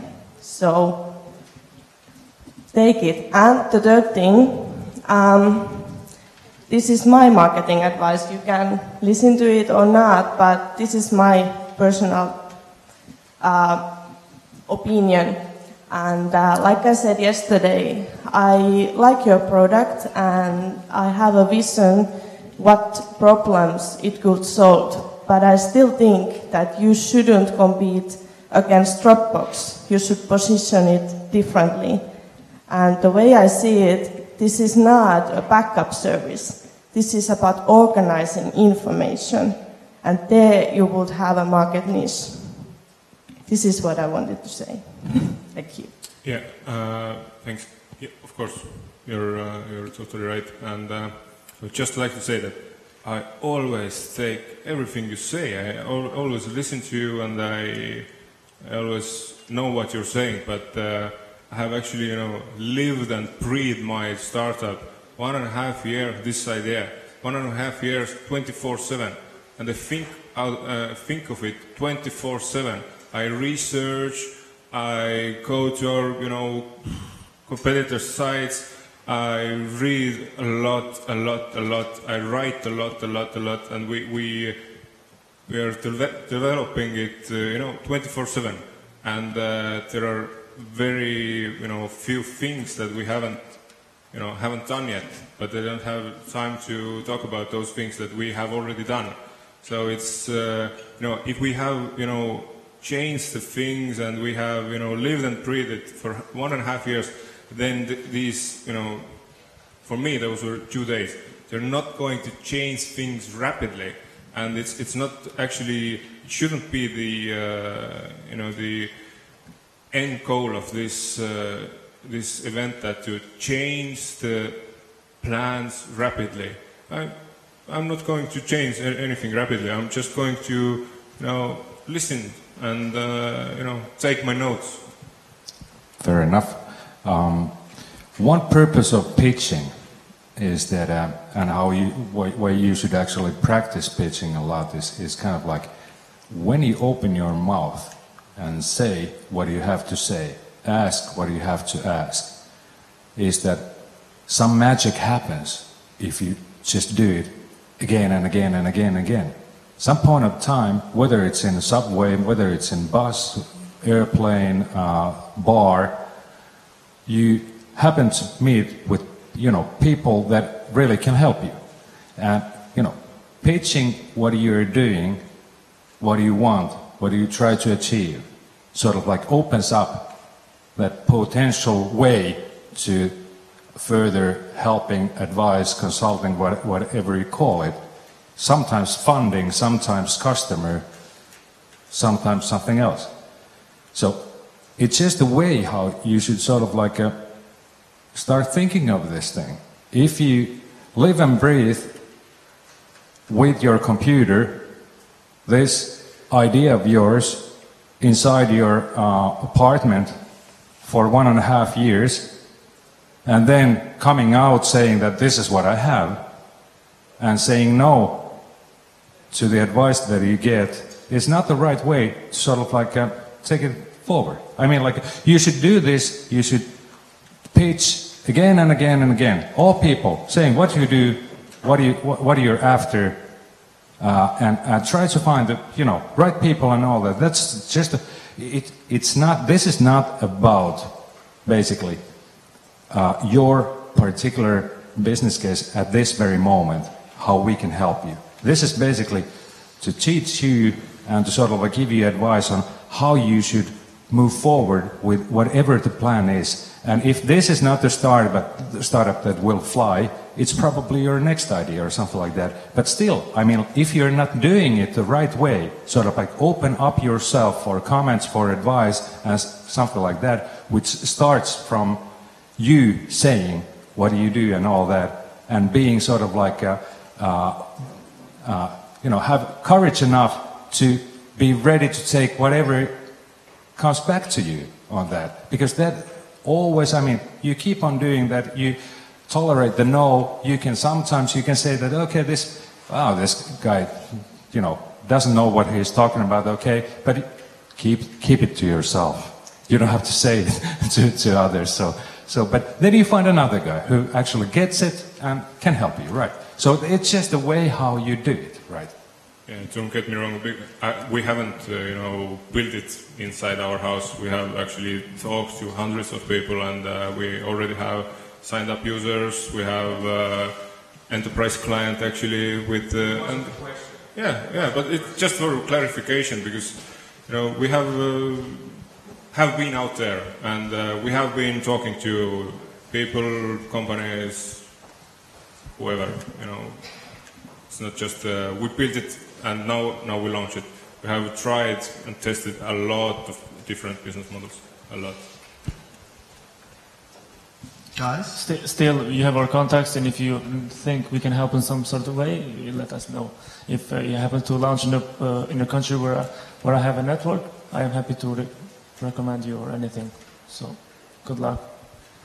I'm arrogant, I know that, but I'm also, you know, I have been. You think that I'm only the technical sort of guy, but actually I have been involved in 4 different startups, and actually 3 of them have been really successful. And I have my clear vision, and I know what I'm doing. So, you know, those type of guys, they are arrogant, you know. Sorry. So guys, I would say this is a situation of business means business. So it's still good business if it works. And I think I would speak for anybody that if it works out and you can show revenue, nobody will say no to you. Because when these guys came to me, I also worked with them, talked to them a lot. There's clearly business and money to be had in the market. It's big data, it's cloud storage. I still think there's a lot of potential in the market which is untapped. I think that we have a lot of problems organizing data, building data structures, and making more simple and more accessible for the average user. And I think, guys, you should respect also the thing that this is a problem most of us here have. But we actually don't care who solves that problem. So this is what business means business. Your solution versus the business which is out there. If your solution matches the business, you have huge revenues. Everybody on this stage here will be on board. We'll also support you if you have clear propositions. ECAT is also willing to negotiate, willing to help you. As anybody on the stage, if you come with a clear question, clear proposition, I doubt that these guys will say no. But I thank you. And I think you also deserved applause and for being straight up, business-like.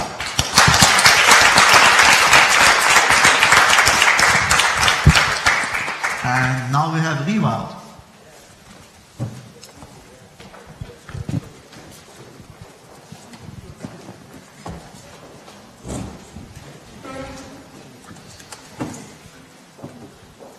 Hey guys. Hello.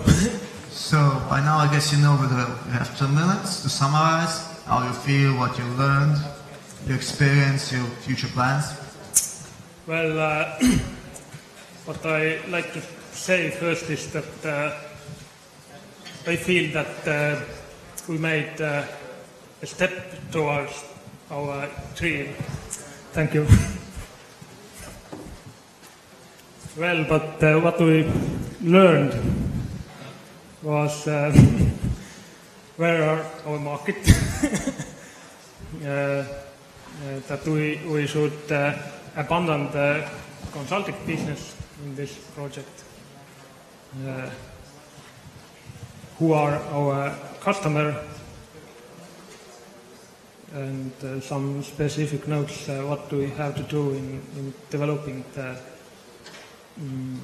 product. Yes, right on. I think I heard already the most useful tip in our first session here on 2 days ago, which with this word which stayed in my mind was focusing, and I think this was one of our main which we were poor, which we lacked, and really useful help for writing and playing with us through these basic schemes of business plans, and for us writing when we have an idea, and we have an idea and a solution how to do it, but what is it exactly? Even to write it out, all these basic sentences to write it clear for us was really helpful and helped to focus.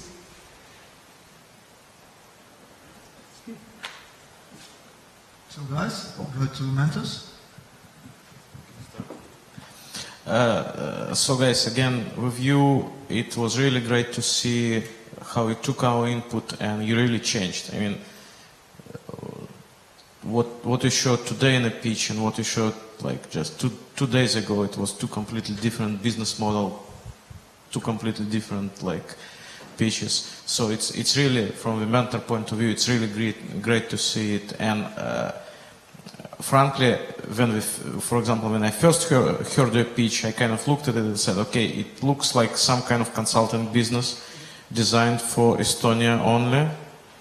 I mean, it's just not interesting to any investor. Now you have something which I think makes sense. You see, there is a market, you understand what you need to do to get to this market, and yeah, you will have all the ups and downs as promised. I can assure you that.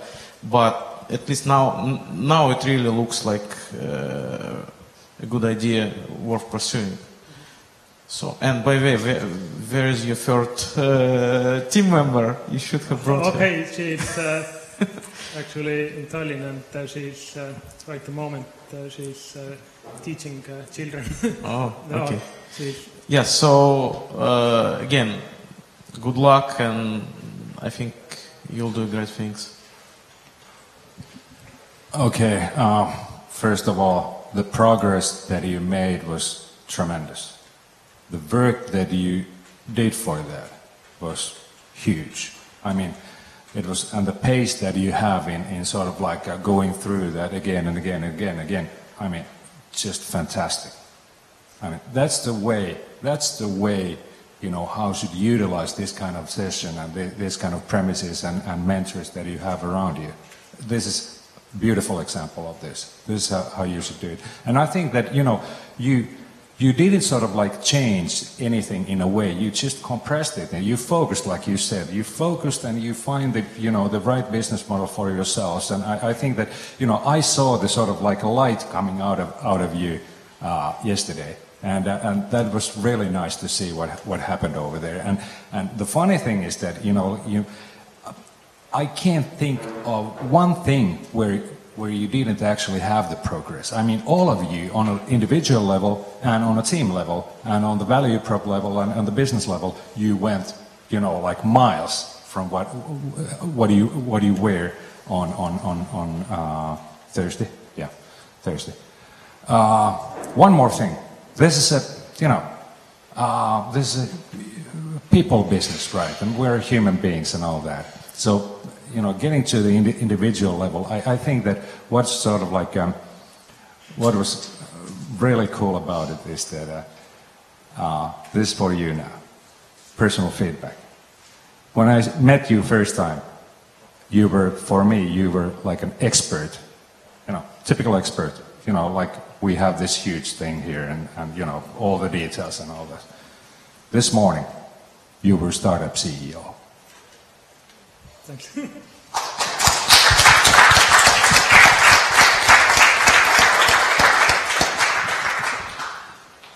Yeah, your team is a big surprise for me personally. I was kind of when I saw you're pitching for the first time, I was, what the hell of this about? So it's kind of nothing interesting there. And then it started to clarify from day to day, and the progress was like woo. And today's pitch, I think one of the best pitches I ever seen on this stage from startups that never pitched before on the stage. So it's yeah, like opposite, it's tremendous progress. And the video you showed me, Peter asked me, they have a video, guys, show it before, add it to the application when you're applying somewhere, send a video to people because it explains everything and you're like, okay, now I understand what those guys are doing. And it's 4 minutes, okay, it's too long, maybe you need to squeeze it into 2, but I think you have a huge future in the European countries and maybe not only here. So keep it up and keep going.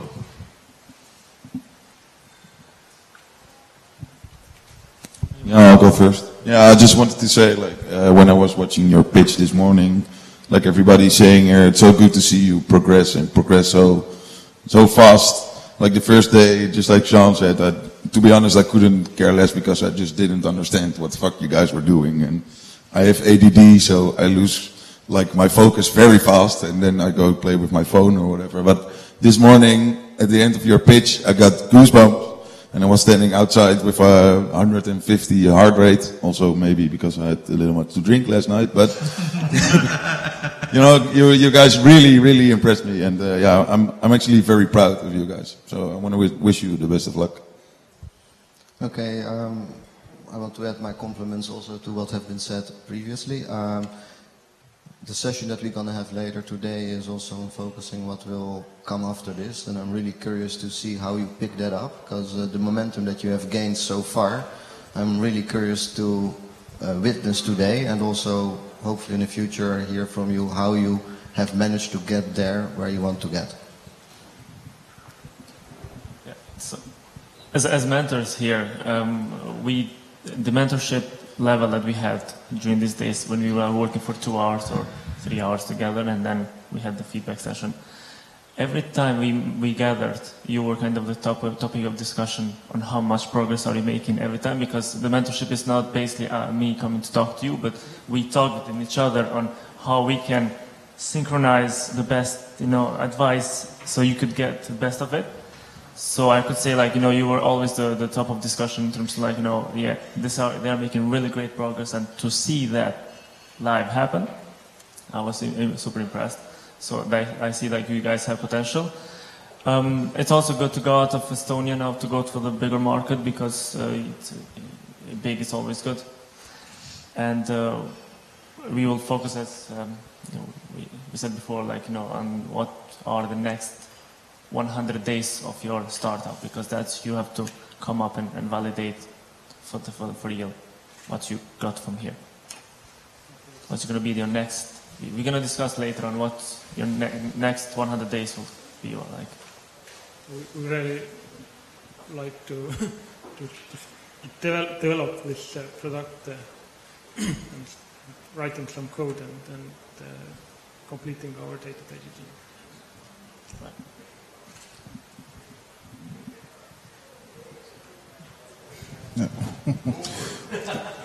Yeah, just continue what you're doing. Like, the progress has been really good. We now understand what your company actually does. Yesterday we didn't understand, but now we do understand, and I just say, just keep on going and keep on pushing. Just keep, the next, yeah. I maybe also must comment that we also understand it better now. What you're doing, so thank you. Really appreciate it. Well, guys, I'm actually now a bit mad at you, because first time, now you told me you had a video. First time you walked into an ECAT office, we spent bloody half an hour drawing on a blackboard what the fuck you're doing. So my keyword was bloody confusing, so it took me, I don't know what, 2 days to just understand that you have this algorithm and that algorithm that does this, puts this together and does that as output. And I was like completely lost the first 10 minutes you talked to me, and then we just took a blackboard. And now you tell me you had a 4 minutes video and I could have saved myself all the pain? Okay, no. I'll note one thing as well, that what Peter said. Peter was the guy sitting there, but he's gone. He said that you guys would do well, especially your value proposition of how your technology can trim it down faster, 6 months working, was it 1 to 3 hours or something like that? And that's a very good value proposition that you need to, I think it needs to be one of the things you push out there as a market, monetize that, it's a good value proposition which you'll be able to scale up if everybody comes to you. You're the fastest people, and so that's what. So right now I think you will achieve this. Right now you have a product which has like a clear thing that it does for people. Now you have this advantage that most products people look at and think, okay, that's now Instagram, that's now Facebook, that's now whatever. But you're actually pretty unique because there are not that many people in your market, and it's actually makes sense from a business perspective, business to business, it makes a lot of sense. You save time, you save money, and you actually help both the environment and the corporations. So right now you have all the parts, now you have to put them together, package them, test it, and sell it. The wonderful thing is you also have already the algorithm, you just have to put it together and to mix and match it for different regions and countries. And I really think you have a bright future ahead of you if you keep up the pace you showed here during the event. And I think you deserve a lot of applause because for me personally you also did tremendous progress. Right now you can actually put that thing together, like make a pitch which is understandable to people, and I think that's great.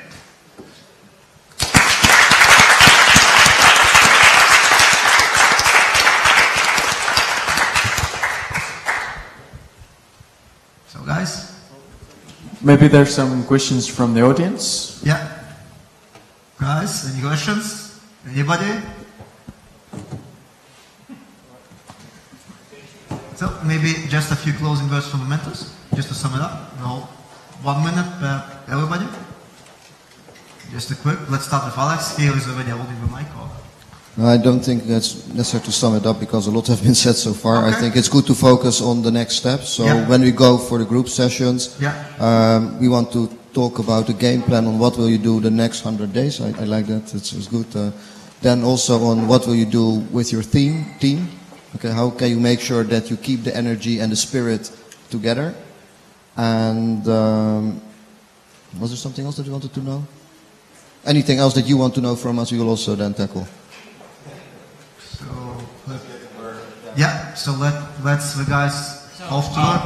So this is pretty much the end now? Yeah. Okay, so before we all stand up and go about our merry way,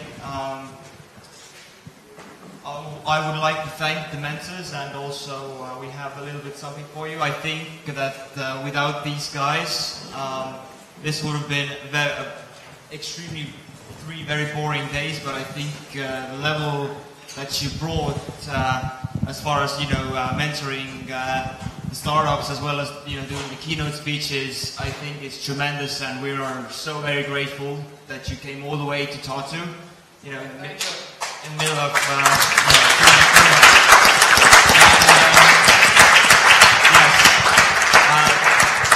and we do have a small gift for you as well. It's actually from a local startup in Tartu who created the product and also marketed it. They actually based it on a technology from NASA. They won IOF in 2010. They had a successful Kickstarter project that gathered over €500,000. They're now selling in 23 countries, and they've sold over 100,000 of those flower pots to date. We're of course talking about Click and Grow, if you haven't. So here is a little piece of a local invention from Tartu to take home. I hope it fits in your suitcases. So I'll just start thanking from Max. And please give a big round of applause for the There you go, guys.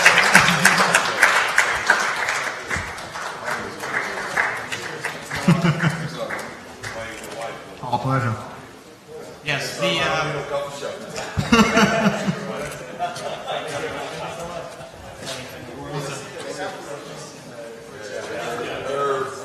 all right, so we're coming to the end now of our 3 days together. Yes, you can take group pictures and all that. You can actually stay on the stage. I don't think it's.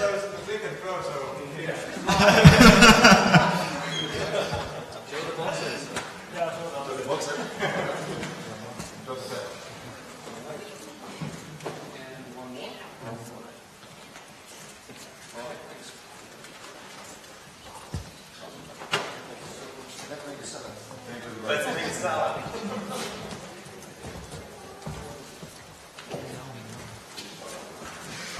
And one more thing.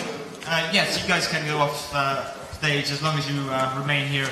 Remember those 1-minute pitches that we did, the students? We actually have now concluded, and we decided we have 2 winners. One winner, and this, yes, you're still in the room, is of course the technology that we actually use today to do our 3-minute pitches. So Slide Wiper can, 2 people from Slide Wiper can join the mentors and the organizers today for the after dinner. So this is the prize for them as well. So please give a big round of applause for Slide Wiper as well.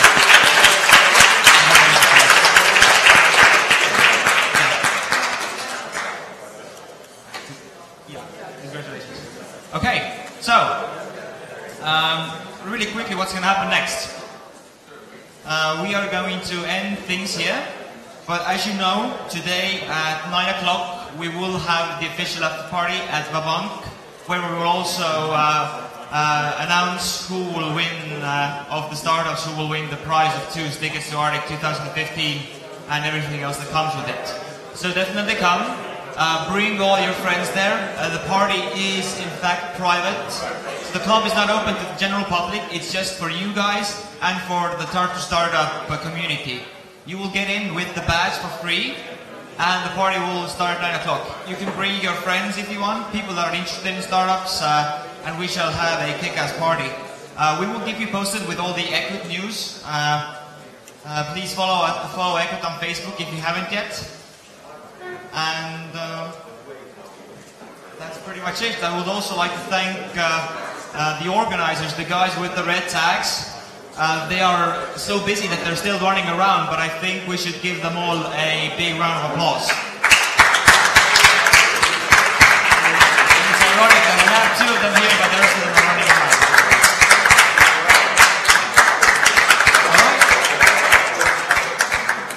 Alright guys, that's it for us, and see you tonight in Vabank.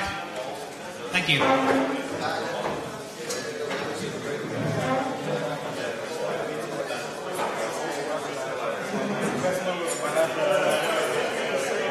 Gracias.